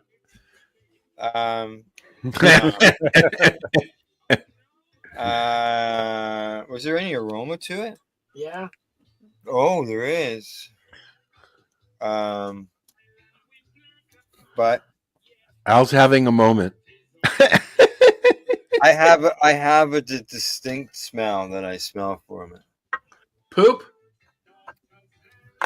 No. Never mind. I put my shoes back on then. This strain has the distinct odor of poop. Pleasantness. Yeah. Okay. You're not done with it yet. No. 11 from yours. Yep. Squish. We It is usually squish for a sticky reason. They're with- trying to hide I things. forgot to get that.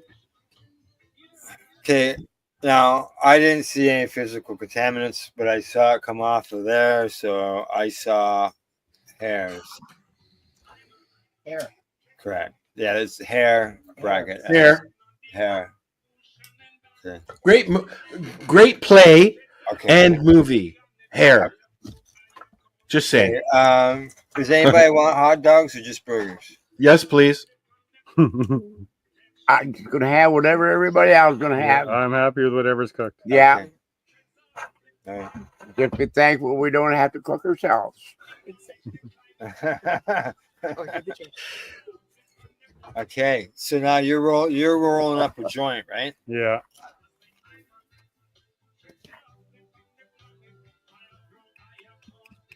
Yeah, look at my paper. You might have to drop the umbrella soon, Al, because it's getting dark in there. Or is the sun foggy? Or It's just behind a cloud. cloudy? Okay. Cloud. That's all. While Wayne's grinding that, I'm gonna fire up the barbecue. The big chunks are getting stuck in the grinder. There's the scissors. Usually Gone. after every joint, I have that one. What's It's pretty that? good. The cigarette. Oh, It didn't grind very well. I had to break out the scissors to grind it good. oh no, really?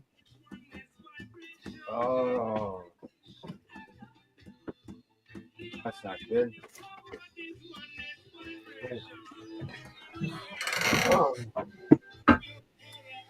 You're doing a good job. Put you in the corner. I'm all seasoned. Rolling for a long time.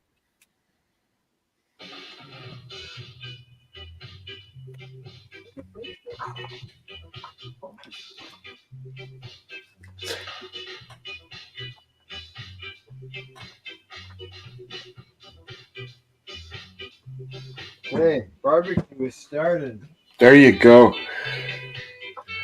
So there's no seeds or anything in there. No seeds? No. Any lumber? A little bit, yeah. Little lumber. There's two nice sized pieces there. Oh. Can you even hear the music, Al? I can just barely hear it. Better? Yeah, it's better. You can hear me over the music? Sounds good. When it's ground up.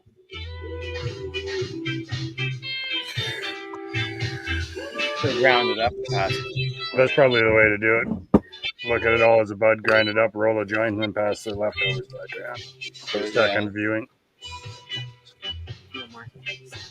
No, I didn't find any more hairs. Didn't find any seeds. Or... Right. So what am I doing? Now. This is coming this way. That's what I was doing. I like that. You like that, eh? I like that. Bob likes that. Got that Northern Lights taste to it. I've got some Northern Lights down in the basement, Wayne. Oh yeah. I'm sexing and I'm waiting. Still haven't found any balls yet. Wayne did that. Awesome. Wayne did. Yeah. I'm smelling green. It's too bad. I just threw it in. Sorry. Yeah, I like that smell. Yeah, it had a pleasant smell.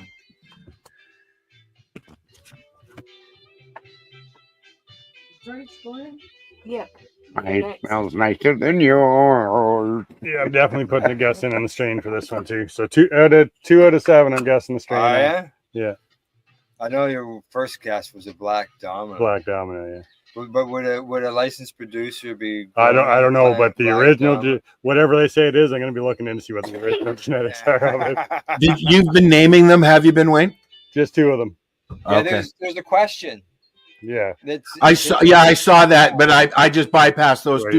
yeah, The last 2 questions. Yeah. No, I have no way of knowing what they are at all. I'm not that good at it. Well, there's just I know what I like. There's certain strains I've always sought after, or that are really memorable yep. from a friend, and yeah. If you gave me a white widow, I'd know it for sure. Yeah. I'm tasting some and 1 or 2 of them, like some bubble kush. Oh yeah.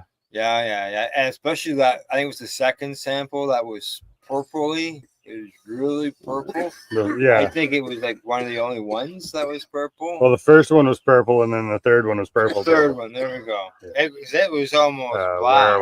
We're still talking about strains here, right? Right. Yeah. Well, we're talking about which one out of these samples, which one was purple looking. I gotta go. Run for their money. Right. And 11 is overall enjoyment. My dog.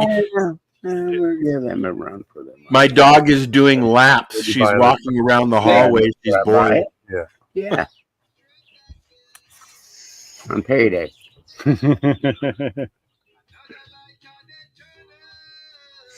Okay. There you go. I win. What do you win? Well, you post it on your social media, you could win prizes. Pictures, if people were here taking pictures and posting it on their Instagram or on their Facebook and tagging the Karma Cup, they could possibly win prizes. Yeah. Nice ash. Yeah. Okay, what do we got here? Here we go. So you're on number 7, yes? Yeah, this is the last one. We're just finishing up. We're doing the smoking test, right? Go that way.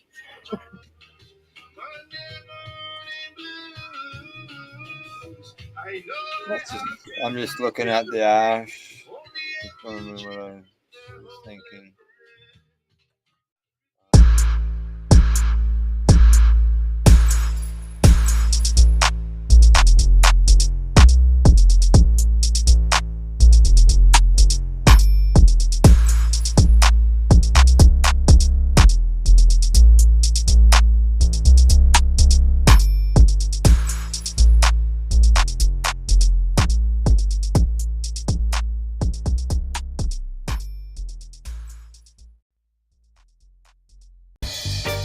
You're watching the 420 Pace Network, found at 420radio.ca and paceradio.net.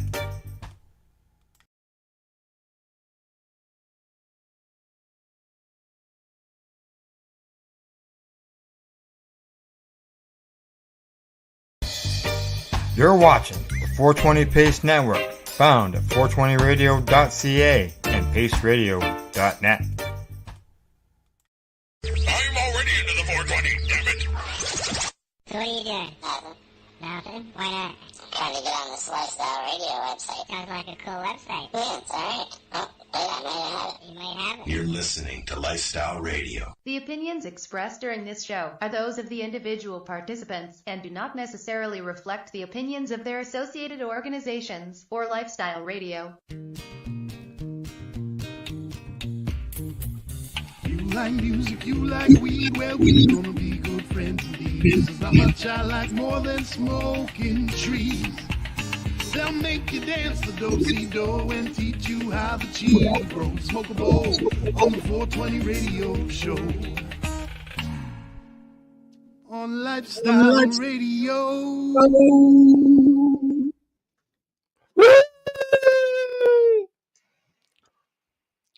Hi. Shh. Some of us are trying to sleep. Oh, I'm sorry. I've waited 18 years for this. You waited 18 years for this. Nice, huh? Hang on. So, welcome to the start of season 18. Yes, 18 of the 420 radio show. Welcome to our session. Darcy's got his plants out because he's going to show us how to prune. He wants to be a prune today. Yeah. And Marcel's got a bunch of news to talk about. Oh, I've always got shit to talk about.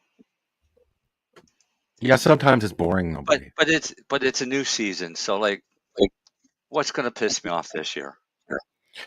John Trammell. Now that won't piss me off. But I was thinking about him the other day. I'd like to have him on the show again. You know, well, hey, set it up. I've started seeing some posts from him again lately. I haven't seen anything for a very long time. I think he was sick. I wouldn't see any of him blocked.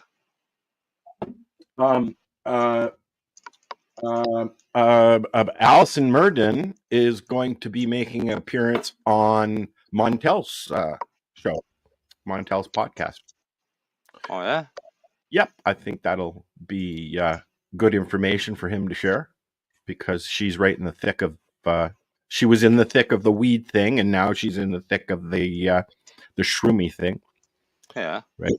I'm a little out of it because I've had guests all week, so I've been running around like a ragged dog, cleaning up after myself. Well, and them.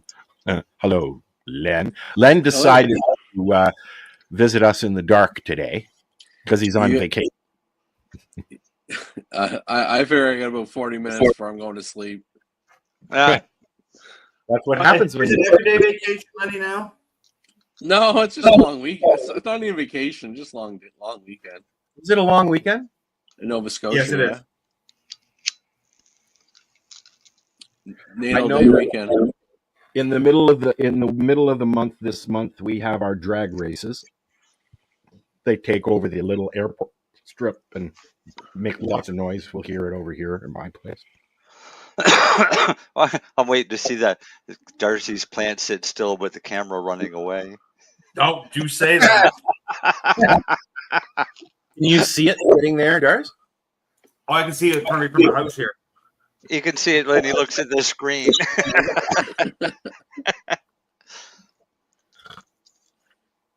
What did you say? What does it say underneath? Baking years? No, 18 freaking years. Oh, you can't see that because of your co-hosts. Oh, Yeah. darn. name. Oh well. Oh well. Yeah. Oh, I can get rid of that. Years. No, Yeah, if I do we- that, then it's going to move the name down. So, well, Hold on, where's Mary fucking Jane at?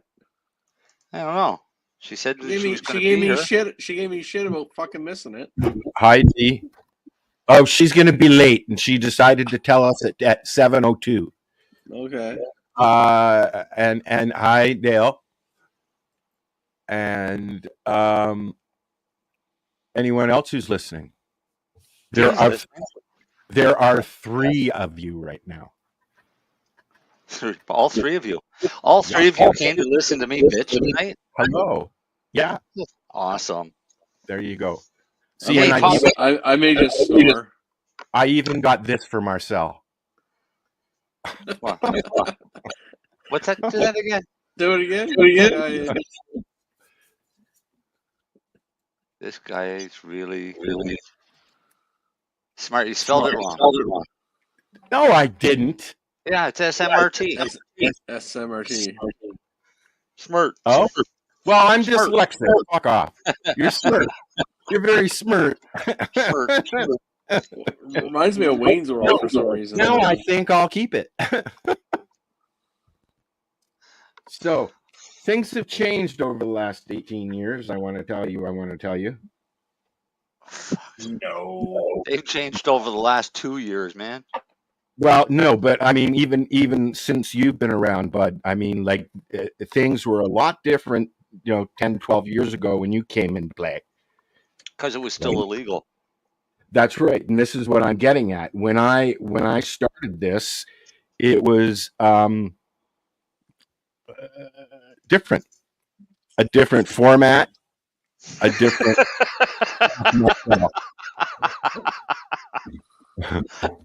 That's it. Hi, MJ. Not yet. Not yet. All right, there we go. Now I'm looking at MJ. He's in her jammies. Why were you late if you were in your fucking jammies already? I don't understand what me being late has to do with me being in pajamas. These aren't pajamas, it's a onesie. You're awful quiet. Yeah, your mic's better? not plugged in. Yes, it is. That's better. Yeah. All right. Thank you. You're welcome. Oh, we have more comments here. Crushed apple diamonds. Well, you know what? I was just going to mention that I've got some diamonds that a friend sent me. Yeah. They're really nice, and I can't remember. I think they're pink resi or something. Pink rosé. Thank you, my friend. Rosé. Yeah. Yuck. Why yuck? I just get a headache from it. I get the cost. And I don't really like choking. Oh, fuck. I haven't actually put any on. Listen to the cough coming at him. Guess what? I guess my friend is nicer than your friend because he gave me hash. And I don't do that. I like hash. I've tried your hash. Oh, this is my hash. Since he's not going to give me my own hash. I hope he will. Oh, I have friends that when you borrow weed and give it back to them, they sell it.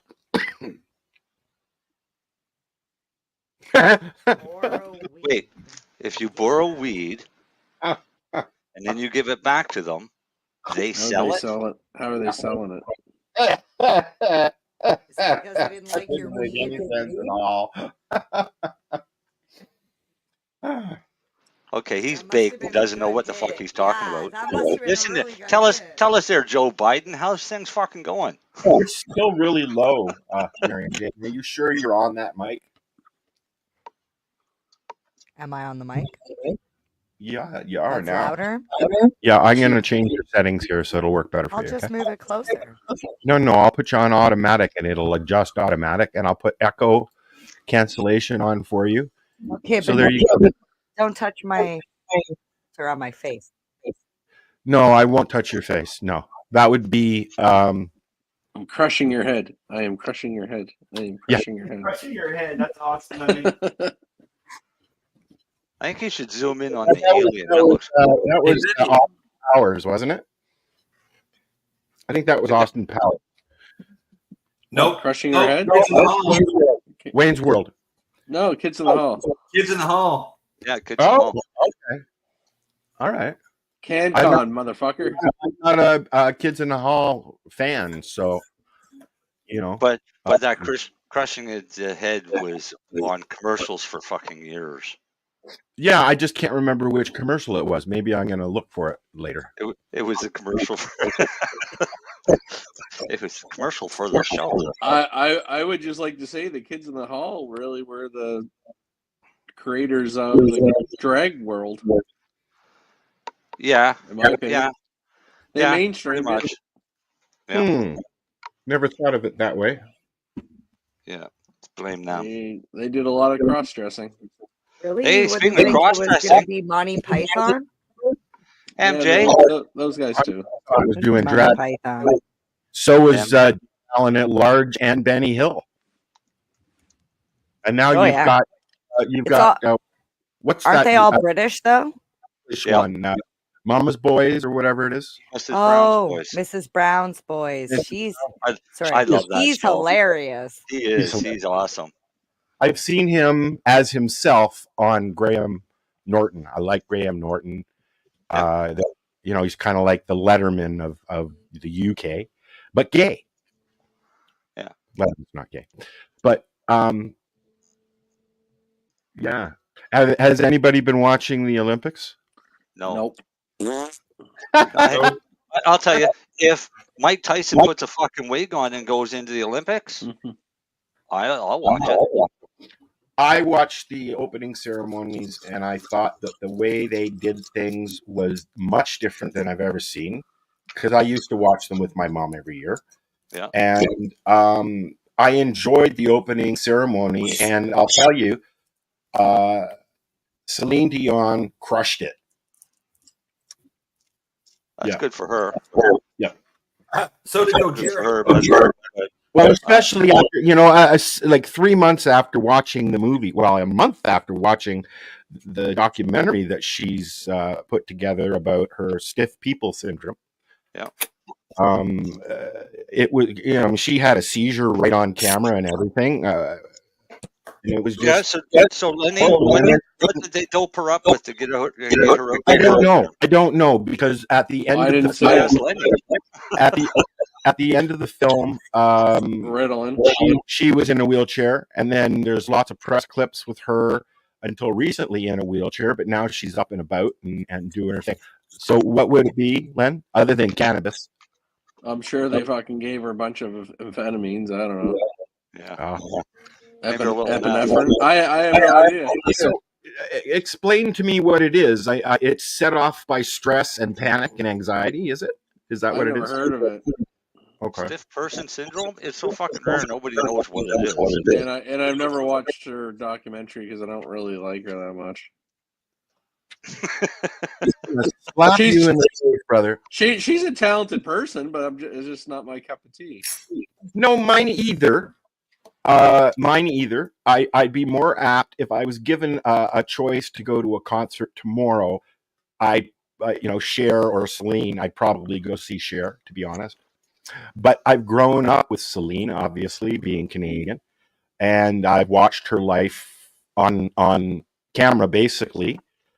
So when somebody of that stature, who represents Canada very well, takes ill. Well, she promotes Canada a lot, right? I don't know. I know. No, not really. She lives in Las Vegas. She did her show every night in Las Vegas. Stiff person syndrome. I'm not trying to shit on her, by the way. I just not into her stuff. Most people are. Anyways, go ahead, Marcel. The stiff person syndrome remains. The cause of it remains unknown. They suspect that it may be an autoimmune reaction. Oh, guaranteed it's an autoimmune reaction. Yeah. Seems to attack a protein called GAD, which helps make a substance called. Darcy, look at your screen. One of the chunks is a heart. Oh, anyways, sorry, Mark. That I'll was go. specifically for you, MJ. I love it. So, being an autoimmune neurological disorder, then I would give her cannabis and lots of it. Well, I would think that it's a similar disorder as Parkinson's because Parkinson's, ALS, MS. Yeah, it seems like a lot of the same traits, right? Yeah, because like even people with MS, they'll get almost like a stiff person syndrome, and like stiff person syndrome, it'll come and go with relapses. It could be the start of MS, right? For her, it could be. Some people have drop foot, where literally one of their feet drop, which tends to cause you to fall on your face a lot. That's what Darcy's going to be doing in a bit. He's not transplanting, but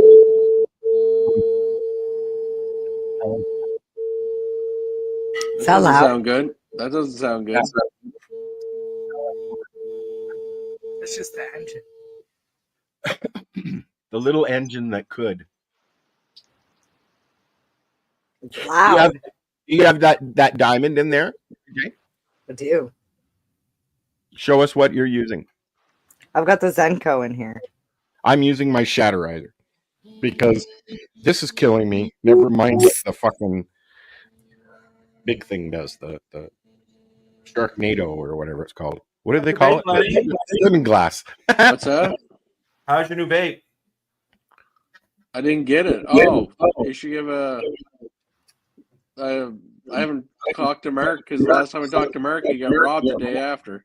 Yeah, I haven't talked to him either. We were gonna work on putting some segments together, and I felt so bad. I just left him be. No, me too. So if you're listening to me, Mark, you contact me when you're ready.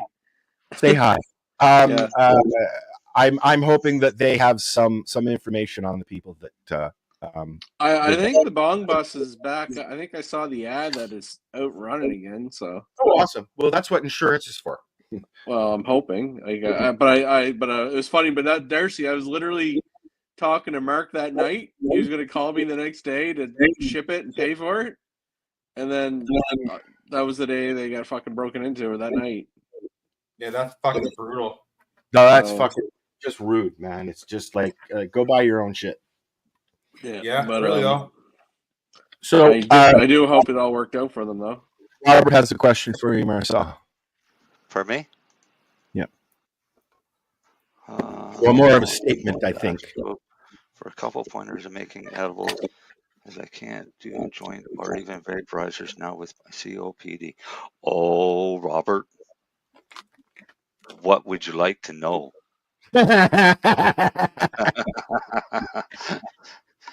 And I'll post you my rates later. While we're waiting for Robert to reply, Darcy, you have a question. I do have a quick question. I'm gonna run out here in 2 minutes and start that grow segment because it's gonna start getting dark here quick. Yeah, okay, why aren't you outside? Yes, because I had to roll two blunts. See, well, blunt out. Get out. Get out there. Get out. There. Now I can go. All right, I'm on mute this one. What's that plant? Kush mints, and then that's Dale's monstrosity behind it. Yeah. That's what I'm going to name those things. And that's Dale's monstrosities. What? Dale's monstrosity? And I'll show you the other ones if you get outside. But I'm going to. Yeah, hurry up. Get out there. Mine are getting really tall, but they're thin. Play his song. Hmm? Play his song. Oh, okay. Keep rolling. Keep rolling. That's not the song. Are you looking for non-stop, continuous cannabis and psychedelic programming? If you are, then turn your browsers to 420radio.ca or paceradio.net, where you will find the 420 Pace re-rolled Saturday. Everything gets started at 8 a.m. Eastern Saturday morning. This is how we grow the weed.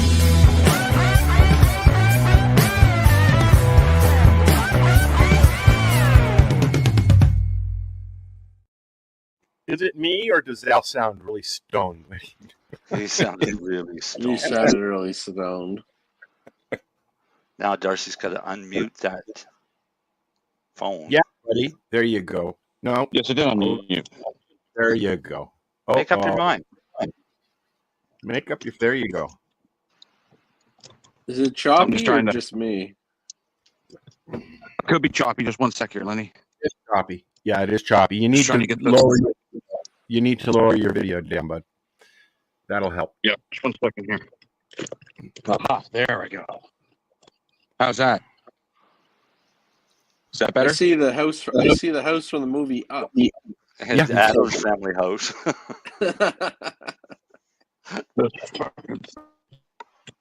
Now I wish. Yep. All right. I'm gonna get over on this side. Just going this. You still have to drop the video down, buddy. Other you're gonna be like really broken up and shit. Okay, 1 second. I'm waiting for him to run into the tripod and knock it down. For No, those it's on who my lap. don't, Darcy is in a wheelchair. He is Nope. not a quad, right? What is it? Paraplegic. He's Paraplegic. mentally. Oh my God, Darcy! So is Mary Jane, apparently. It's nice, we're doing a show when everybody just leaves. Not me. I'm still here, man. Fucking professionals. That's what we are. I'm only here because I ate the fish. I'm just trying to make it. I'm just trying to make it 40 minutes. I'm tired. It's a 2-hour show, not 40 minutes, buddy. I know. I'm sorry. I've been in the sun all day. Oh, look who's back. Sorry about that. No, you're not. You're sorry you wouldn't have done it twice. Who's sorry, man? Darcy. Yeah, I'm here. Videos work better. So, Darcy, what are you going to do out there? Well, I'm going to show you that in here.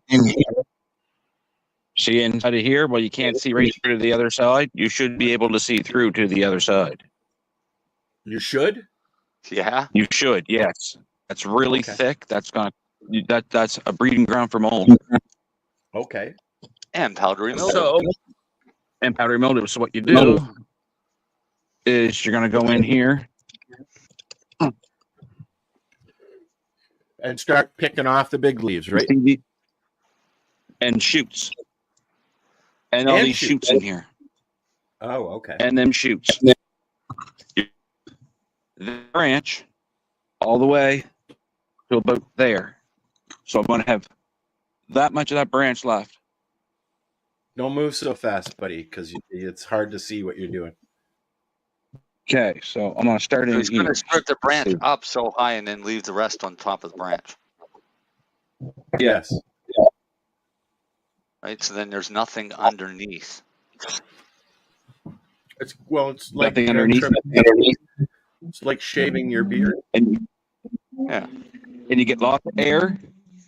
And right now, when it comes to this, you're growing bud, not leaf, as I always like to say. So you don't need all this leaf in there, because it's just going to give you a lot of hindrance here in a bit. Now, usually I don't throw it on the ground in front of me, but I don't have a bucket right beside me at the moment, so I will pick this up. It will not stay on the ground. You don't leave any clippings inside because it'll go moldy, right? Well, you can start mold that way, yeah. But this is that. This is the purple satellite mother of berry I got from our friend, and I got it in June 1st. I think right around the first week of June, second week of June. And the thing is massive. It's just there's the top. It's just buds everywhere on those plants. So by going in and taking out those small, but going in and taking out the smaller branches and all the lower stuff, even small buds that are growing down low, allows buds to grow bigger up above where you actually want them. Not using up water and nutrients when it's going through the plant. Well, you're not putting all that energy in flowers. Energy into growing the small, tiny little buds that are under a canopy. Okay. Now, if you're a person, now the proper way to do this is to have a pair of snips, but I got really long fingernails right now, so it snips them off, it breaks them off perfectly and flush, but my fingers are getting super sticky, so I wish I had a pair of gloves on. The older I get, the worse I don't like resin on my hands. I don't like it. I mean, it's good for them, but Clippy. Okay. Snippy. So go down inside of here, And if you look up through, you want to be able to see all the way up through there, and you can't. Okay. Right? But It doesn't so take that long to do it, eh? oh, this plant will take me hours to do. Like with 2 or 3 hours right here, and just with this one plant. Oh wow. Oh yeah, because you'll go around and pick all the big leaf off, so I can see in, and then I'll go around and pick all that stuff in on the inside off. So next time I go in to the greenhouse, I should take all the big leaves out, which I've already been doing. Right. Yeah. Usually, what I tell people is, you want a few. You need a few of the bigger fan leaves because that's those solar panels. So I don't want to pick them all off, but autumn darts. So for example, like this is one of my Kush mint. Nice. And it's the same. I picked this. What day were you down, Marcel? Monday? This you could see right through this plant on Monday. Now you can't see through it anymore. And I'll just go around and keep picking all of this bigger leaf and then going down in here and getting these first sets of nodes that are starting in the crutches, get them out of there. I usually like to go 1, 2, 3. Then 3, and that's it. Everything else down there, get rid of. Now, is it too late to take these and put them in somewhere in some dirt, or just let them go? No, you're doing your indoors, so you can use them as clones for your inside. Okay. You can do that until it starts flowering, right? Yeah, well, if you want to take the time and re-veg them, you can do it right up until you get ready to cut the plant down. Really? Some people do that because they realize, oh shit, I don't want to lose that genetic, and does it downgrade because the they plant? figured it might not have been a good one. No. No. You're just starting the plant over again and turning it into a mother. Well, I'll learn how to do that next round. Right now, I just want to get you know what I mean, Vern? See how Darcy has no leaves or anything on his lap? He's not doing this very well. Yeah. Because But if then you there's do this just right, Kush you mint. should be covered with leaves. So that's while good. we're watching Stay with Darcy, while we're watching Darcy prune, See down in there, like that's thick. I still got no hairs or balls downstairs. These are pushing hairs now. How is that even real? What's that got to do with cannabis? That sounds like a fucking personal problem, man. I'm wondering if I should snip the top off. Why Because not? it's getting real tall. Oh, well, go ahead. You can cut them back. Can I put them in the ground, or will they be too? Will the 1,000 watts be too much for them? Can I Put just them outside. Yeah. Put it outside. The whole idea with leaving them inside was just not to mix and mingle until I know what's what, right? Put it outside. You'll know within a few days. I might as well just take the whole fucking plant out. That's what I Okay, said. so here's something that people should know. If I've got males and if I've got plants in there and one goes male and I know that the others are female because they're feminized, how long do I have before the male will corrupt the female? About 2 to 3 days. That's it. Yep. Really? Because as soon as that little male flower opens, pollen's released. Even though they get the sacs just sit there. Yeah. Why But does that surprise you? I work It fast. grows a lot of those little flowers. Oh, I know. They I'm threw going to up show all you, Al. down plants last year. Yeah. Yeah, Al. Yes. I'm going to do something here because I was looking today. I killed 2 males the other day. Oh, did you? And I got looking here today, and I'm going to show you something. I'm going to show you how easy it is to accidentally seed your crop when you thought a male was dead. And this is why I'm keeping this one inside until I know for sure it's a female. See this Killed male two right here? See this male? Yeah. Okay, watch this. Look down in there. Look at all that nice. Look at that little bit of green down in there. He just pollinated That- it. It's just barely starting to grow. But that right there, Val, that's how easy it is to seed your crop by accident. But that's not going to corrupt. No, that won't now because it's out and it's dead. That won't get a chance to grow a ball, but that was starting to grow another shoot again to produce a male flower. Okay. Hey, I got this is a strand. This is a strand from Ontario. How would you properly dispose of a male then? Well, You don't want to best way to do it agitate is it. garbage bag them and I like to paper bag them and compost them. I was So gonna you just thought like put a bag over his head? I was gonna thought you just delivered the Marcel's. Yeah, bring them to me. And this is a skunk 11. That's a big plant. I like that skunk 11. They're a funky looking Christmas tree shaped plant, man. Mm-hmm. But Your this one here, tripod is right to your. Not mine. Mine. No, I got a Yeah, shrunk up sitting on my lap. Oh, okay. I thought Al got a tripod like a phone holder that clips onto an umbrella, so that when we're doing events and when it's raining, he can be under the umbrella and still get footage. Question. That's my Durban poison right here. Question. What? Am I the only one that is hearing Al all like crackly and Yep. But I'm up. No, I'm I'm back here in the hearing house it now. So 1 second. so there's something wrong with Al's camera or Al's mic.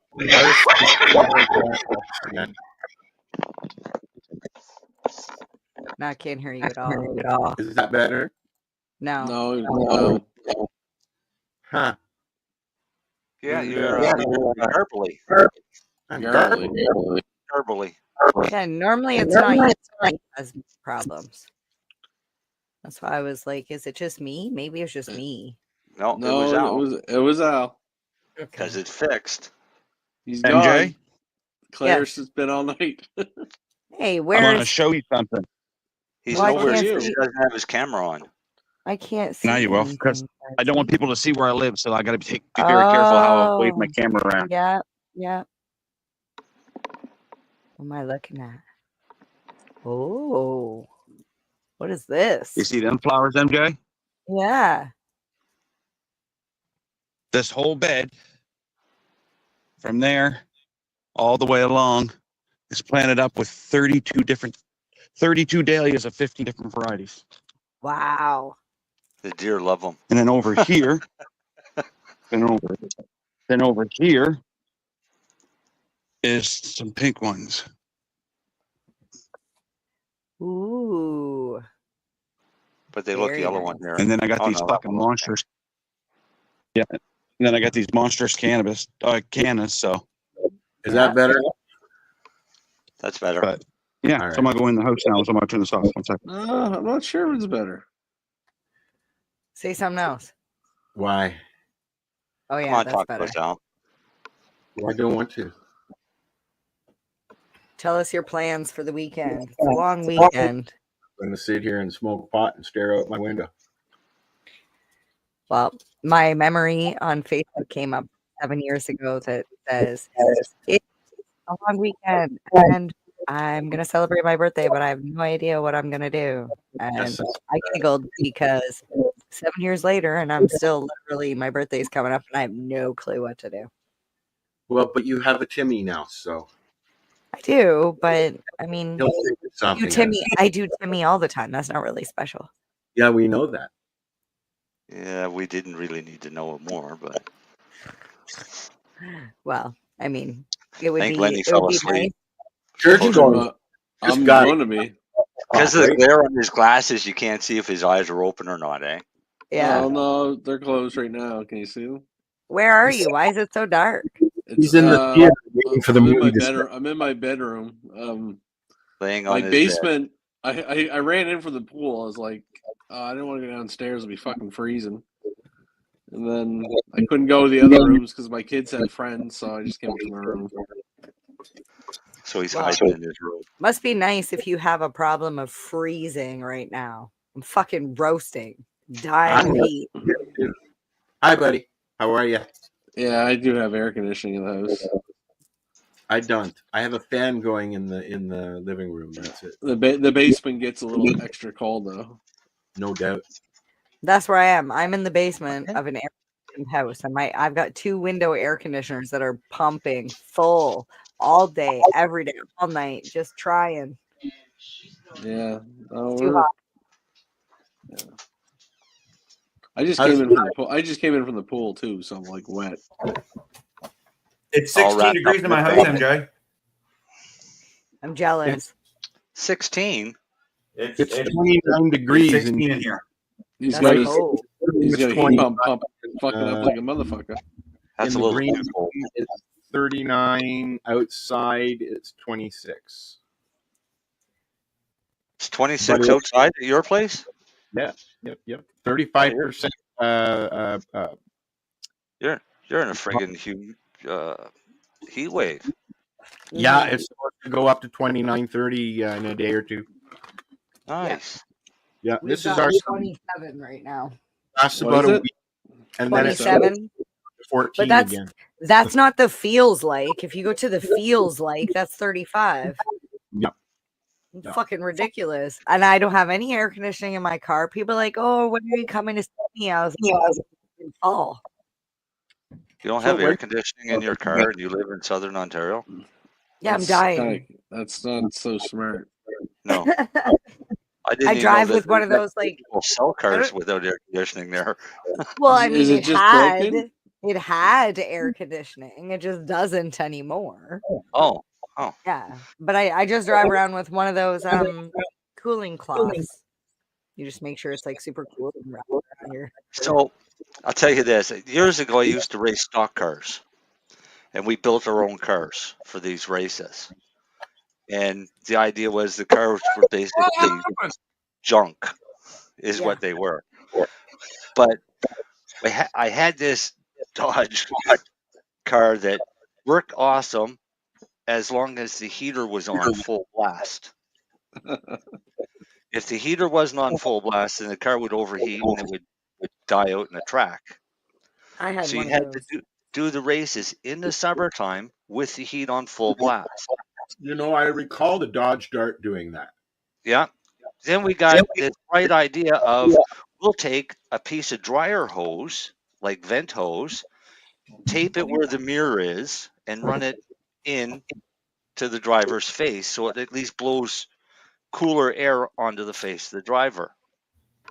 Great idea. Get it all together, get on the track, we take off. Guy in front of me goes low, hits the gravel, a rock comes up into the tube and right into my mouth. Split my lip wide open and everything. So You didn't as put soon a as screen on it. as soon as we were in a hurry. So as soon as the race finished, pull into the pits. I get out, blood pumping all over my face. My brother-in-law is there. He says, "Oh, yeah, maybe we should cover that." So he walks over. He grabs me. He said, "Ask for some ice for your face at the canteen." So they turn around to go get ice. While they're doing that, he cut the screen out of their window and left. Go back to the car. Screen's all on it. I got some ice for my face, and I'm ready for the next race. You do what you got to, man. Yeah. I gotta close the door. You got something And new it for you to sucks try, when it Lenny, when starts I to get it. rain too. Pardon me? What's that, Darcy? I said I got something new for you to try once Marcel drops it off. If you don't eat it all. What is it?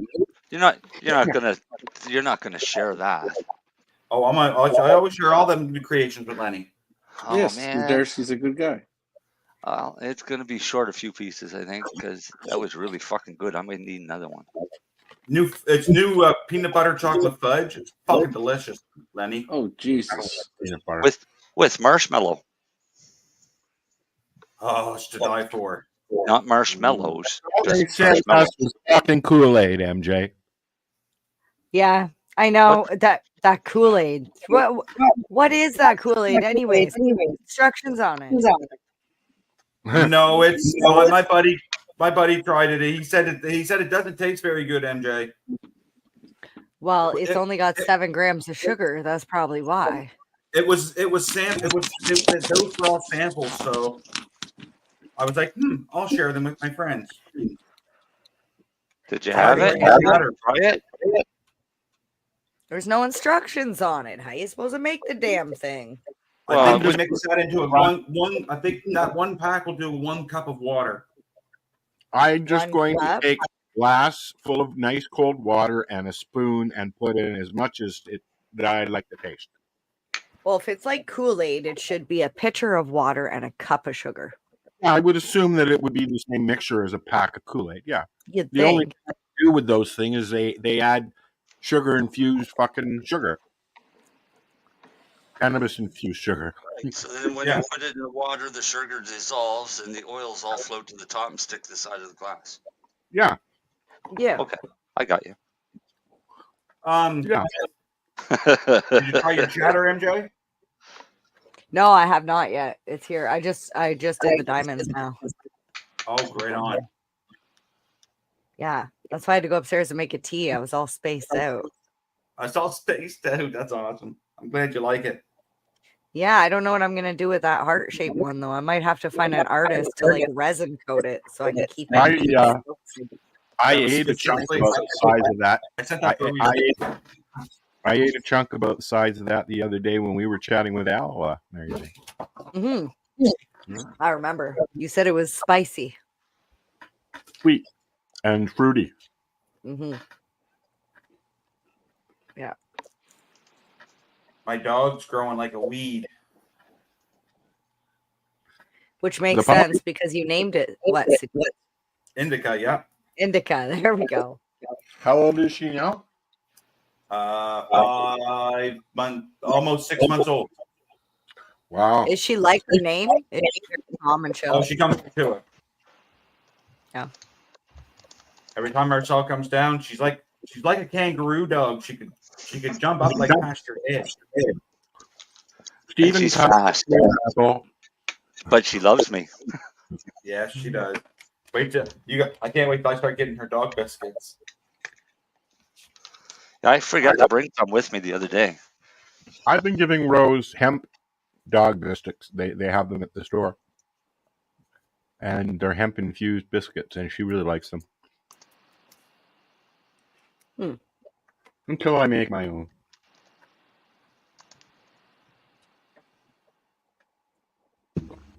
So this weekend in Hamilton is David Wilcox and War at the Friendship Festival. I wish I could go.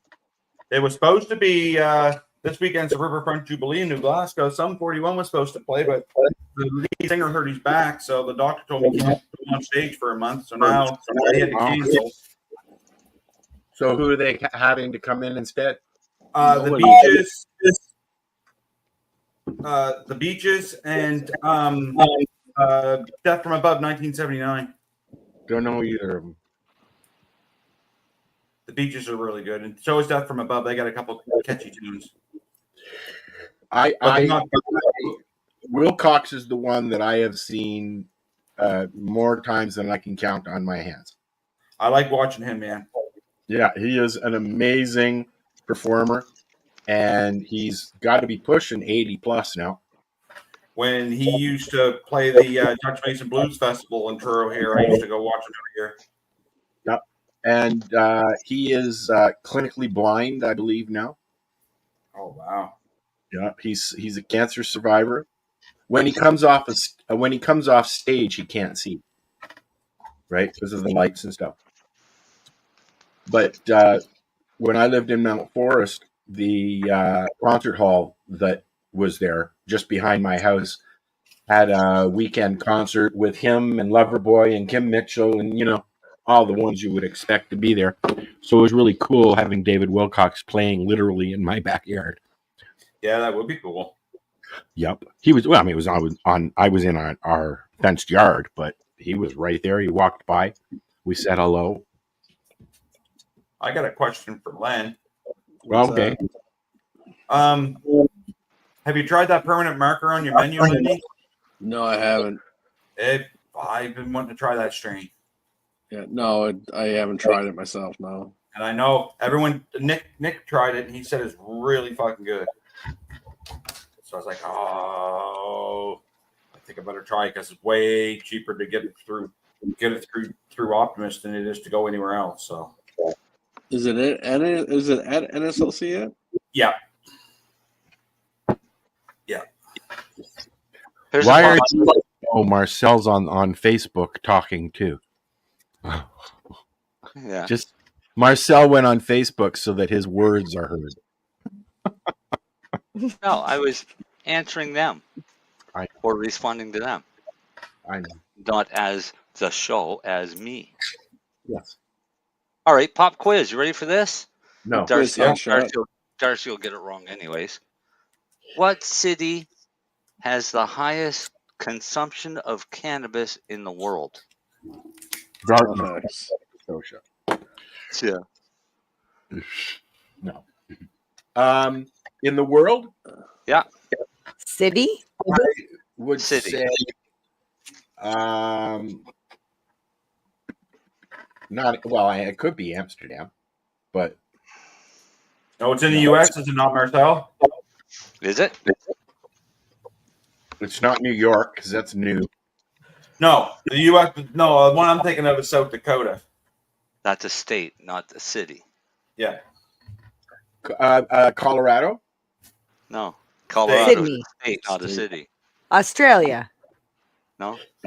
That's a. Oh wait, that's not a Australia city. is a continent. Sydney. Sydney. Yeah, No. it's Disney World. No. You said it earlier, but then you said no, it wasn't. New York. New York. Is it? New York City has the highest consumption of cannabis in the world. Really? How many And people has recreational is very new, only within the last couple of years. Yeah. So that's actually strange. They've gone from absolutely no to the highest consumption. To level. absolutely yes. 62.5 metric tons. Holy. But that's divided amongst 8.336 million people in 2022. Doesn't matter. It's still 62 Going after the and a stats. half metric tons. Still a lot of weed. Wow. Or about 140,000 pounds Where's Toronto on that list? in a It's gotta year. be- It doesn't give the whole list. It just tells me that. Is there a list on somewhere we can look? Let me go and find. All right. Search.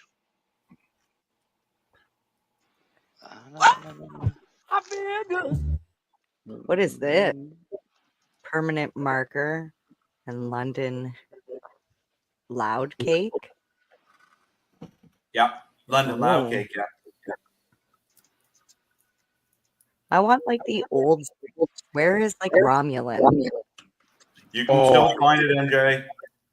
Where What? I want love- some good Romulan. Give me some Violator Kush. Give me some Cinderella 99. You know what I please. got? I was sick and tired of the same old thing from the legal store, so I got some sometimes purple Kush. I just went for something I'm old. smoking on alien rocket fuel. Oh, I wish you could smell this jar, MJ. You'd fall right in love with it. I wish I could see it, but your camera's off. Oh, here. I just do that because it makes my bandwidth and here. Oh, okay. Mm. Per capita It looks- list is a it looks different number, delicious. though.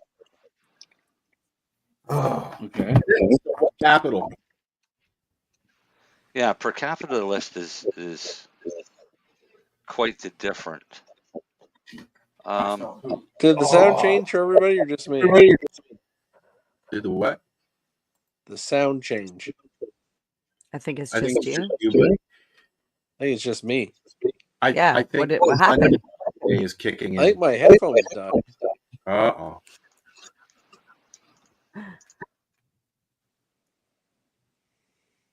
Or maybe you're just dreaming. Oh, I'm fucking tired. I'm not gonna last much longer. Eat some sugar.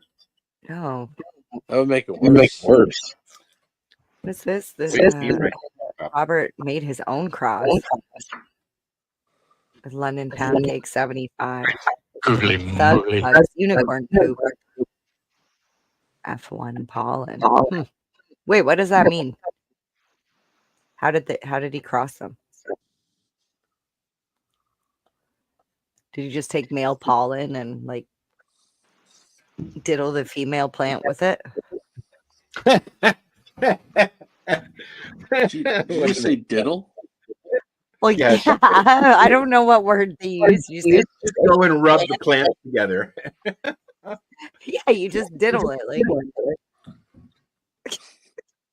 Hey, what happened? It'd be like My headphones disconnected from the Bluetooth. it'll be like Oh, sexy Okay. Like, or do you just like rub the male plant against the female plant, or like how's this process? Oh, sexy girlfriend. I have no idea what you guys are doing. That's just it's just Al playing with all the sound effect buttons instead of answering me. I don't know. I'm waiting for somebody who knows to answer. My guess is you guys always talk about how careful you have to be with killing male plants. Is that all you have to do is introduce a small amount of pollen anywhere around a female plant, and that they're so fertile that you can like, you know.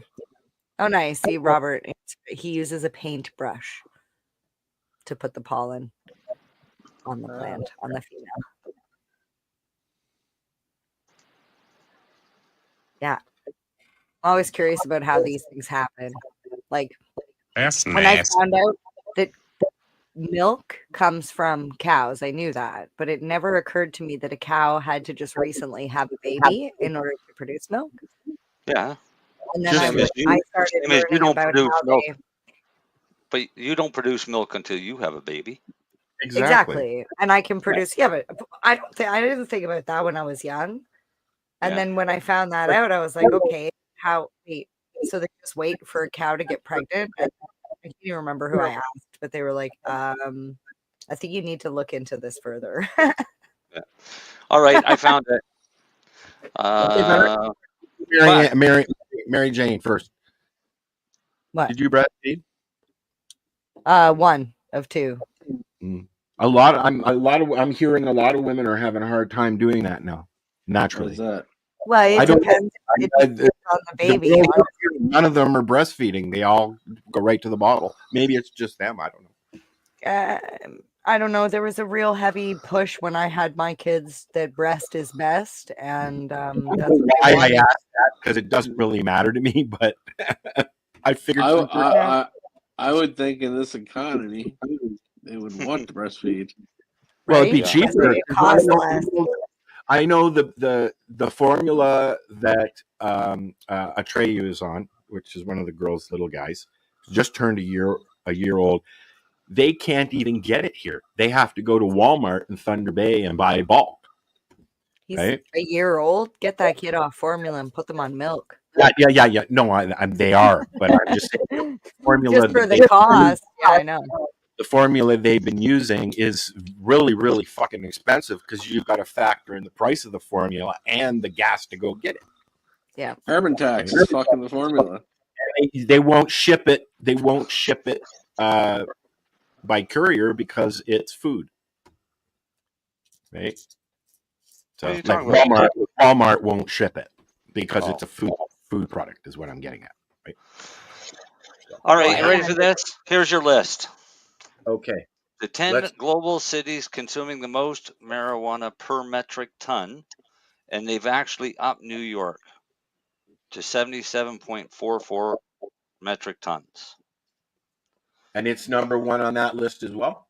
Number 1 on that list as well. The next one is Karachi, Pakistan at 41.95. Really? Yo, wait till you hear something. I want to know what kind of weed they're smoking over there. I just want to say you just wait. I want some of that. You hear? Well, I mean, that would also include Pakistani critical hash. kush. Yeah. Probably some really good indicas. All right, number 3 on the list is New Delhi, India, at 38.26 tons. Okay, now this is surprising because the gentleman that I just had as a guest for the last 2 nights is from India, and cannabis is like shunned and banned, and you'll get shot and pissed on if you use it there. So how is that the case? You haven't heard anything yet. Wait till I go through this list, Al. Okay, keep Hey, going. Al. Plus, No, they that was smoke New a lot of Delhi. hash too. Yeah, fair enough. Fair enough. New Delhi is number 3. Number 4 is Los Angeles at 36.606 tons. Number Well, 5. that makes sense. Number 5, Cairo, Egypt. That makes sense as well because they've got a lot of hash there. 32.59. Wow. Number 6, Mumbai, India. Really? I thought it was illegal there. 32.38. Huh. Number 7, also an illegal country, London, United Kingdom, 31.4. Wow.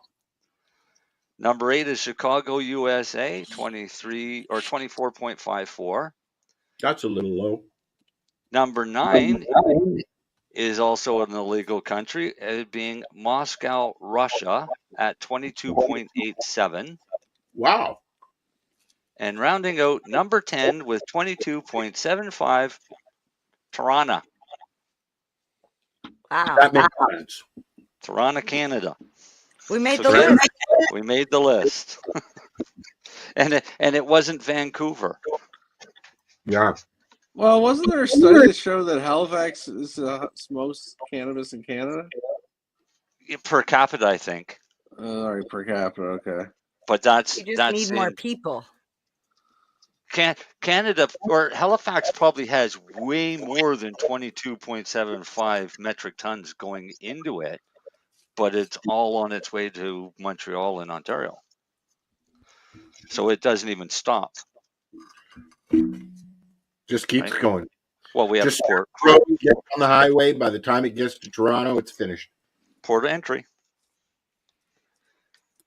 Years ago, it used to stop, and that's why we had such amazing hash. Well, But now that's it doesn't really stop. that list is very interesting to me because 7 of 10 of those were illegal. Yeah. Places that were illegal. Yeah. Just India interesting. shocked me, especially after the conversation I just had with my guest.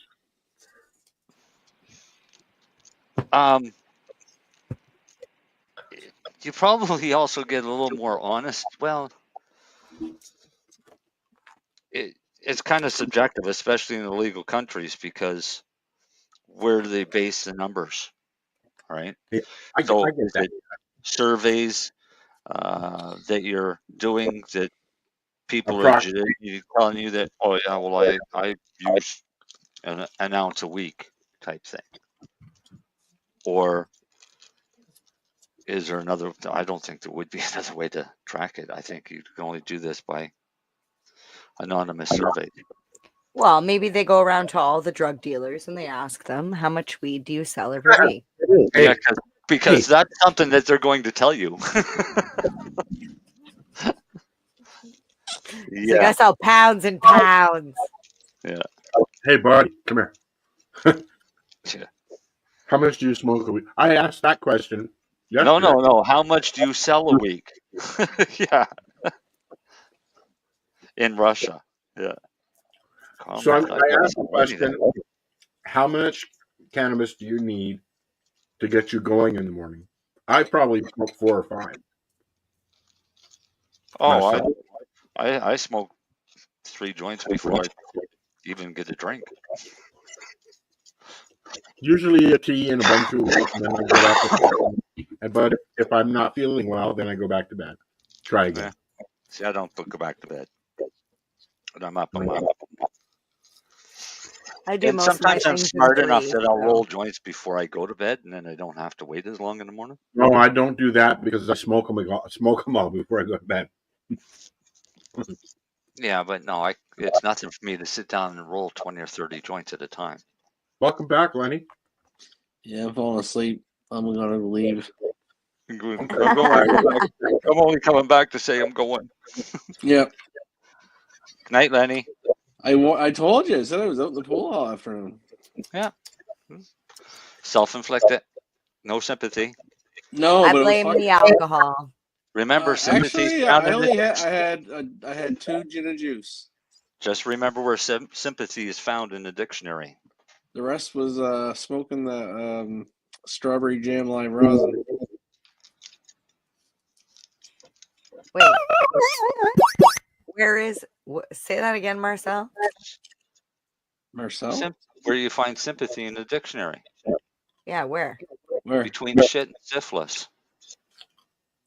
I don't have either. I'm not either of those. Welcome to you new listeners.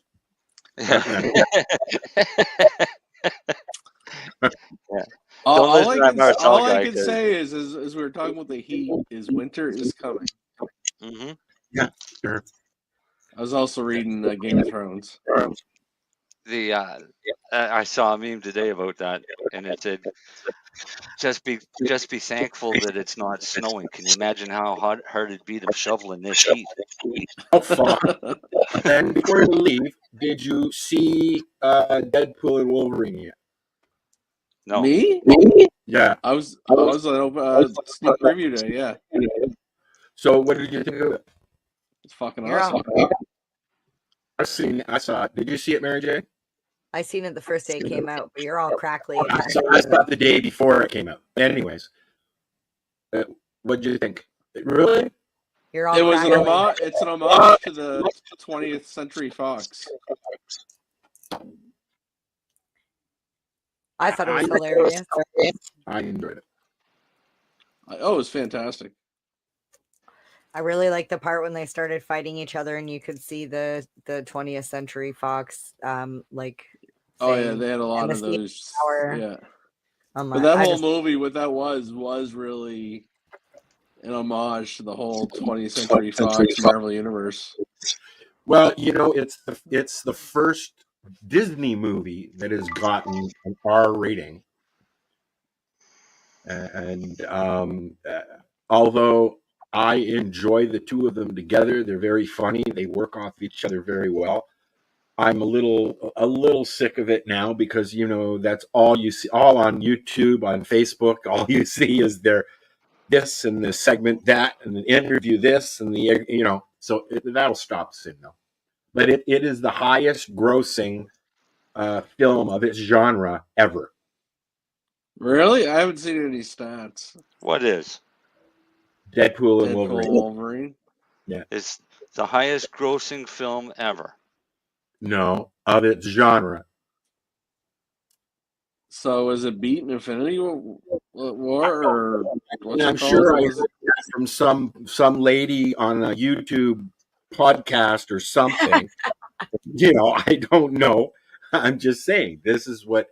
No, I read something on TMZ about it. It's doing very well. I knew it was going to make a shit ton because it's like the first good movie that's been out in a long time. Of that genre. All right. First good movie out in a long time. I'm looking forward to Alien Romulus. What is that genre that you would call that? I don't know. Comedy, action comedy, insulting. Superhero? What? Superhero films? I tell you, you know, I wasn't.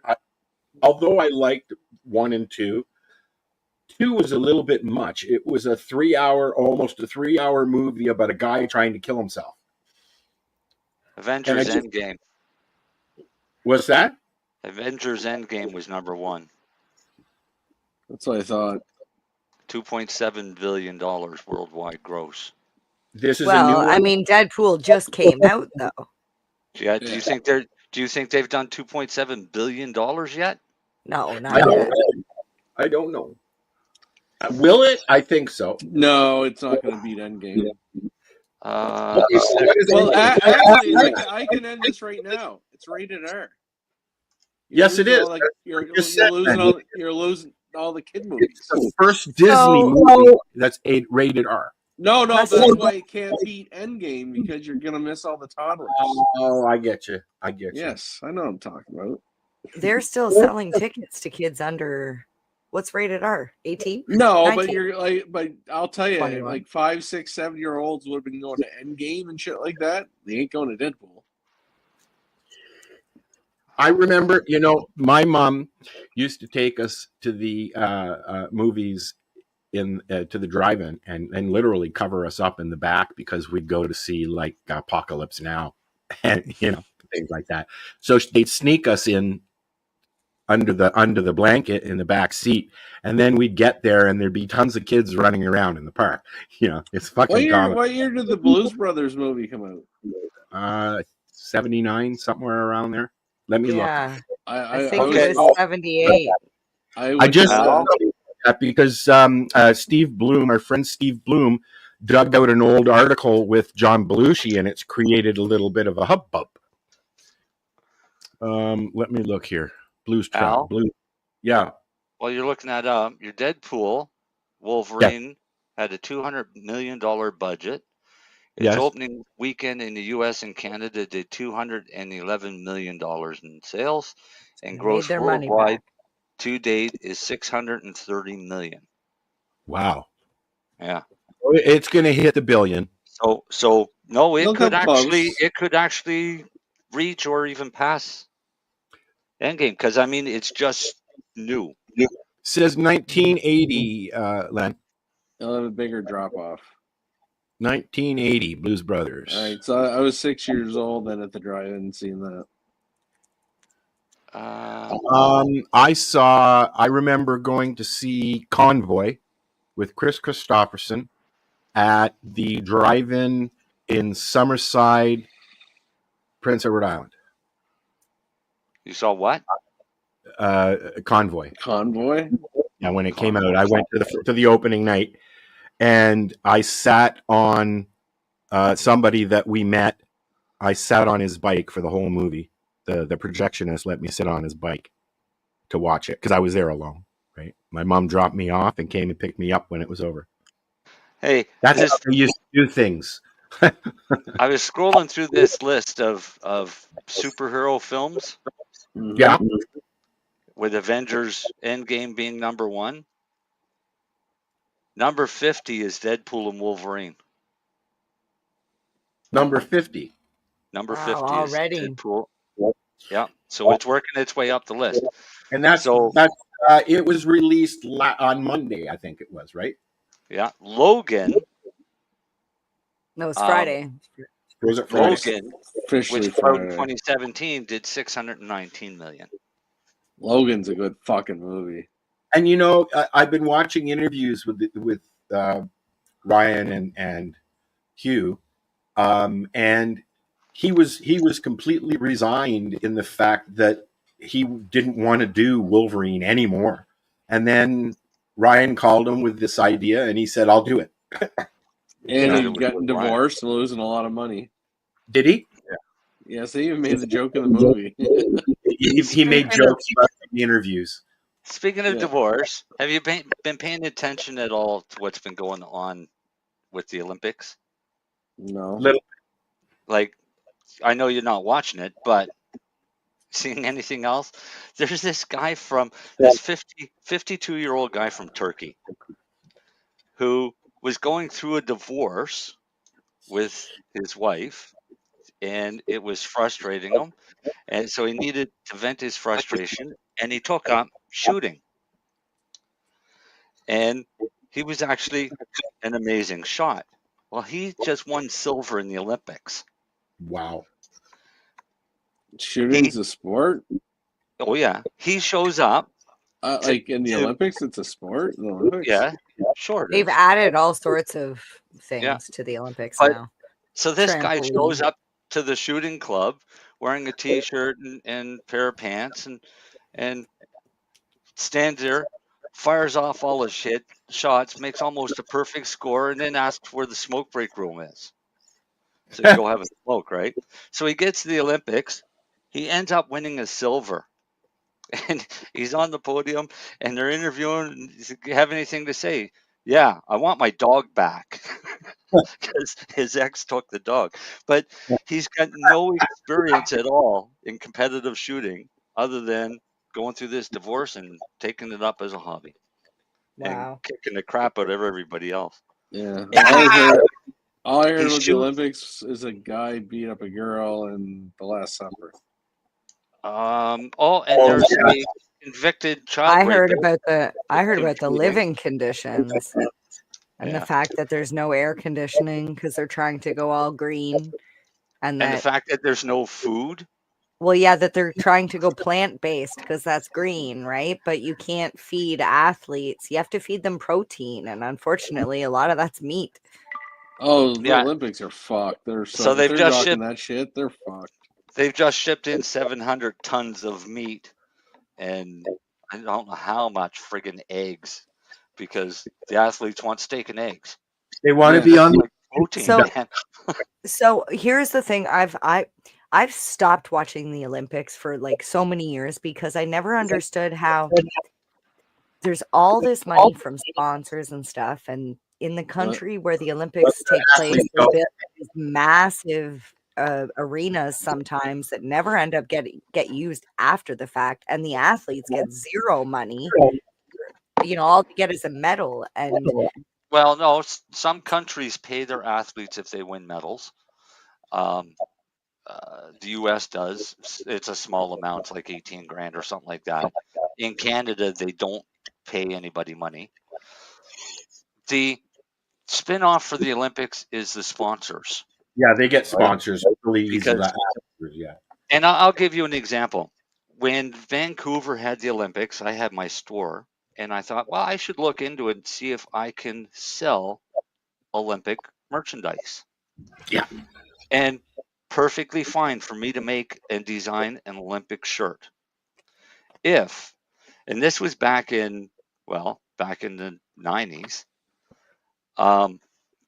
For me to do it, I had to pay a $25,000 upfront licensing agreement and another $50,000 when I start production, as well as supply them 15% of my sales. wow. So I made my own non-Olympic shirts and sold a shit ton of them. But just to have that authorized or registered trademark of the Olympics, it would have kicked the crap out of $100,000. I never liked the Olympics. It's a bunch of sports I don't care about and a bunch of people I've never heard of. So I like watching the tennis. The shooting's okay. I don't but watch tennis. I'm more of a Winter Olympics person to I was watch. just going to say, I prefer the Winter Olympics. I like the watch hockey. the I like to well, play I don't hockey even a like lot. the hockey anymore. It's bullshit. Well, hockey's more it fast-paced. got to be bullshit when they started letting the NHL players come in and play. I liked it when it was amateur. Mhm. That always sparks me as being silly. And now they're fighting about the transgender athletes. Yeah, I Oh, did hear about the. Well, I have that's issues with that, and here's what it boils down to. there are no issues. It's a dude beating up a former dude, physically, genetically beating up a woman. But now they're saying that she's actually a woman from Algeria. Well, if it was a woman. Because Good, congrats. they wouldn't have anything. But the issue is the boxing federation banned her from boxing in the federation because when they did genetic testing, she tested as a male, not as a female. The Olympics allow her because it goes by whatever sex it states on the passport. And her passport states she's a female. But chromosome-wise, she's a male. And she's built like a male. Well, because the chromosomes kicking out testosterone, so it's a male. Right. So I don't care. I don't care. To me, when it comes down to a genetic difference, that to me is definitive proof between a male and a female. Yes. right? Nobody can define what a female is. And they won't. Like, politicians will not define what a female is because politicians are fucking retarded because they think they all need to be this bullshit woke thing. Welcome to the 420 radio show where we don't talk about politics, religion, or Retarded Music. things. Well, technically, we're talking about the Olympics, and the Olympics are the one that chose to talk about weird political shit. Fair enough. Yeah. I mean, there's lots of arguments going on about the Olympics, especially with the opening ceremony. It's blasphemy, yada, yada, yada. I The watched response it and I is, didn't get it it until I wasn't heard a depiction of the Last Supper. It was a depiction of a feast of Dionysus. Oh, listen, Which listen. you can play it whatever you They want. can say but whatever you want. They knew that was gonna look like the Last Supper. Piss they did. people Even off. I said that looks like the Last Supper. But that's what I'm saying. I don't give a fuck about it. But don't pretend that you're gonna put that fucking image up there. And that's got nothing to do with the Last Supper. Go fuck yourself. But take that argument as it is. That's their statement. Is it was the feast of Dionysus? Then why did they have the pale rider on the horse? I don't even care. I'm just saying. Hey, that was one of the horses of the apocalypse. Exactly. They knew. No, but they knew the average Christian person is going to interpret that So just putting it on there, they just knew. I don't even give a fuck that they did it. But don't pretend that, we didn't think it's got nothing to do with the Last Supper. Fuck off. Yeah. Like, come on. We didn't want to offend you. I watched the Da Vinci Code. That fucking thing exactly looked like that fucking movie. The first time I saw that was, a very pungent movie. What's that? Da Vinci Code. It was a great fucking movie. Oh, no. It was a great movie, but it was strong.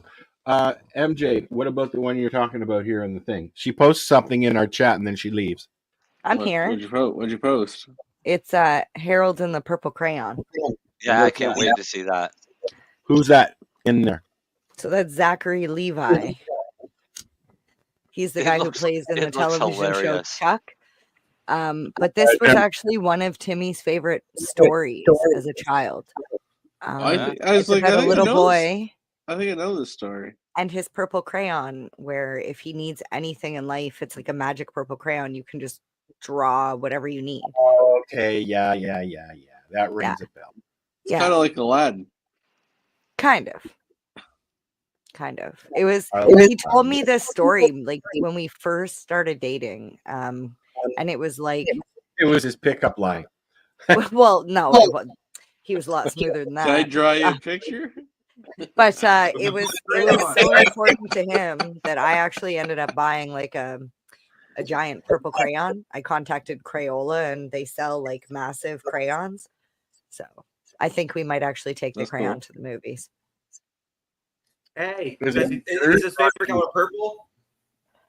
No. Oh, damn. That'd have been awesome if it was. Why? Is that yours? No, mine's blue. Oh. Blue and green. Okay. It's hard to pick from blue or green. That's funny. I think people expect me to say pink, but I actually hated pink all my life. I like pink. I don't mind getting pink.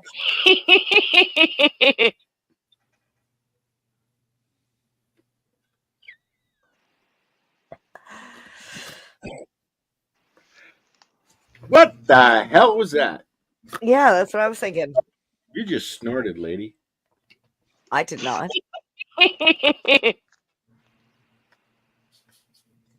Anyways, I was looking for cannabis thing here. Shh. Yes, you were. Yeah, did we talk about What do any you of got in your those? pocket there, Dale? Do you got drugs in your pocket? He has his Social hand in his impact of pocket. cannabis legalization. Oh, it's your hand, not drugs. All right, let's go and see what this is. This is an up and coming cannabis tourism destination. Al's place. Where is this? My backyard? Oh, it's not loaded yet. It's taking forever.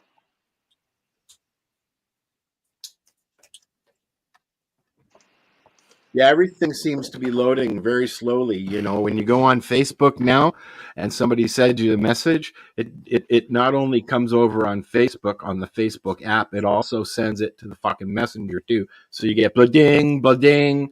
Fix it, Facebook. Come on, fix it. Fuck's sakes. Fuck Facebook. Yeah, fucking Facebook. First world problems. We just got cut off.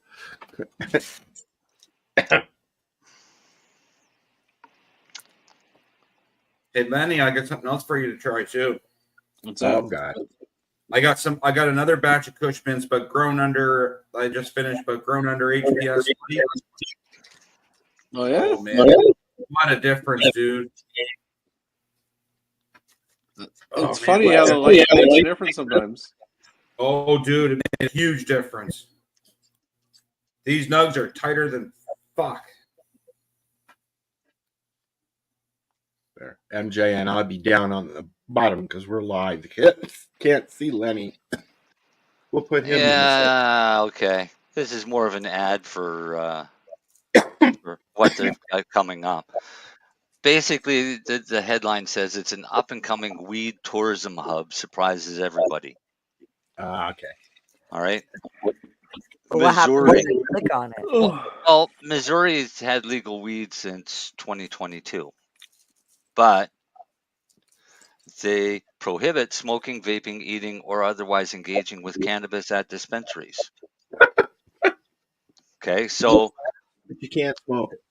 Well, yeah, that's like here. you can use it, but you can't use it in public. Yeah, you have to go home. You No, got I don't. home. Or you can go to the new upcoming event that's called the Barbecue Blues Music Festival. And they're allowing cannabis? It's a Buds, Blues, and Barbecue is a festival for the senses that will showcase the greatest pit masters alongside live music and cannabis activations. Activations. Yeah. I think it's supposed to be activists. The No. festival comes No, to it's activation. comes to Columbia, Missouri, September 13th to 14th.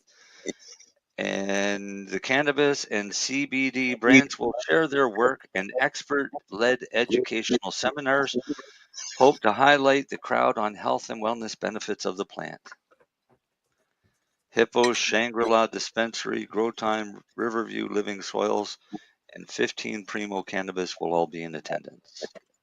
Well, that sounds like a good place to go. Unfortunately, they're not doing Hempfest again this year.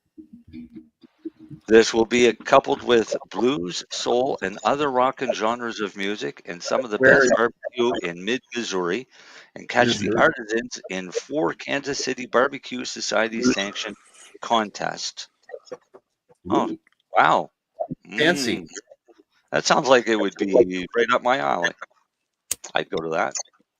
Rib Fest is in here this weekend, Marcel. It stops tomorrow. Yeah, I'm going to pass on Rib Fest. Mary Jane, have you been to the Rib Fest that they do in Scarborough? You know what? I was looking for, like I said, it's my birthday weekend. I'm looking for something to do. You know, every single city, town, whatever has Rib Fest this weekend. Except for Toronto. Every there's there's one in Hamilton, there's one in Belleville, there's one I checked every city that I could think of going to, and they have a Rib Fest. Even Toronto? Better. Probably even Toronto. I know I've been to the one that they have behind Toronto. There'll be vegan ribs. In Eglinton and Vic Park there. Plant-based ribs. You know what? I've been. My sister and I went for a few times, and the brisket's fucking awesome. But I'm not crazy about the barbecue sauce. I'm not a big barbecue sauce fan, eh? I don't put barbecue sauce on my brisket. Rib Fest is the best because you can go to the.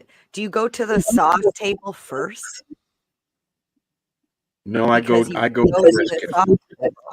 And Brisket taste and all the different taters. sauces on sticks. No. Oh yeah, and then when you find out which barbecue sauce you like, then you go to that vendor. Give me my cow. I want to go home and eat it with some au jus. That's all I want. Now I'm hungry. Thanks. I'm not a rib fest person, so there's no rib fest for me this weekend. Well, I'm making beef ribs this weekend. I don't do ribs. I like brisket, and you can get that at Ribs the are barbecue. good. I don't like ribs at all. I don't do bones. Brisket's good. Oh yeah. I'll be doing cupcakes. Bones are in good. the casino. Cupcakes are good. Lenny's pulled What? pork is delicious. What's that? Your pulled pork is delicious. I'm doing one of those this weekend too. Yeah, whatever you cooked on there last week was fucking looked delicious too, Lenny. Was that my brisket? I think it was your brisket. I was No, talking to no. another Brisket was 2 weeks ago. This past week was prime rib. Yeah. Well, I was talking to another friend of ours the other day, and he goes, "Oh, well, if you were stopping down a little later on in the afternoon, I have a 20-pound brisket on the barbecue. It's been there for 2 days, and you know who I'm talking about." Oh yeah. And That fucker can cook, man. so I was so upset that I fucking went down early and not later. Yeah. No. He's an excellent cook. I keep seeing your briskets that you put on your page, Len, and Yep. fuck you. That's all I got to say is fuck you. Yeah, it's like barbecuing and smoking is kind of my weekend thing. I actually learned it from Ben Darcy. My barbecue. But Ben got me into it, and I'm hooked on it. My barbecue is dead, and nobody likes smoked stuff up here, and I have no deli in the area.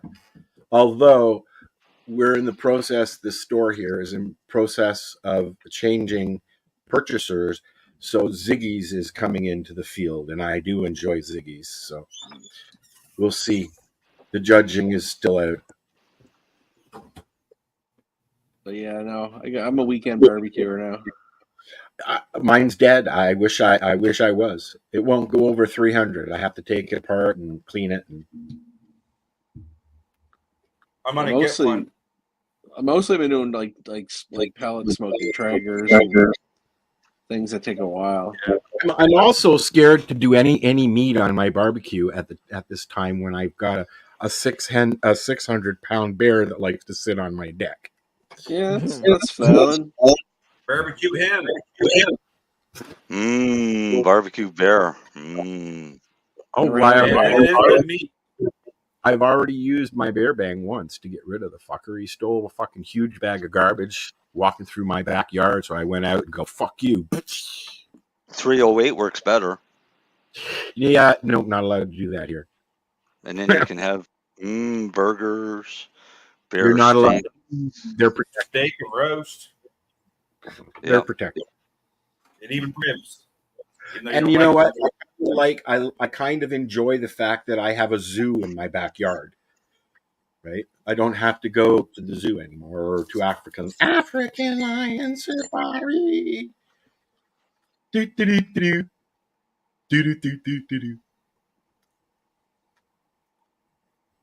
There So, you go. Mary Jane. That's to all my haters. This is all to my haters. Yeah. If you don't like me, breathe in and out because there's nothing else you can do. There you go. In other words, fuck you. Did you are you having any luck making up a Magic Mike commercial yet? I have not had a chance yet because I've been working very diligently on a very large project that Timmy has coming up in the next month. And I can't even announce it, but if you go to the Circuit Comedy page, you will find out. Okay. So my point is, I forgot what I asked you. Commercial. Thank you. Mary Jane has a little business called Magic Mike. If you're in the Belleville, Toronto area and you're looking for a karaoke evening or host. Here, let me do it. Hi, I'm Mary Jane, owner operator of Magic Mike Karaoke. If you live anywhere in the Southern Ontario area and karaoke is a love of yours as it is mine, and you're looking for a host to come out to your party, send me a message. As long as you pay the travel, I'll pretty much go anywhere. Ooh, That's it. that's very suggestive. Hey, you forgot one thing though. What's that? They got to supply joints. Actually, I generally bring my own weed. She has a fucking tickle truck. Yeah, this is my one of them. Yeah, no. When you see her at events these days, she's rolling around a goddamn suitcase. Oh yeah, that's my traveler, like my work one. Mm-hmm. Yeah. It's bigger than my alien. It's one of the criteria for being an influencer. You have to walk around with a big fucking suitcase that only has 3 things in it. Hey, it's got all my stuff. You know, now that I think about what I said, I'm like, I know I said Southern Ontario, but that's not true because if you guys on the East Coast were like, hey, I want to have MJ do a karaoke party, you just pay for my expenses to get me out there and get me home, and I'll come to your party. No, it's funny you said what do you call it, influencer or social media, or I was just listening to the Bill Maher has a podcast, and I was driving to pick up some things today, and I was listening, and it was the Haktua girl. Oh yeah, now she copyrighted that saying. Anyway, it's just funny she was on there with him today. Just how famous apparently she is now. Yeah, she copyrighted the saying now, and now people have to pay her to use it. You clicked the wrong button there, lady. Sorry, I just knew I didn't want to be the vocal anymore. But you see, now I leave it there because you'll change it when you want to change it, because now I know you know how to do it. See? There you go. Yeah, you insisted. Al's been giving me shit for weeks. Log into the account. Just so I can switch the stuff around. But let me say why, though. Because do you know why I don't? Years and years and years, all I hear is, "Oh, sure, Marcel has access, but I don't." Why don't I? Never said that. Oh, sure, you did. What's that, Darcy? Hey, what happened? That What is is that? a 4-piece bathroom set. So a shower curtain, a mat, a toilet seat cover, and a toilet seat mat. I want to get SpongeBob one. The other one I was going to get, they don't make it anymore. Ooh. That's pricey though. I want to get a some photo wallpaper and put it on one wall of the living room of the forest. I'll take the picture and then get the photo wallpaper. Oh yeah. I just took pictures of my plants and made 20 by 30 prints and hang them on my walls. Well, I mean, I'm going to I'm mounting a lot of photos from up here, and so I'm going to start putting them up as I'm it's what I do, kind of sort of. So I figure I might as well put them up, right? Yeah. Grow question for you outdoor growers, since I never really thought about it much before, like powdery mildew. Mm-hmm. Oh, it's too bad. Big risk. Yeah, but like it's obviously big risk. I think it's even probably this time of the year in the fall. Is it the worst? It gets the wetter it gets, the worse it gets. But here's an easy thing to do. If you're worried about powdery mildew, for outdoor growers versus indoor more than anything. I was like, how do you, definitely. Yeah, it's how do you more fight it risk for outdoors? Well, see, you got botrytis and everything else right now floating around in the air. I got plants in my yard right now that are covered in powdery mildew. I went out with a jug of vinegar and sprayed every fucking thing down and killed every other weed in my yard for that reason. So if you go and you look around your yard at any of the broadleaf plants, right? Mm-hmm. Whether it's dandelions or plantain or whatever, they're the ones that are most susceptible to powdery mildew. I'm hoping that I don't have that issue putting. If you start seeing it around your yard, then you start taking precautions for your plants. Well, that's one of the reasons why I put the gardening fabric in the greenhouse. Yeah, exactly. But Right. there's hydroperoxide and baking soda mixture. You can use sulfur, both the powder or even sulfur smoke. Or you could just take your sprinkler every now and then and wash the plants. What? Shower your plants every now and then. That seemed to help too.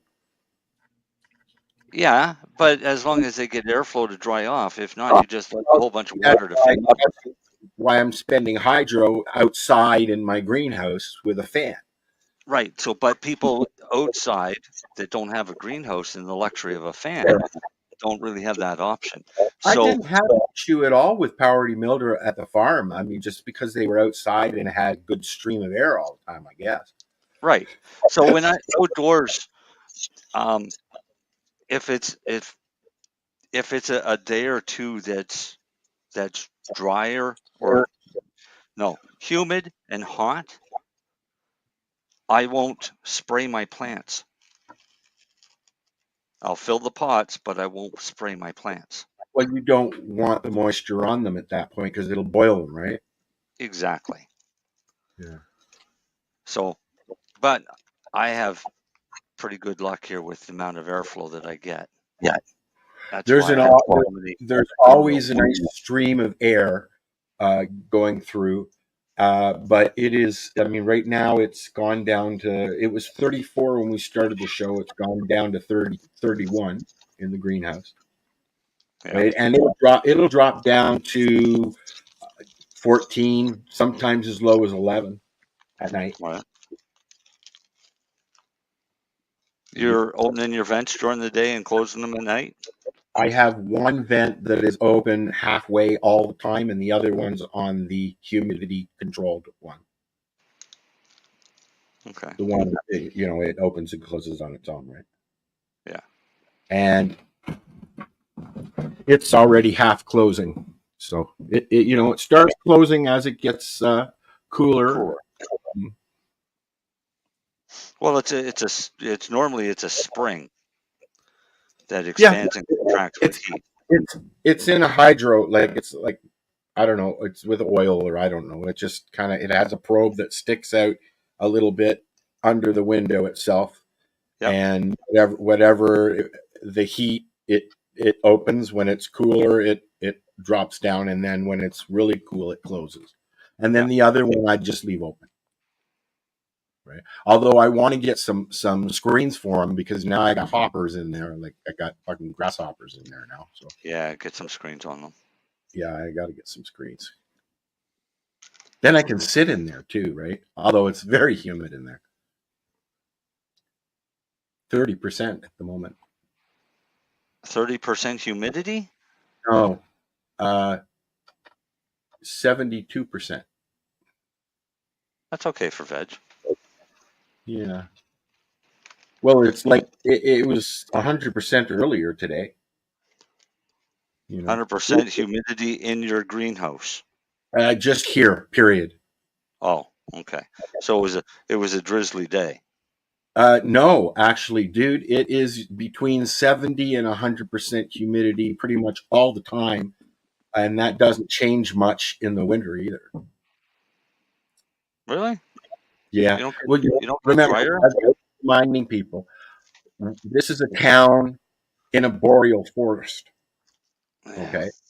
So, and I'm on the edge of a cliff, a mountain, okay, on the edge of Lake Superior, which is very windy, very testy, and the coldest of all the Great Lakes. And they consider it a freshwater ocean because of its size. There's well over 300, maybe even close to 500 shipwrecks in Lake Superior. And there's a song. And there's the End Historian was sung here too, right? Yeah. But the Edmund Fitzgerald is the famous. What's that? I always thought that was in Nova Scotia. What's the one that blew up in Nova Scotia? That was the Montalban and Oh man, you're making me go back to grade Tragically school. Hip wrote a song about it. Halifax explosion. I The gotta go emo, back. wasn't it, Marcel? What? Wasn't it the emo or emo? No. I would remember. I would know the name if I heard it. Montalban was one. I'll tell you.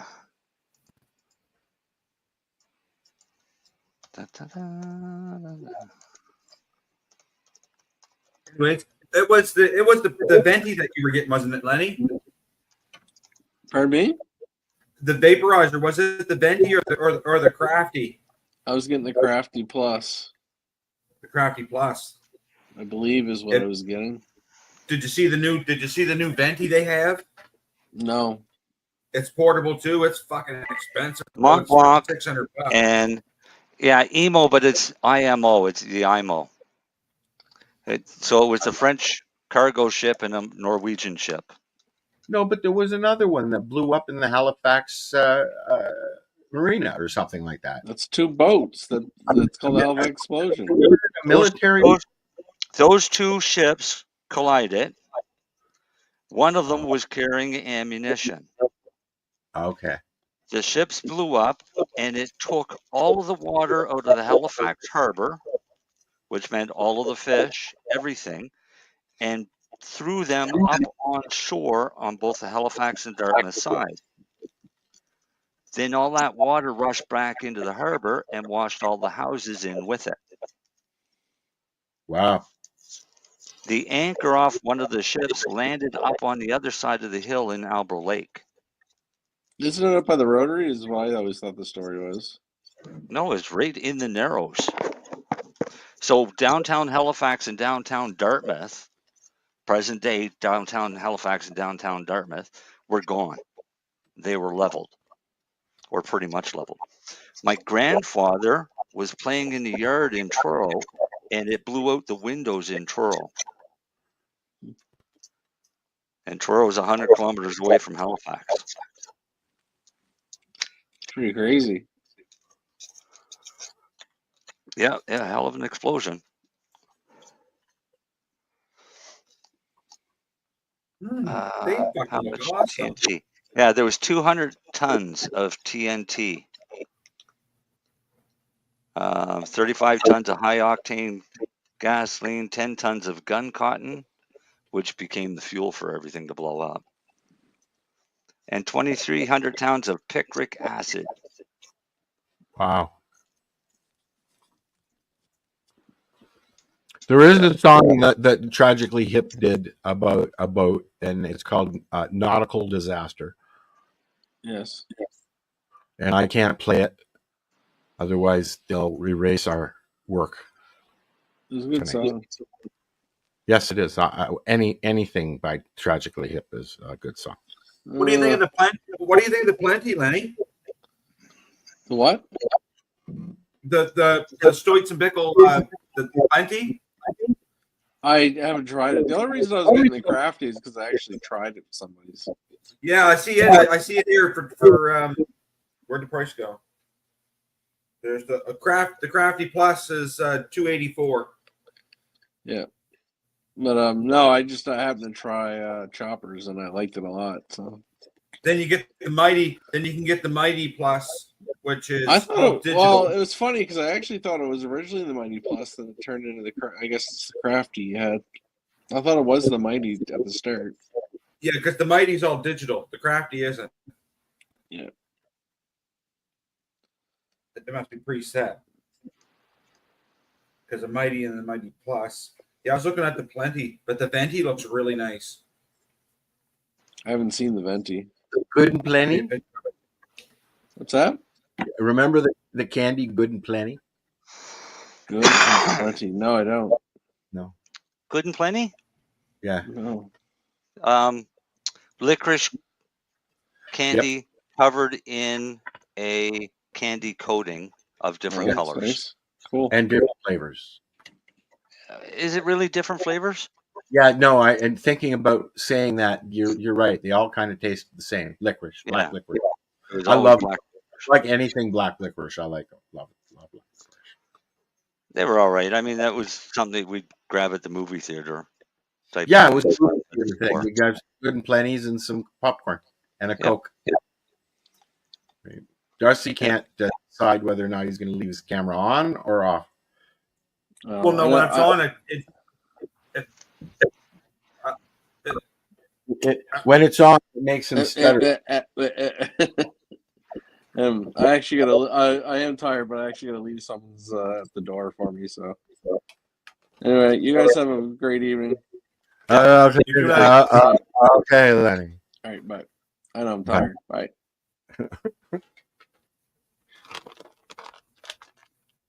The pharmacist always knows how to use it. It's only 10 minutes left. MJ. Yeah, Darcy and his blackout. She's muted because she's talking to Timmy. What's she talking about? I She's don't probably know. talking about us. Sorry, a bit. no, I forgot I coughed and I muted myself. I said he made it almost all the way to the end. Oh, so you were talking to us? Yeah. Oh, okay. I was we paying thought you were attention. talking to. We thought you were talking to Timmy. No. Hey, listen. What's your alien head made out of back there? Is he plastic or what? Oh yeah, he's plastic. He's inflatable. Mine's wood. You blowed him up. Yep. Yeah, he's inflatable. And you like his shirt? Yeah, it's cute. I got it from the East Coast. Cool. Small 420 radio show. He's squeaky. He would never last in my house. My house No. either. Yeah. No, he's No, gotta I stay have. here. I have an alien head that's ceramic, Okay. and it sits on the shelf and collects dust. But he looks Oh. cool. But if you put him under a bright light for a little while and then put him in the dark, he'll glow. Oh, that's cool. Yeah. Mine's wooden, and the gentleman that makes them lives in town here, and he ships them all over the place now. You can't Oh, see yeah? it because there's lights on in the room, but Yeah. Mine's hiding the logo, the shirt. Apparently, these aliens were bought as a bulk purchase by a stereo company. I met them at the boat show in Toronto, and they sold more alien units. They sold more units of aliens that weekend or that 2 week or whatever it was than they did stereo units. Wow. That figures. Well, they're cute. They're cute. Looking alien. Yeah. Yeah. And he's got the goods. Oh, I like it. Oh, here.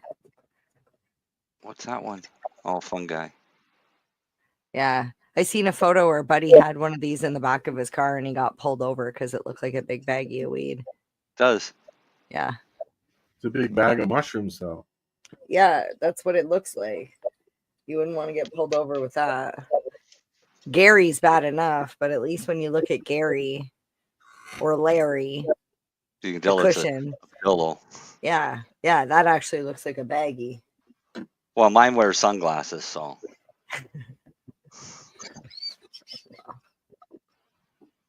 No, You got my it. parents went on a bus tour down through the southern U.S. one time, and one of the places they got to stop was Roswell, Mexico, Roswell. Area 51 area. Yeah. And of course, there's all kinds of this cool alien shit. They brought me home an apron. That's also the home of Skinwalker Ranch. Yeah, and I like this apron so much I'll never wear it because I don't want to get food on it. Because it's an alien. It says the other gray meat. Oh, that's hilarious. You know, I still have in a box downstairs a zigzag paper guy there that Trudeau on it. Oh yeah. Yeah, There I've we never go.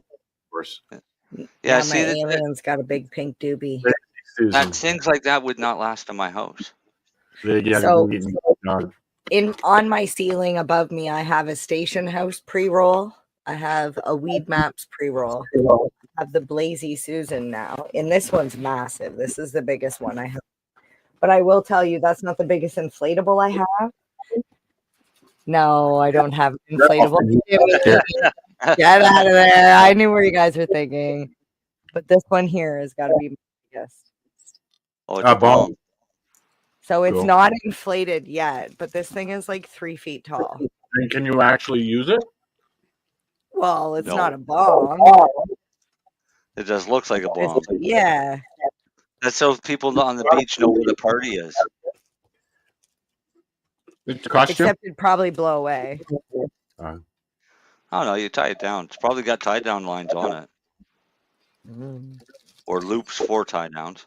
Yeah, I just haven't blown it up yet because I don't know where to put it. Put it out for Halloween. On the beach.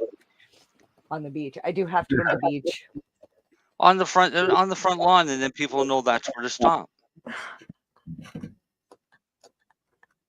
You could smoke up That's everybody. funny. Yeah, I'm no. over. No. I was like- I don't I like saw- people. I saw this video today that it was a cop car, and they were just leaving, and the woman is laughing as she's videotaping the cop leaving. She said the cops got a call from a neighbor that there was a rowdy pool party, and she turned the camera around, and it shows these two little 3-year-old kids playing beside a little kiddie wading pool and a mother sitting in a chair. That's just the rowdy party. hilarious. That's hilarious. Got a question for you, Marcel. I What haven't met- machine? I haven't What magic book. machine? Sorry, what? I'm just going to read it out in case people are listening and not actually watching. What machine would you suggest for making concentrates with the Lenovo or the Ardent? I I don't really want to act- make edibles to help treat my chronic pain and PTSD since I can't smoke anymore and I get way too congested with vaporizers. None of them were autos, buddy. Anyway, sorry, Mary Jane. I don't know what the Ardent is, so Robert, send me a link on what the Ardent is, and I'll give you my opinion on it. The Lenovo is a cute little rig, but it's very small amounts. Yeah. Right. So you're doing a very small amount per batch. And if it takes you, 7 or 8 hours to do that little batch, and you've got to do that 2 or 3 times a week because it's much smaller batches, then it's I've heard good things about the green oil machine, but it's very expensive to buy in Canada because nobody can get them wholesale here. Yeah, it's about $1,000, but There- it's the distiller thing, right? It's a good one though, but they have them on Amazon and eBay and stuff like that. But you got to be careful because the ones you get for water are for water, and they don't have the proper seals. You have to change the seals to ones that are for alcohol, otherwise you blow through it. what they do is they use a Buna N material for a seal in most water distillers. And a water distiller is a good thing for this because of the temperature that it runs at. Right, Yeah. water distiller only runs at around 250 degrees, I think, is the max that they'll go up to. But they try, because it's water, they run it around 212 degrees. But Right? you need the seals, right? The seals with the alcohol expand and squish out and become so soft that it allows the vapor to escape. Which Right? could be dangerous. It could be extremely dangerous. So what you can do is you can take one of those. That You can stuff- go to a hydraulic company would be your best spot to go to, and have them give you a silicone or a Viton type seal that you can put in place. Right. So you could buy a new machine, take that old Buna N seals in, and have them size and get you a material that will work with your solvent. And they are cheaper to buy them to do it that way, but the seals are going to cost you a few bucks too. Yeah, the I seals know won't be a cheap. few people that have done it that way, and they've had a lot of success. I also know a few people who have the machine itself, the green oil machine, and it works great. I remember, But again, it's small quantities, isn't it? I remember Ross Middleton telling us a story that he tried his and left it on too long, and when he woke up and checked it in the morning, it was shattered. Yeah.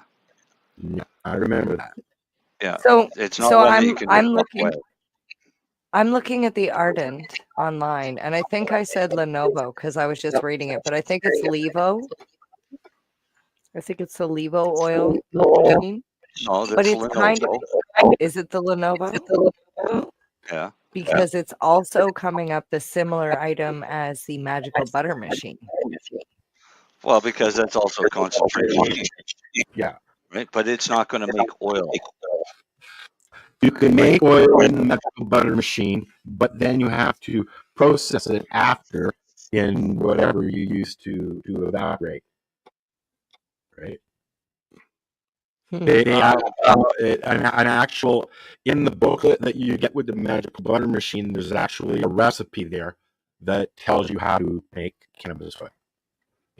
With using grain alcohol? Using grain alcohol because it's the States, that's what they have there, right? Right. But why the stirring? Why what? The stirring. So you're going to soak it in a solvent, put it into there, boil it off, have all of your vapor escape with your room. Yeah. And then pour it out and finish it off in a small vessel. The good thing about the oil machine is that it reclaims the solvent and it brings it out in a tube into a jar, so it's more safe. You can actually do it on your counter. But yeah, no, I wouldn't want to use grain alcohol in a magical butter machine. It's going on, it's going off, it's going on, it's going off. You know. Yeah. Well, you're not supposed to use heat when you do the oil. Like it actually says on the top, there are different settings. What? No, I don't plan on it. With the magical butter machine, there are different heat settings, and you're not supposed to use without heat. the alcohol. Al's mic is doing that thing again. I know, but we've only got 1 minute left, so Yeah. Yeah, I'm leaving and coming back. Say goodnight. Night. Good night.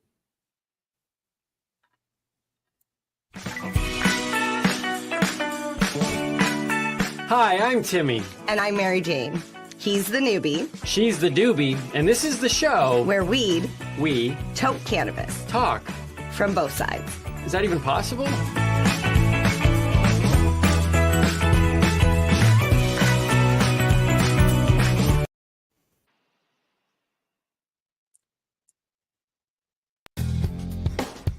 Stay tuned. We'll be back after this toke.